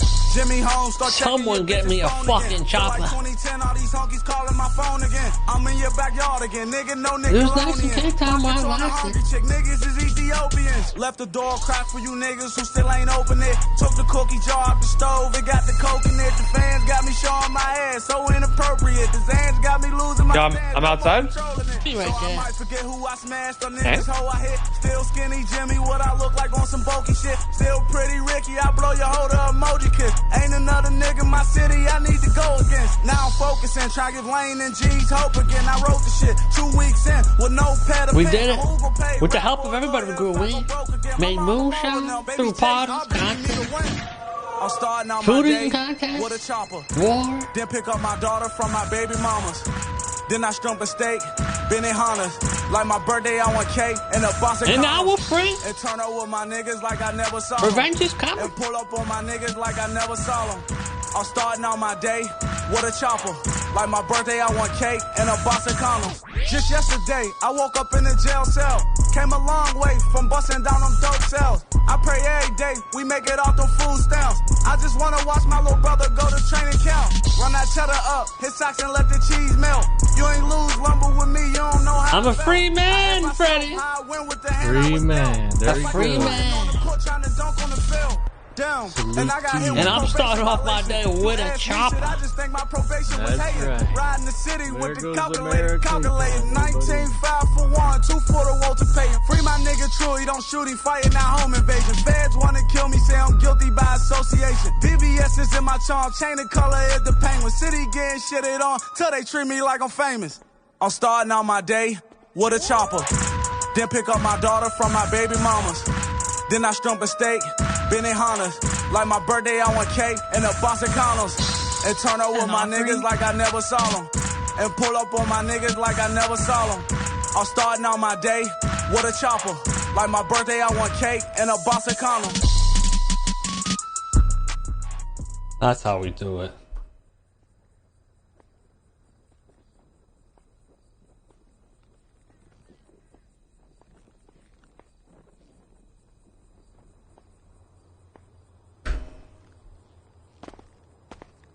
Well, Hey, welcome home, welcome home. Well, I'll be taking that.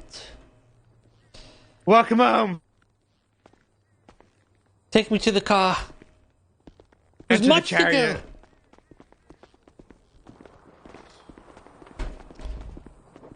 do. Nova. Okay.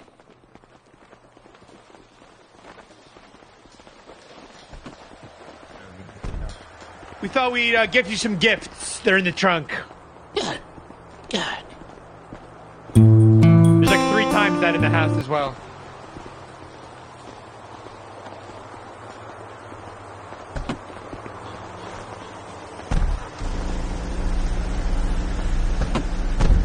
Ah, beautiful.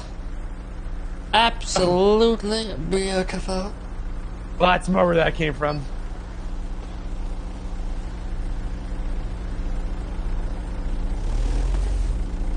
To home we go.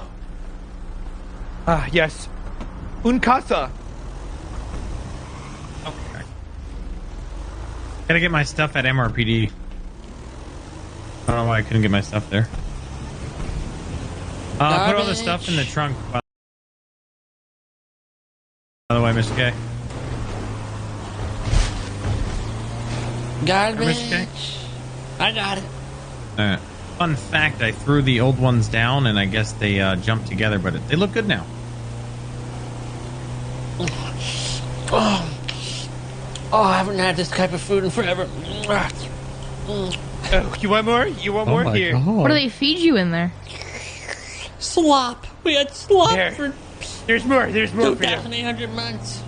Is he eating sausage?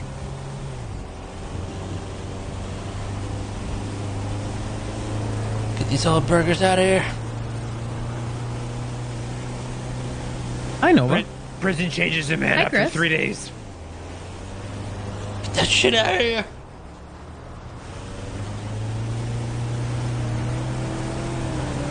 I think you'll like the bench when you get home, Mr. K.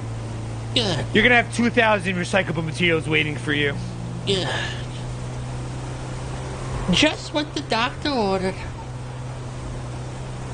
Be gone.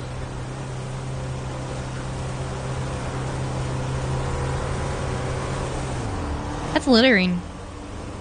I'll kill you.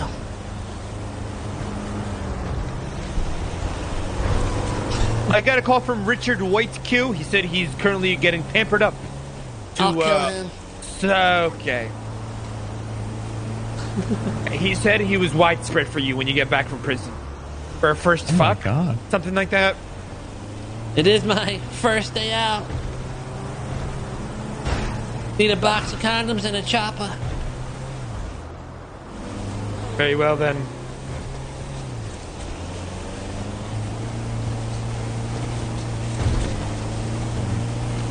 Could eat some pineapple. this is the right it's a good phone. stimulant. We good.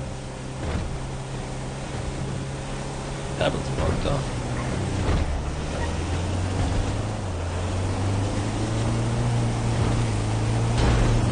Yeah, we good.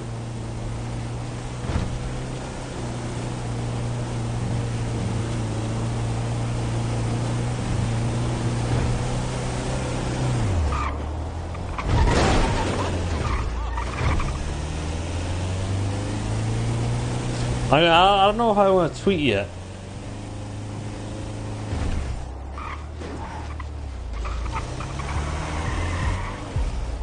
Oh, but Chris, can you depot everything in the trunk? Yeah, I can't. Yeah. Okay, welcome home, OG. Welcome home. Good to see you back, man. What a beautiful day. Welcome. Hi, Hazel. How are you? Hello. Welcome home. Excuse sir. me. Welcome home. He's coming home. He's coming home. Calm down. Okay, I gotta wake back up. Oh my god, the house. Prison has me fucked up. Oh my god. All right. He's institutionalized. He's institutionalized.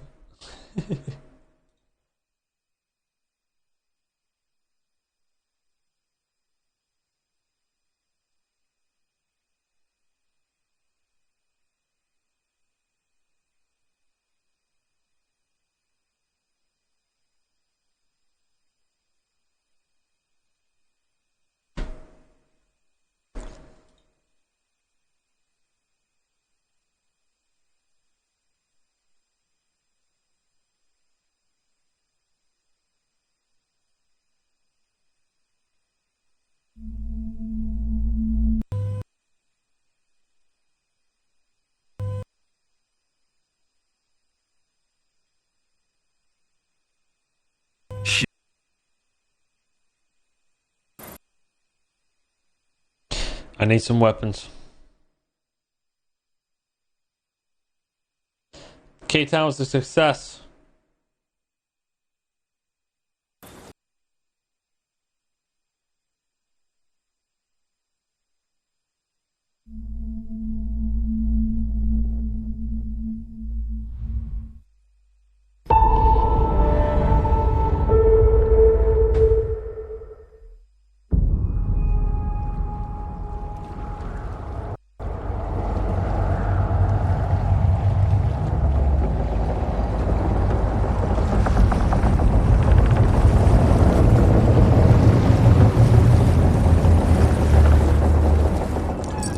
We have returned.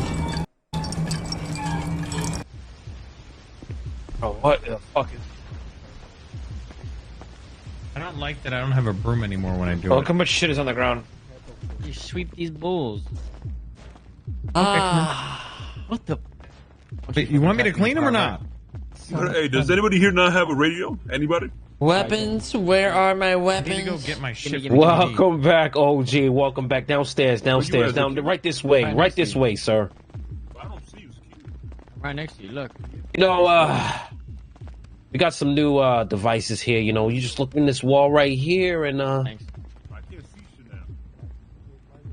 Weapons? This one right- Where are my right- weapons? right here. Ooh. Good. Where the fuck am I?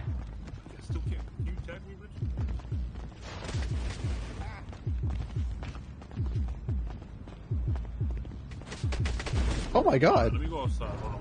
That work? This is the one. There's something wrong with this hallway, Arrow.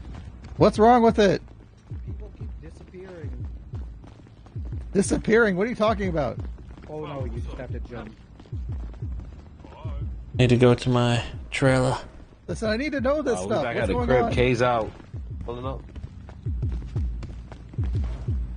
Yeah.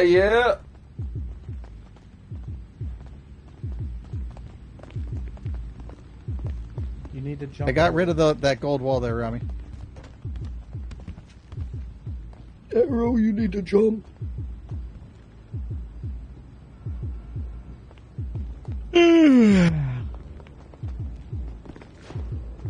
Frozen, put like a stash here, don't you think? Yeah, well, I can't afford any more stashes. You guys need to buy me one. Oh, is that what it is? Yeah, they're like. Oh, is that the right 13 grand a ammo? piece. Yeah, but if you got it for me, yeah, I can get you. I can put a stash there, easy peasy. I have 3. Didn't I buy like 3? Use them? Oh, material storage or stash storage? Large 3. Yeah, they're all 3 of them are downstairs. Like 2 of them are the really big one, and then one's in the cash room. If you're not using the cash one, I can change it out to. Yeah, I don't think we do, to be honest. Okay, I can do that, easy peasy. Yeah.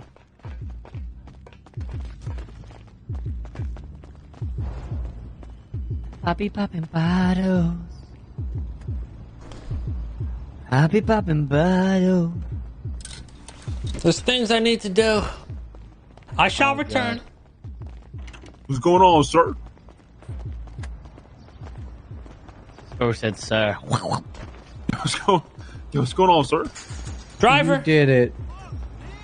The Richard is calling. Let's go, Richard. He said driver. I'm the driver. You need keys to Richard's car? Oh, you got him? What happened to our car? Driver. You're asking me what happened to our car. Wait, pulling the crystal ball on my ass and telling you? So Are you bringing anyone? No. Lampezetti? Go ahead, Why? clear the GPS. Cleared. Some things I must do. Go to where I marked.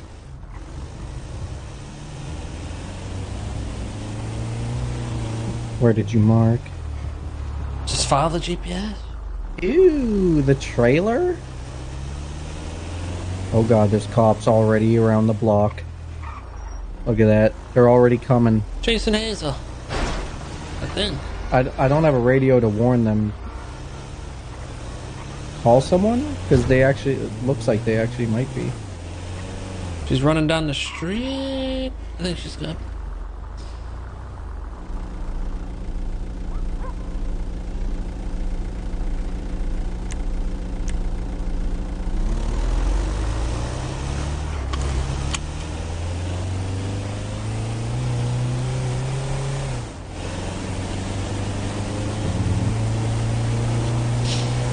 Classic Richard.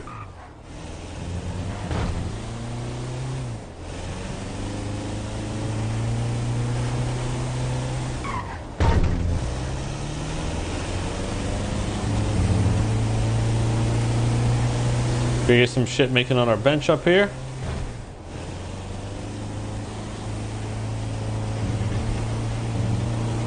Then I need to start sending some motherfucking messages. We gotta make ammo.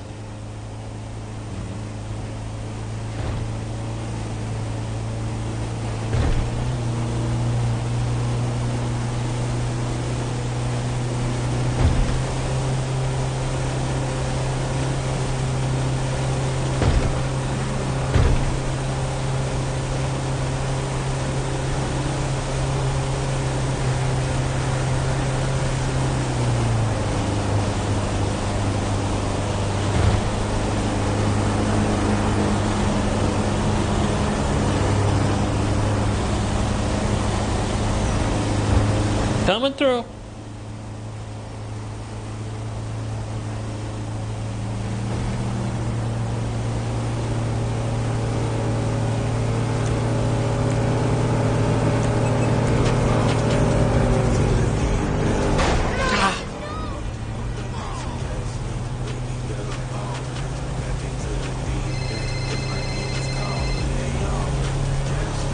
Taco?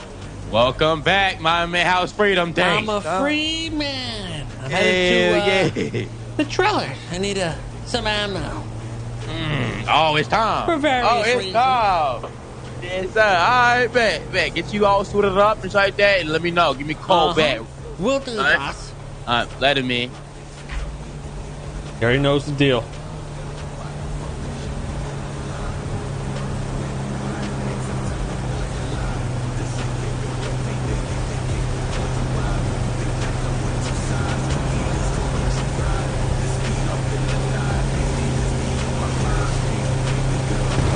Kill, don't rob.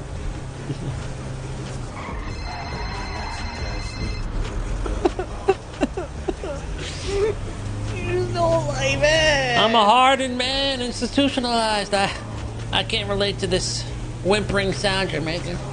You stole my van. How'd you even drive it? Press the gas pedal. Okay.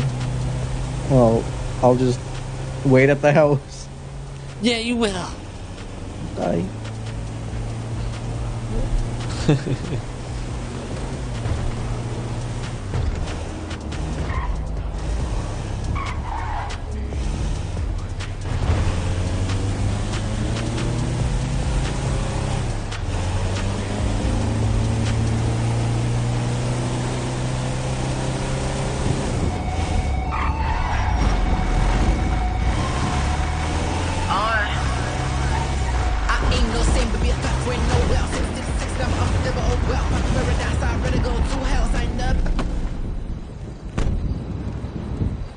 Nice shit. Look who it is. Well, well, well. Well, well, well. Moved out of K-Town? Moved out of Cape Town and got some business I need to handle. Time couldn't wait. You don't need your electricity, do you? Have you been taking it? Just wait there. Just hopefully my just lights wait, work. Wait right there. Or just hold on. Just let me just quickly take something over here.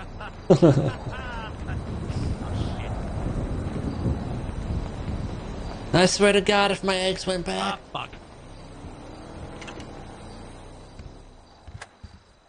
Oh, baby.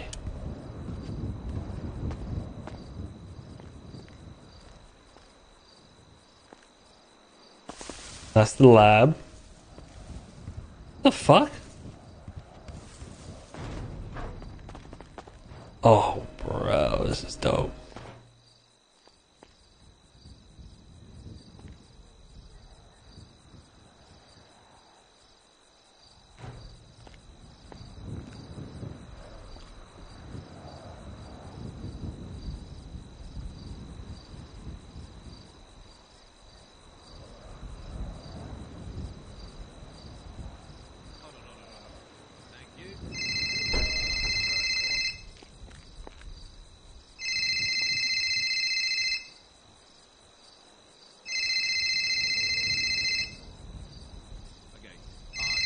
Yeah.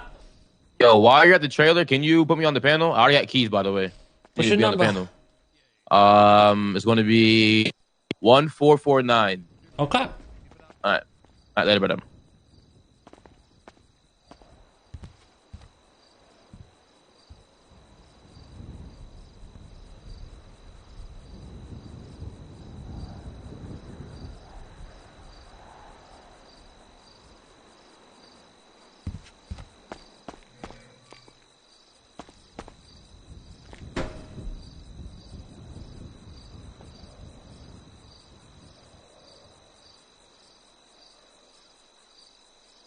Okay.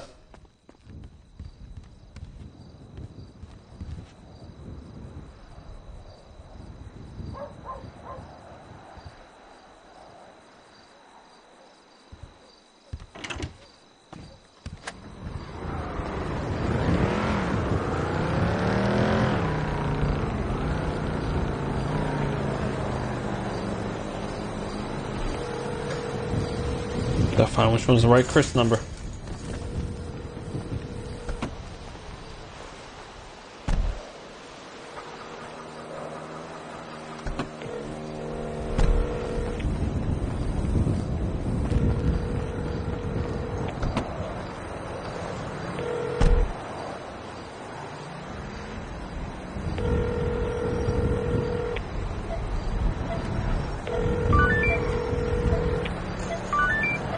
Currently running from police, sir. How can I help you? Oh, I need you at the sanitation lot to convert some materials for me. All right. I'm definitely going to do a jump and lose them for sure. I'll call you soon. Thursday, meet you there. All right, bye. How's he already getting chased by cops?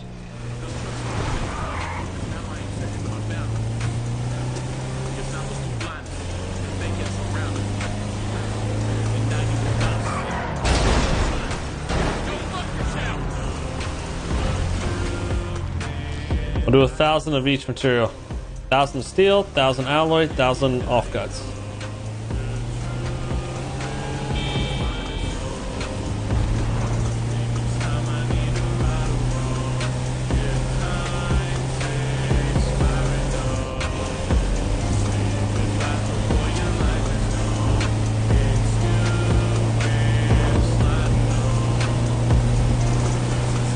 Oh shit.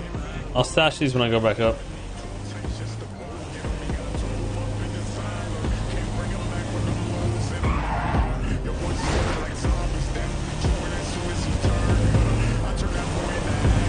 Freedom!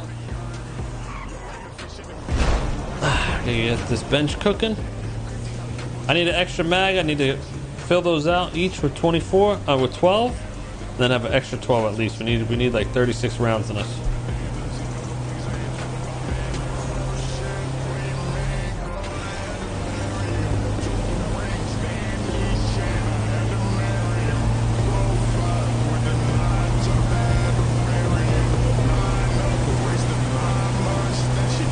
Oh, I need to get armor too. Oh, my armor's on. Hey, that was my armor. By the way, my armor didn't really do shit when I was getting shot.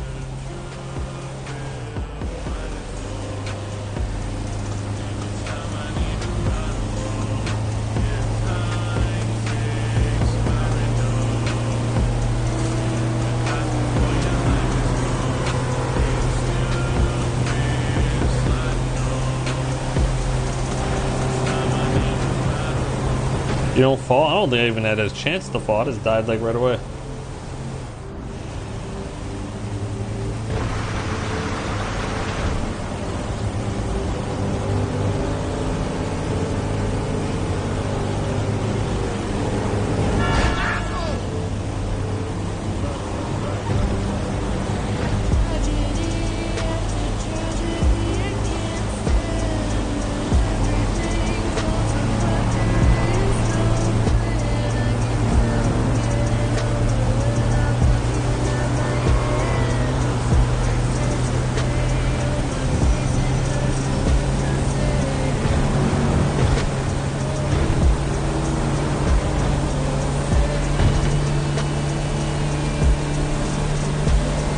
Bank balance, negative 104,000.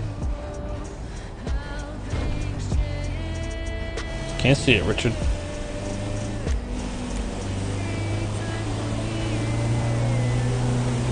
But I got a plan to pay that off quickly.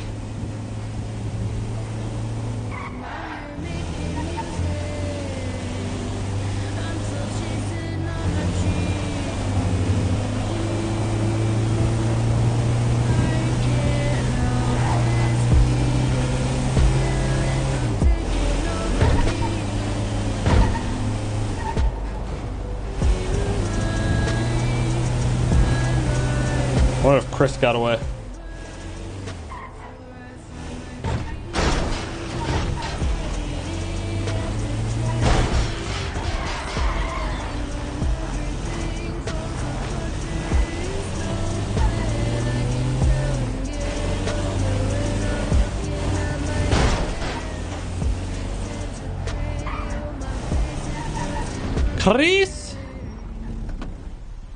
Christopher!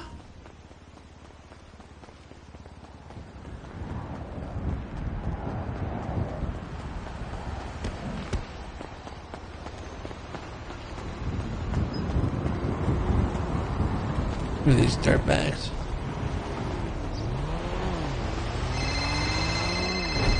Hey, You good? Mr. K, you wanted me to drive the Sandy? Yep, I'm here right now. Sanitation? Okay, I'll have them drop me off real quick. All right. All right, bye-bye.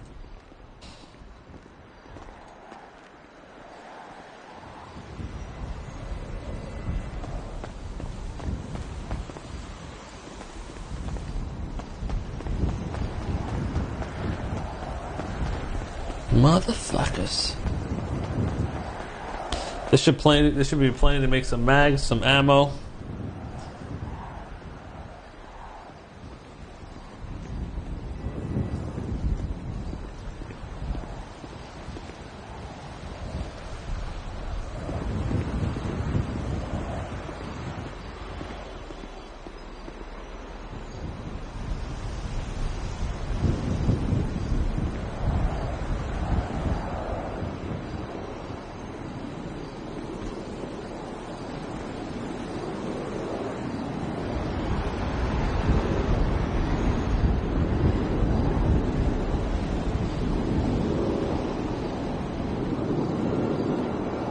I know I'm gonna do it for my first post.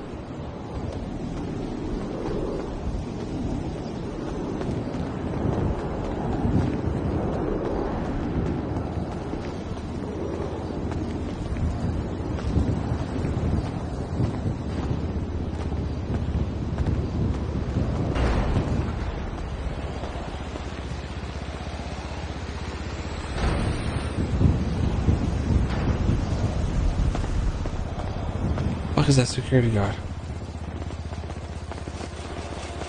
How you doing, fellas? Pretty good. Hi, cutie.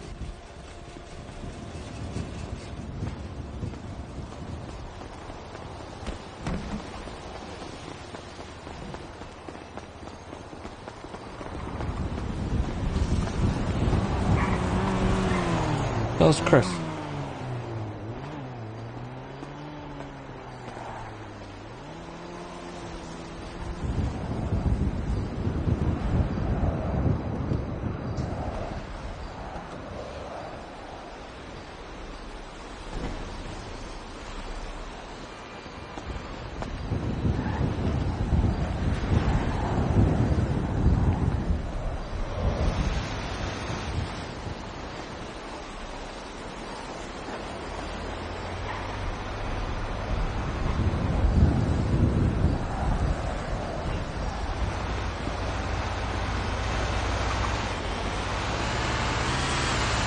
Chris!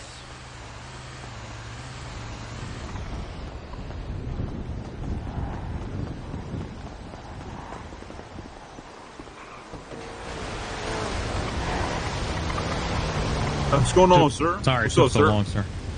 Peanut kept dragging his feet. I swear.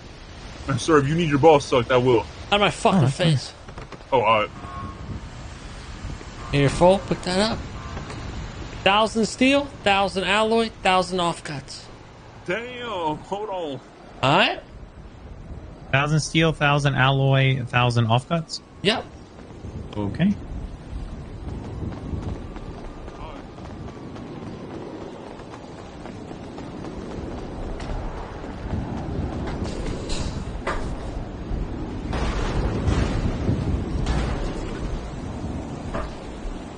I'm saying Bruce Street.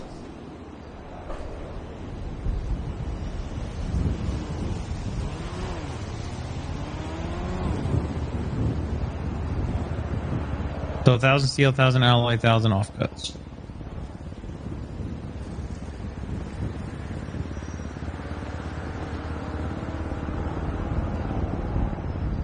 Did you see that message I sent you? Well, no, picture doesn't work. Alright, I got them all. I got an email saying the computer was being hacked, but Rami said he didn't get it, nobody else saw it. Oh yeah, Chris already told me about this. I wonder if you had like an old one that was from like 2 nights ago.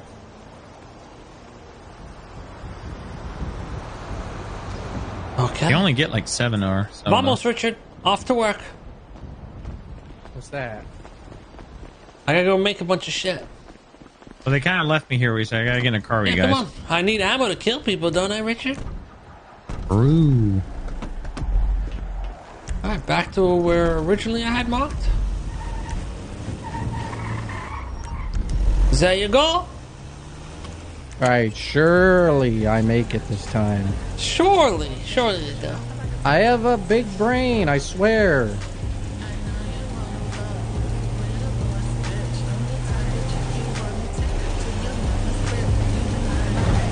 Okay, I'm gonna make a bunch of ammo, some mags. And I got my hunting rifle. Those don't work on people. Oh, Richard, you silly goose. Is that what a goose sounds like? I don't know. I ain't teaming with Ruth. I don't even agree with what she's saying. She's talking shit about the mayor. Richard, I missed you.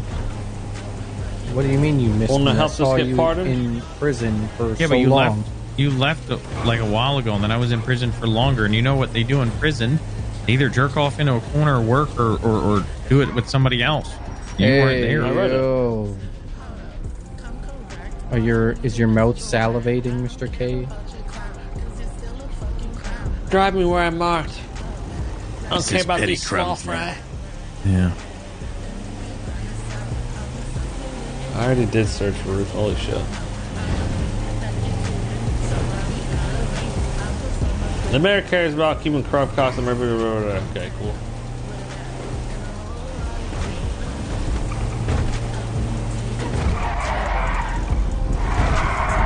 Oh, I don't fuck with Ruth.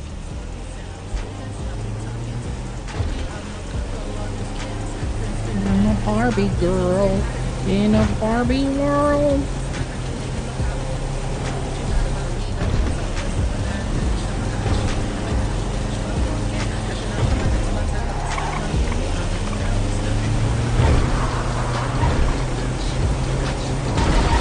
Ow.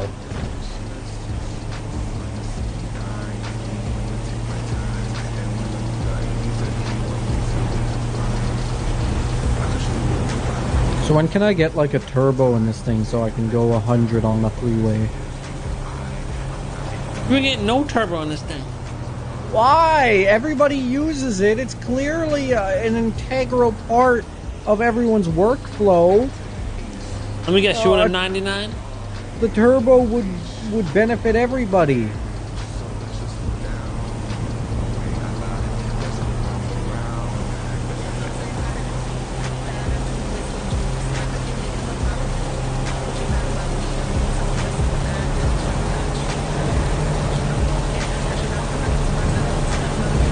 Because we cap out at like 95 going down 96.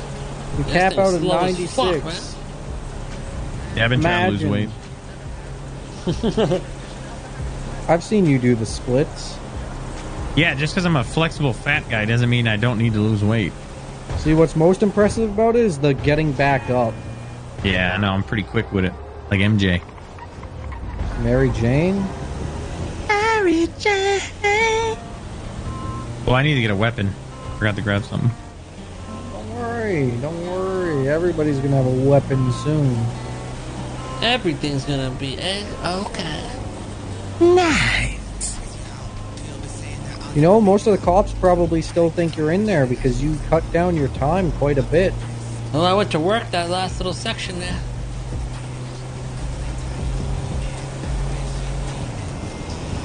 What the hell is this guy doing? Probably beer. He's doing beer? Or whatever, the moonshine. Damn, he's smoking a beer. Probably could smoke beer. I love doing alcohol. Aren't I cool? Yeah, it feels so bubbly on my wiener. What? Sorry, I was adding to what you were saying.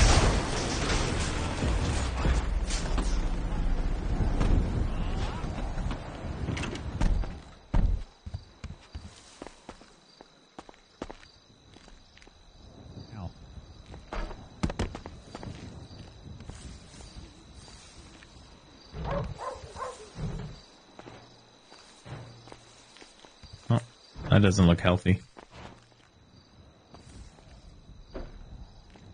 Wait. Did we close our eyes before we came to this location? What you mean? Now they're gonna find it. The bench. God damn. We didn't fucking hide it. God damn. I got shit cooking up. Hey, who else is here? Oh, it's the neighbors. Why are we filling our meat with GMOs? Hey, you see this? That's probably like left out for too long too. Oh, there's tomato ketchup here though. My turbo still. Barbecue sauce guy or ketchup guy? Which one? Liver sheet. I don't really like ketchup. Richard. Hmm? We'll give it a test run. How does this work? Can I just put it in? I don't know. I feel like You you're gotta go teaching me down how to to have Mosley's, sex. get it put in, and then bring it back up here. Wait, so you want me to go down there right now? Yeah. Okay. Want to stay with you or go with him? You can go with him. Keep Alright, him just safe. He's lock- kind of dumb. Yeah, just lock the door behind you, sir. It's a rough neighborhood.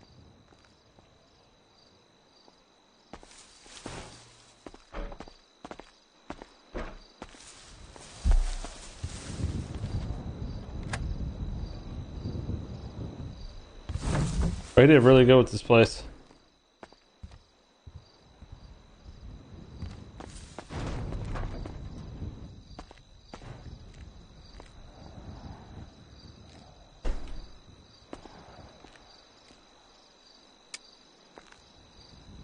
Wait, what the fuck?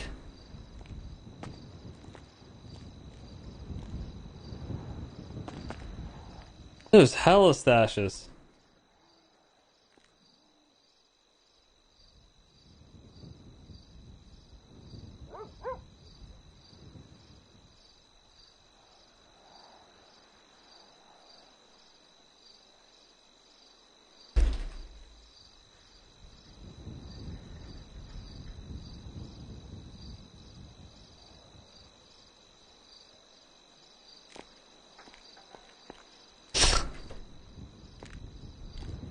Alright, I got 1, 2, 3, 4, 5, 6, 7, 8.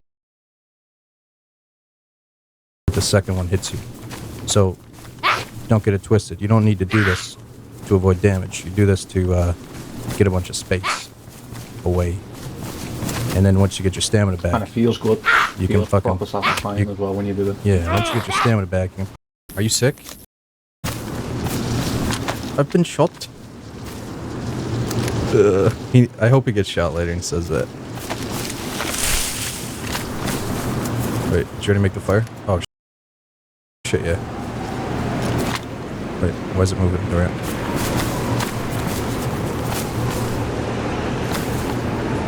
Dude, you said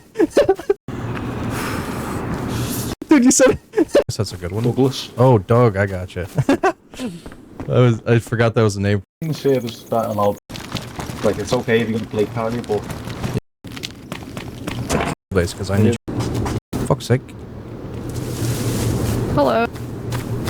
it's time to shine. It's time to shine. Go do it. Go do it. Dude, I can't do it. I can't do it right Just now. do it. Straight face. Straight face. Okay. Even. Can you please do it? You're the real Scouser. Dude, you're the real Scouser. Please do this one. I'll do the next one.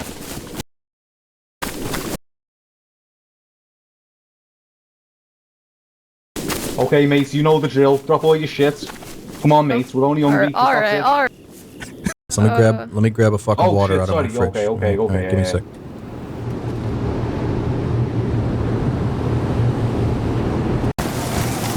How do you tell your teammates far from baddies? Oh, just what they're wearing. And when I'm playing with randoms, I do always try to stay within eyesight of them. But it's all good. I mean, just because I didn't realize, but it does work on mine. Have you two ever seen this, like, weird little house? Life. Wait, that was the last life. Can we from this tavern running across the bridge? Up close with the...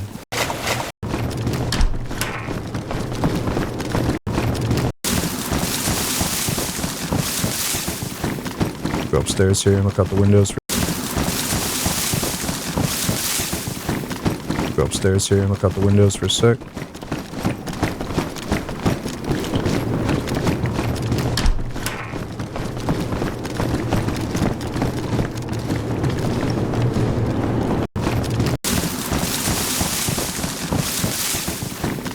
Go upstairs here and look out the windows for a sec.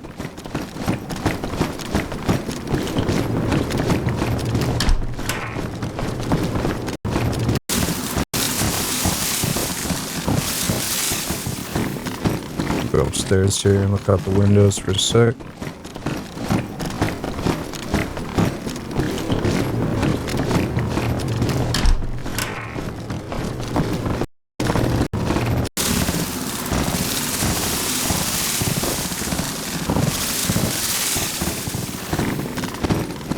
Go upstairs here and look out the windows for a sec.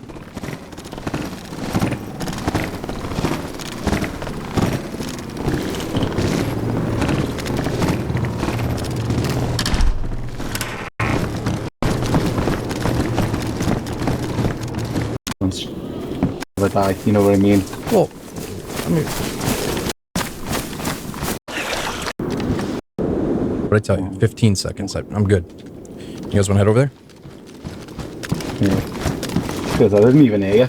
Sorry, mate, I was down here. No, that's all good. Search these apartments or just go straight to... Like, it's okay. How you tell your team? Even within, like, hearing their footstep distance of them.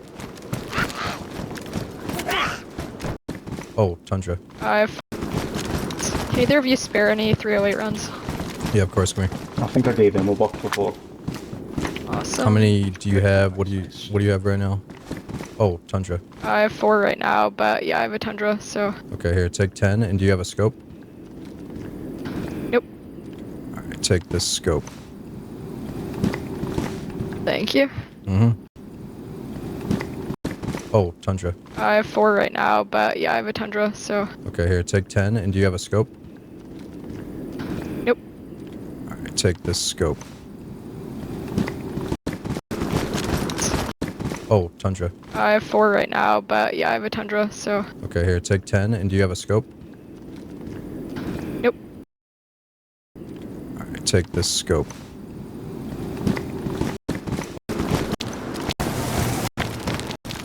Search these apartments or just go straight to... No. So let me get food as well. Yeah, field in it. Dude, you're right. They actually do still have a little bit of iced coffee. They're clear, sorry. Oh, clear, okay. No. Wait. Are you sick? I am now, yeah. You still popping those? Apple. Yeah, keep distance, mates. Don't you worry. Yeah. I made it too far away. I can't. It's not fast enough. One person running around in circles. Yeah. Whatever we gotta do to distract them. I just gotta eat one piece of meat at least. Can actually use tape. Repair the holes in the tent. And thanks for that 9 month. Thanks for that 9 month. Tomo 5. Diverge. Thanks for that 8 month sub. Means a lot, dude. Grayson, thanks for the 9 months. Sub Nashville. Anybody else read? I'm on what yellow right now. Your shotgun's looking pretty juicy with that suppressor.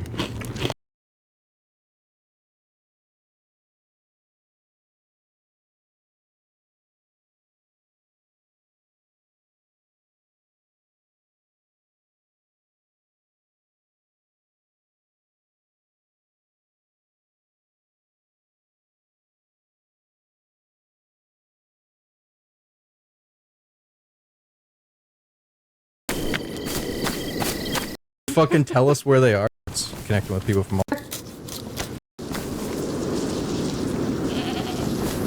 I just found another shotgun. Oh, did you find it or did you spawn it in? Yeah. Good fucking question. Pretty sure I found it. Yeah.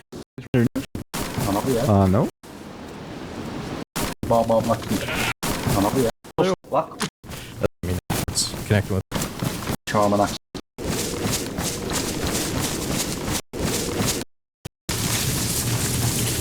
Yes, I have a pot full of water. Nope. I just hit yellow food. Drink up. Yeah, if you don't mind, mates. Drink up. Yeah, if you don't mind, mates.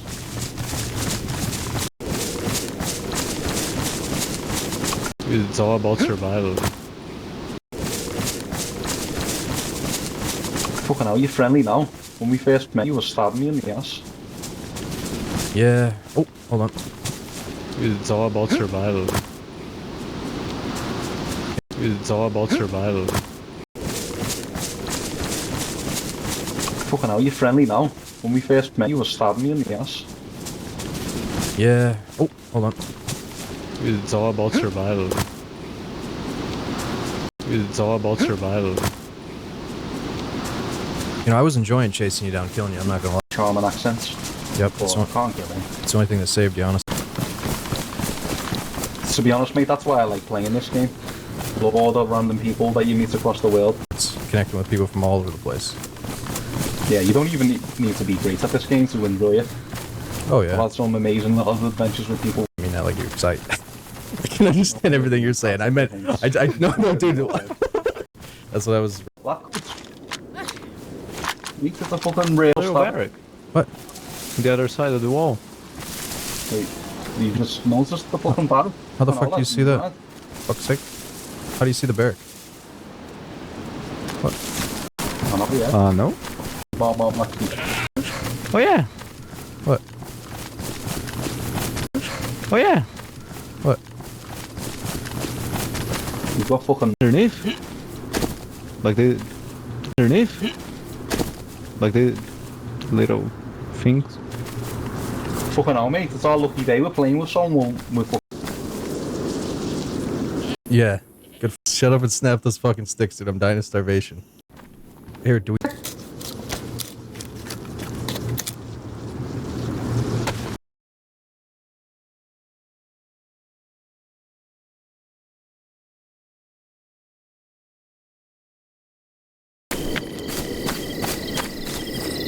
Shut up and snap those fucking sticks, dude. I'm dying of starvation. Here, do we?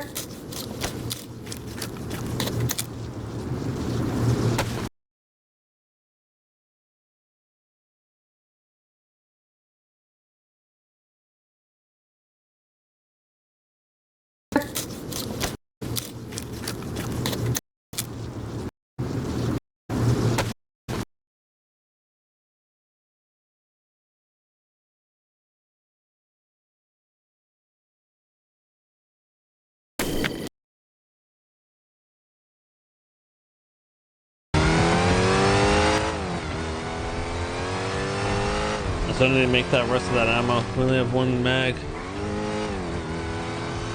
Let me show you what I want to do with this rifle. Let's see if I can do it.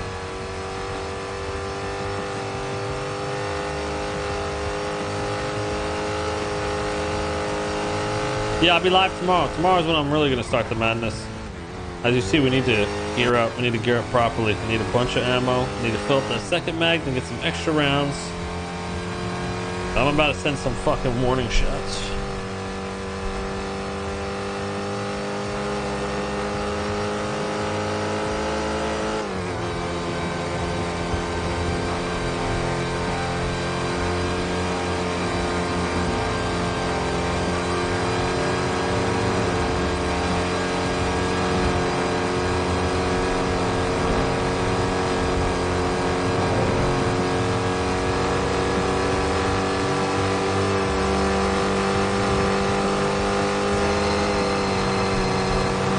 How's it driving? It ain't doing nothing. I think he scammed me. How do I know if he actually put it in? It's definitely probably in there. It probably just doesn't work in your car. Oh, Richard. Now go back down and get it taken out. We're coming back to the trailer. Did you get the turbo taken out? What do you mean, did I get it taken out? I just Take thought it it back put down in. there. Tell them it doesn't work. Get the turbo back and bring it back. Bring it to the trailer?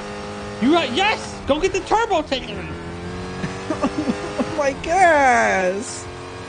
Fuck you.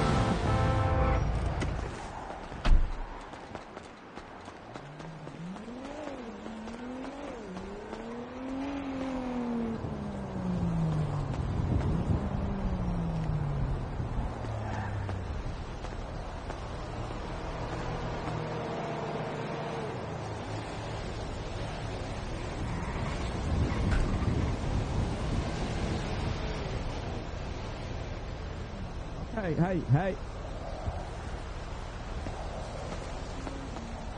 Yeah, I think so.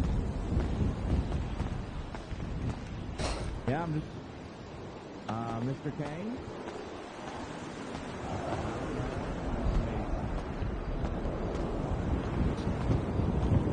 Hey, Mr. Kane?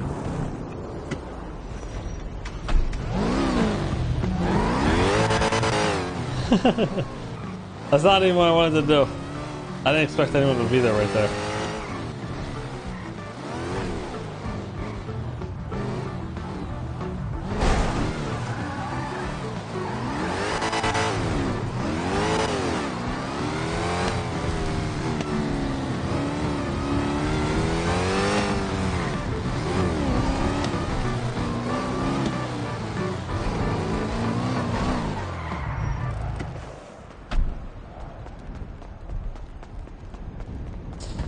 This is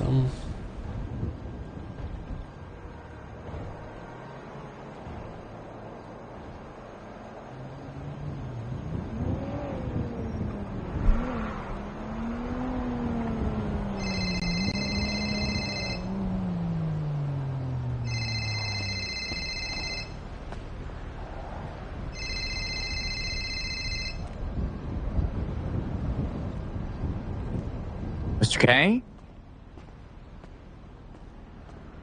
Are you okay? Mr. K? Hello?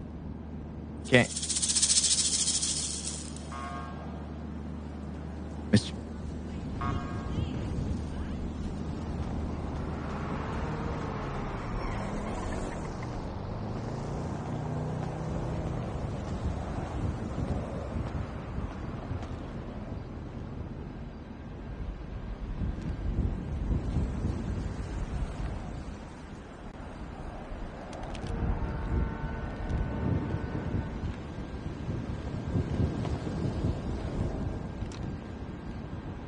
Yep.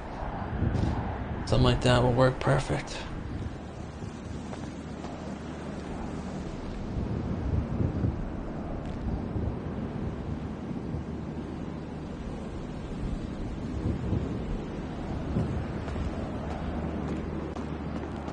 Start sending some messages.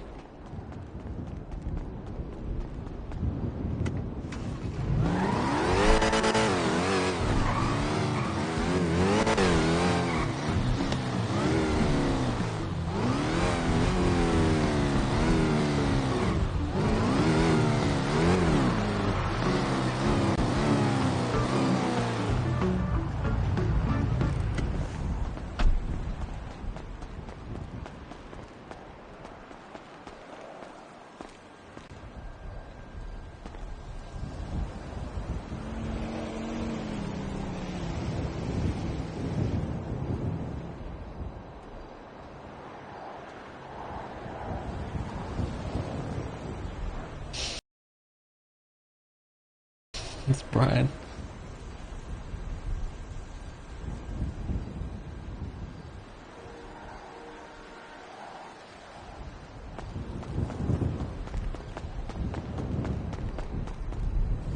No, it might actually be a good angle.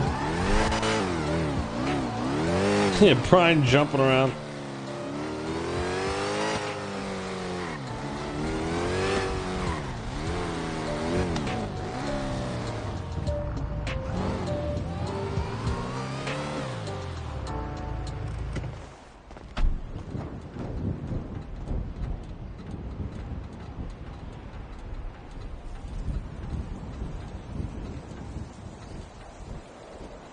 I might even be able to find one on a traffic stop or something.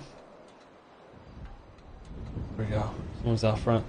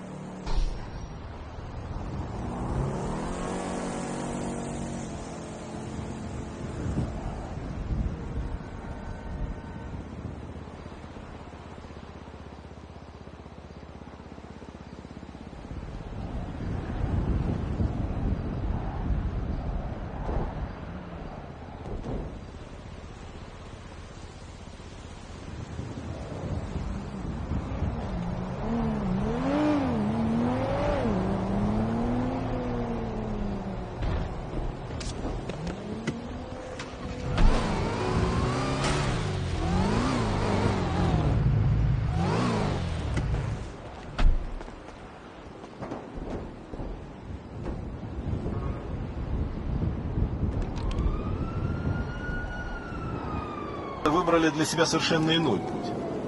Стать для Соединенных Штатов Америки, здесь использую... Спасибо.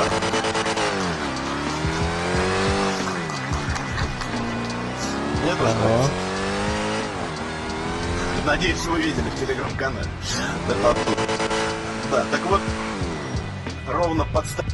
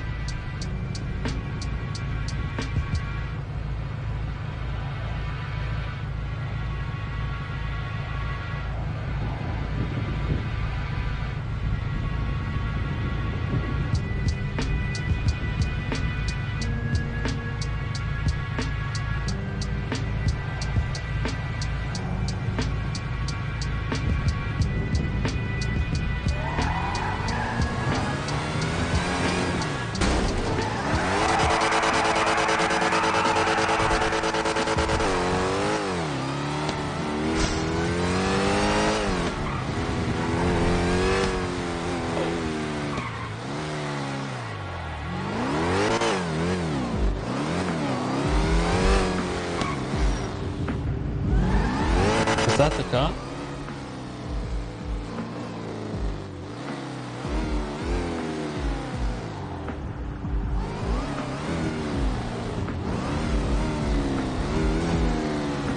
Well, they actually may be able to pick up on it. I don't know how far this goes.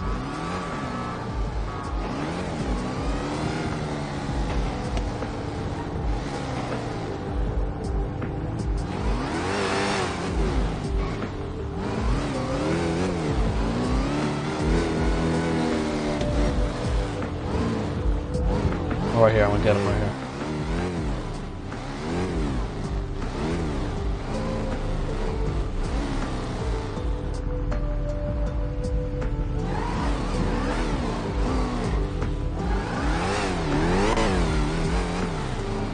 That one had to have got him.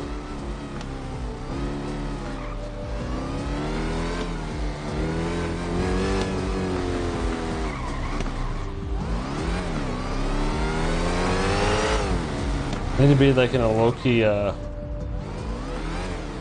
need to be in like a low-key civilian car.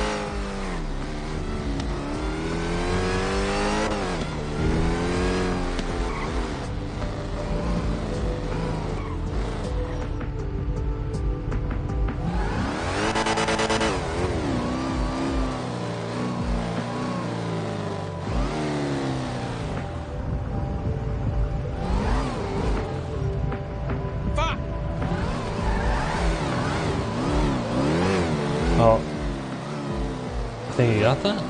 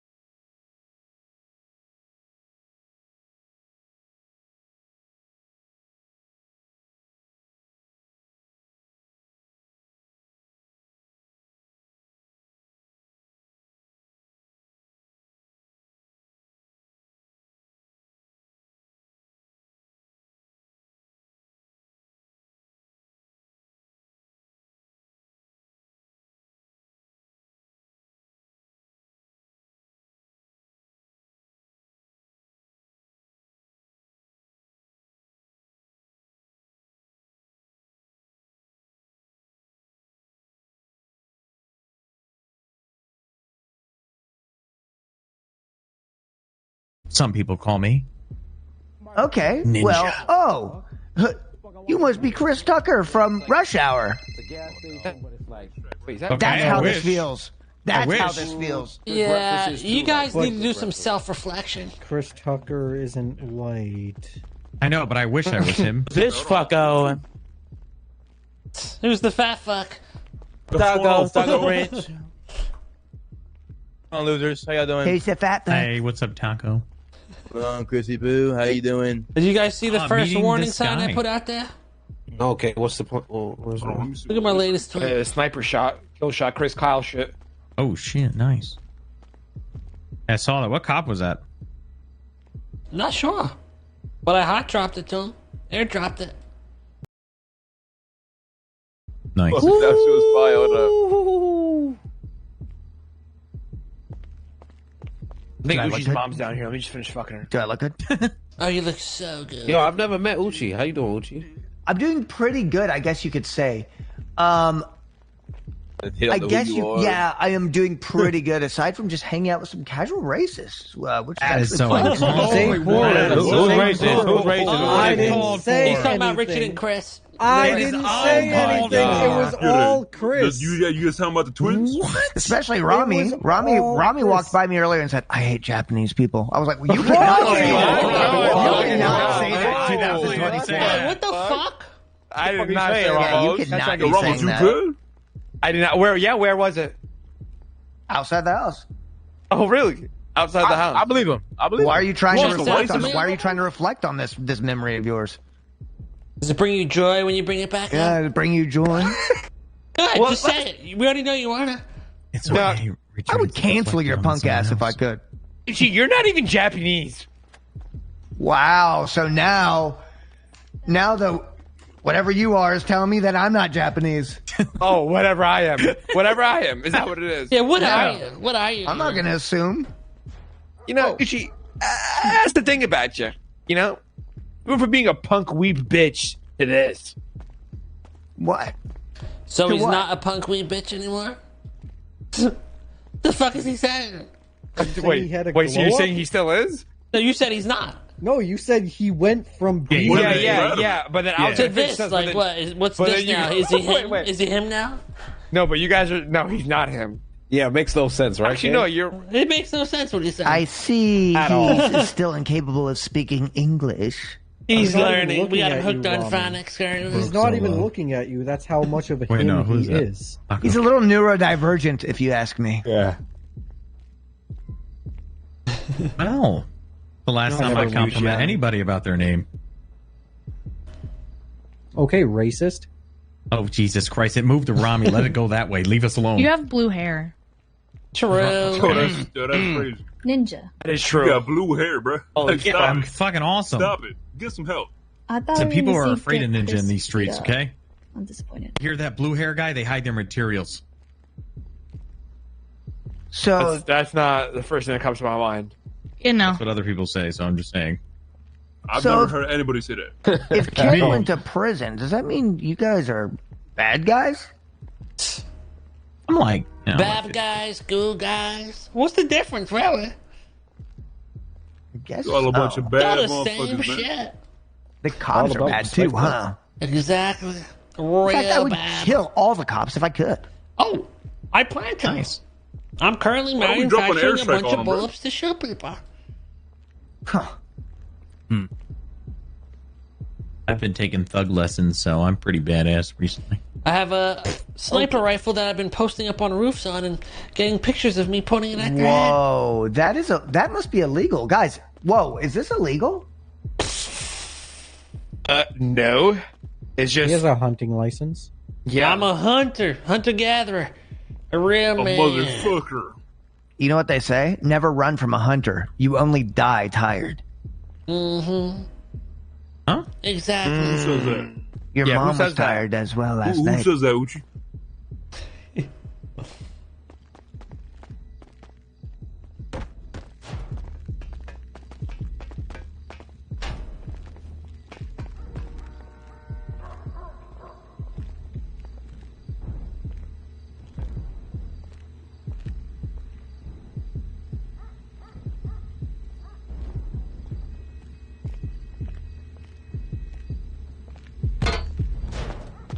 Taquito.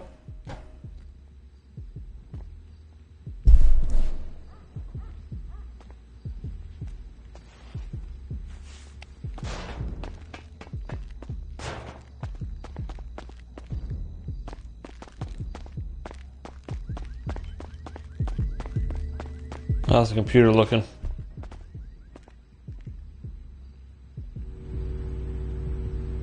Stay Good. away from the toilet seats. That was a good whip right there. You like that? Barrick Johnson, Chief of Police.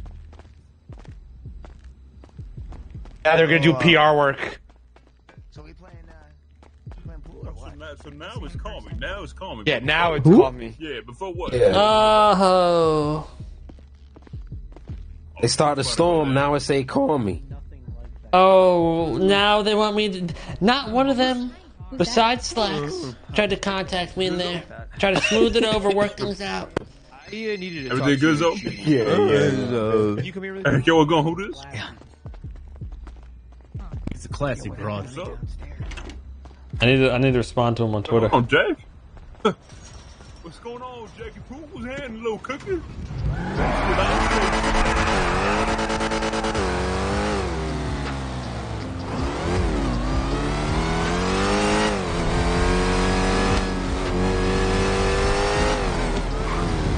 Oh, Barrett did show up, actually. You're right.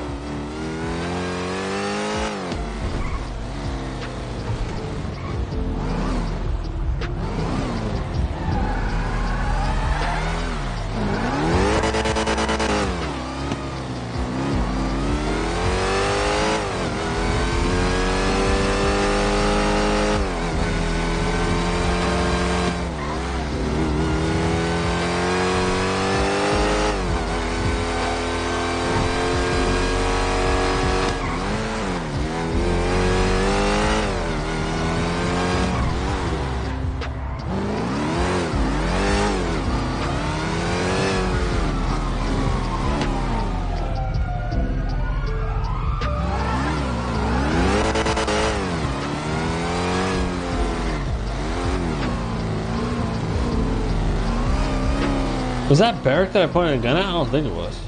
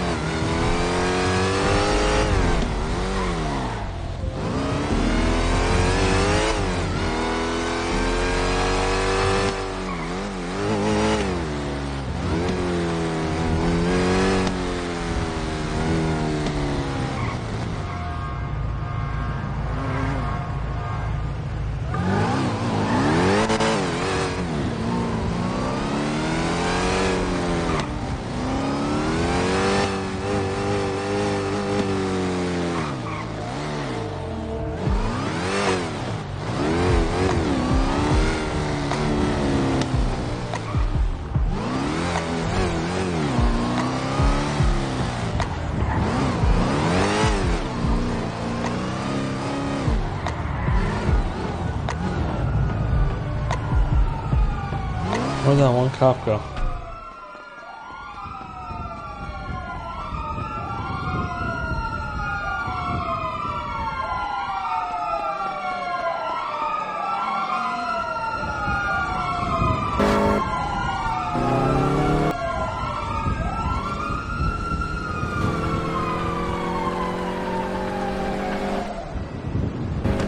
My debt's about to be paid off. I want to respond to Barrick on Twitter with another picture of a scope on one of his cops.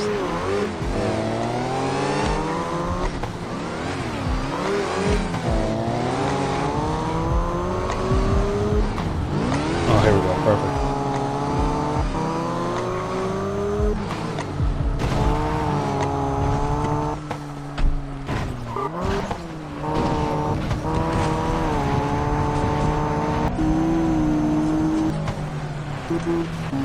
Well, I locked it, but then someone unlocked it, didn't it? Oh, it wasn't me.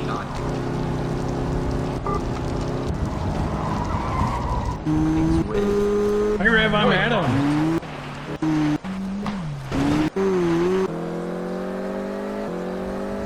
Keep it on.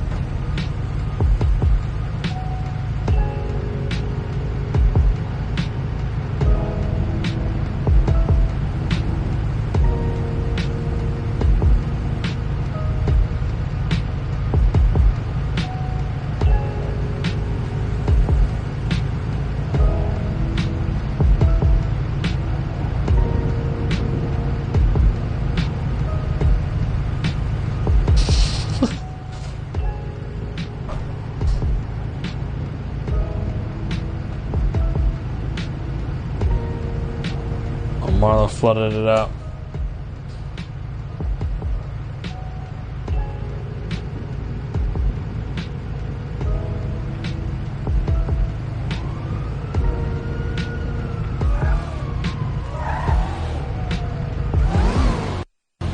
Oh.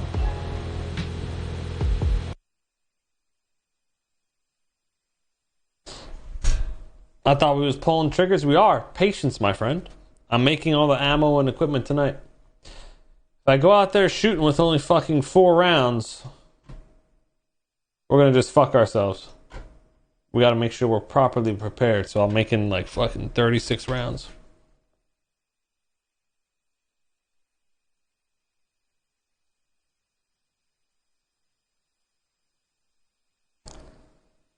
So right now we just gonna fuck with them, scare them, let that shit cook up on the bench. And tomorrow,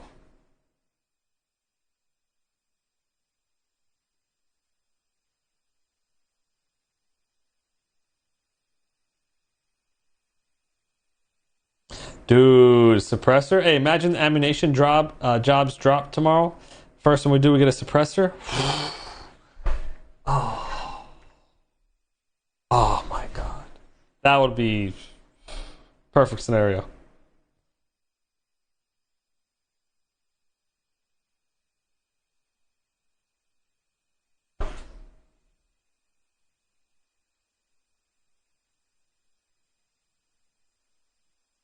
Plus, I need to get paid out of debt so I have cash in my bank account. Because right now, I can't even fill my car up with gas. I can't move around efficiently.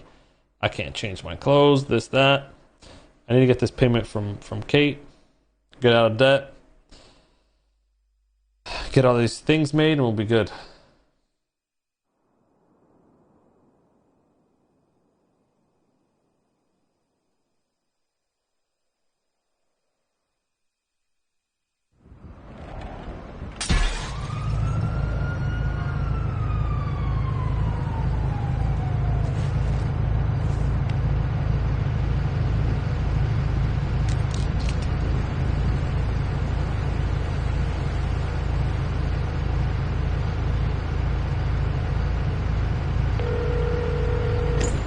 Hello?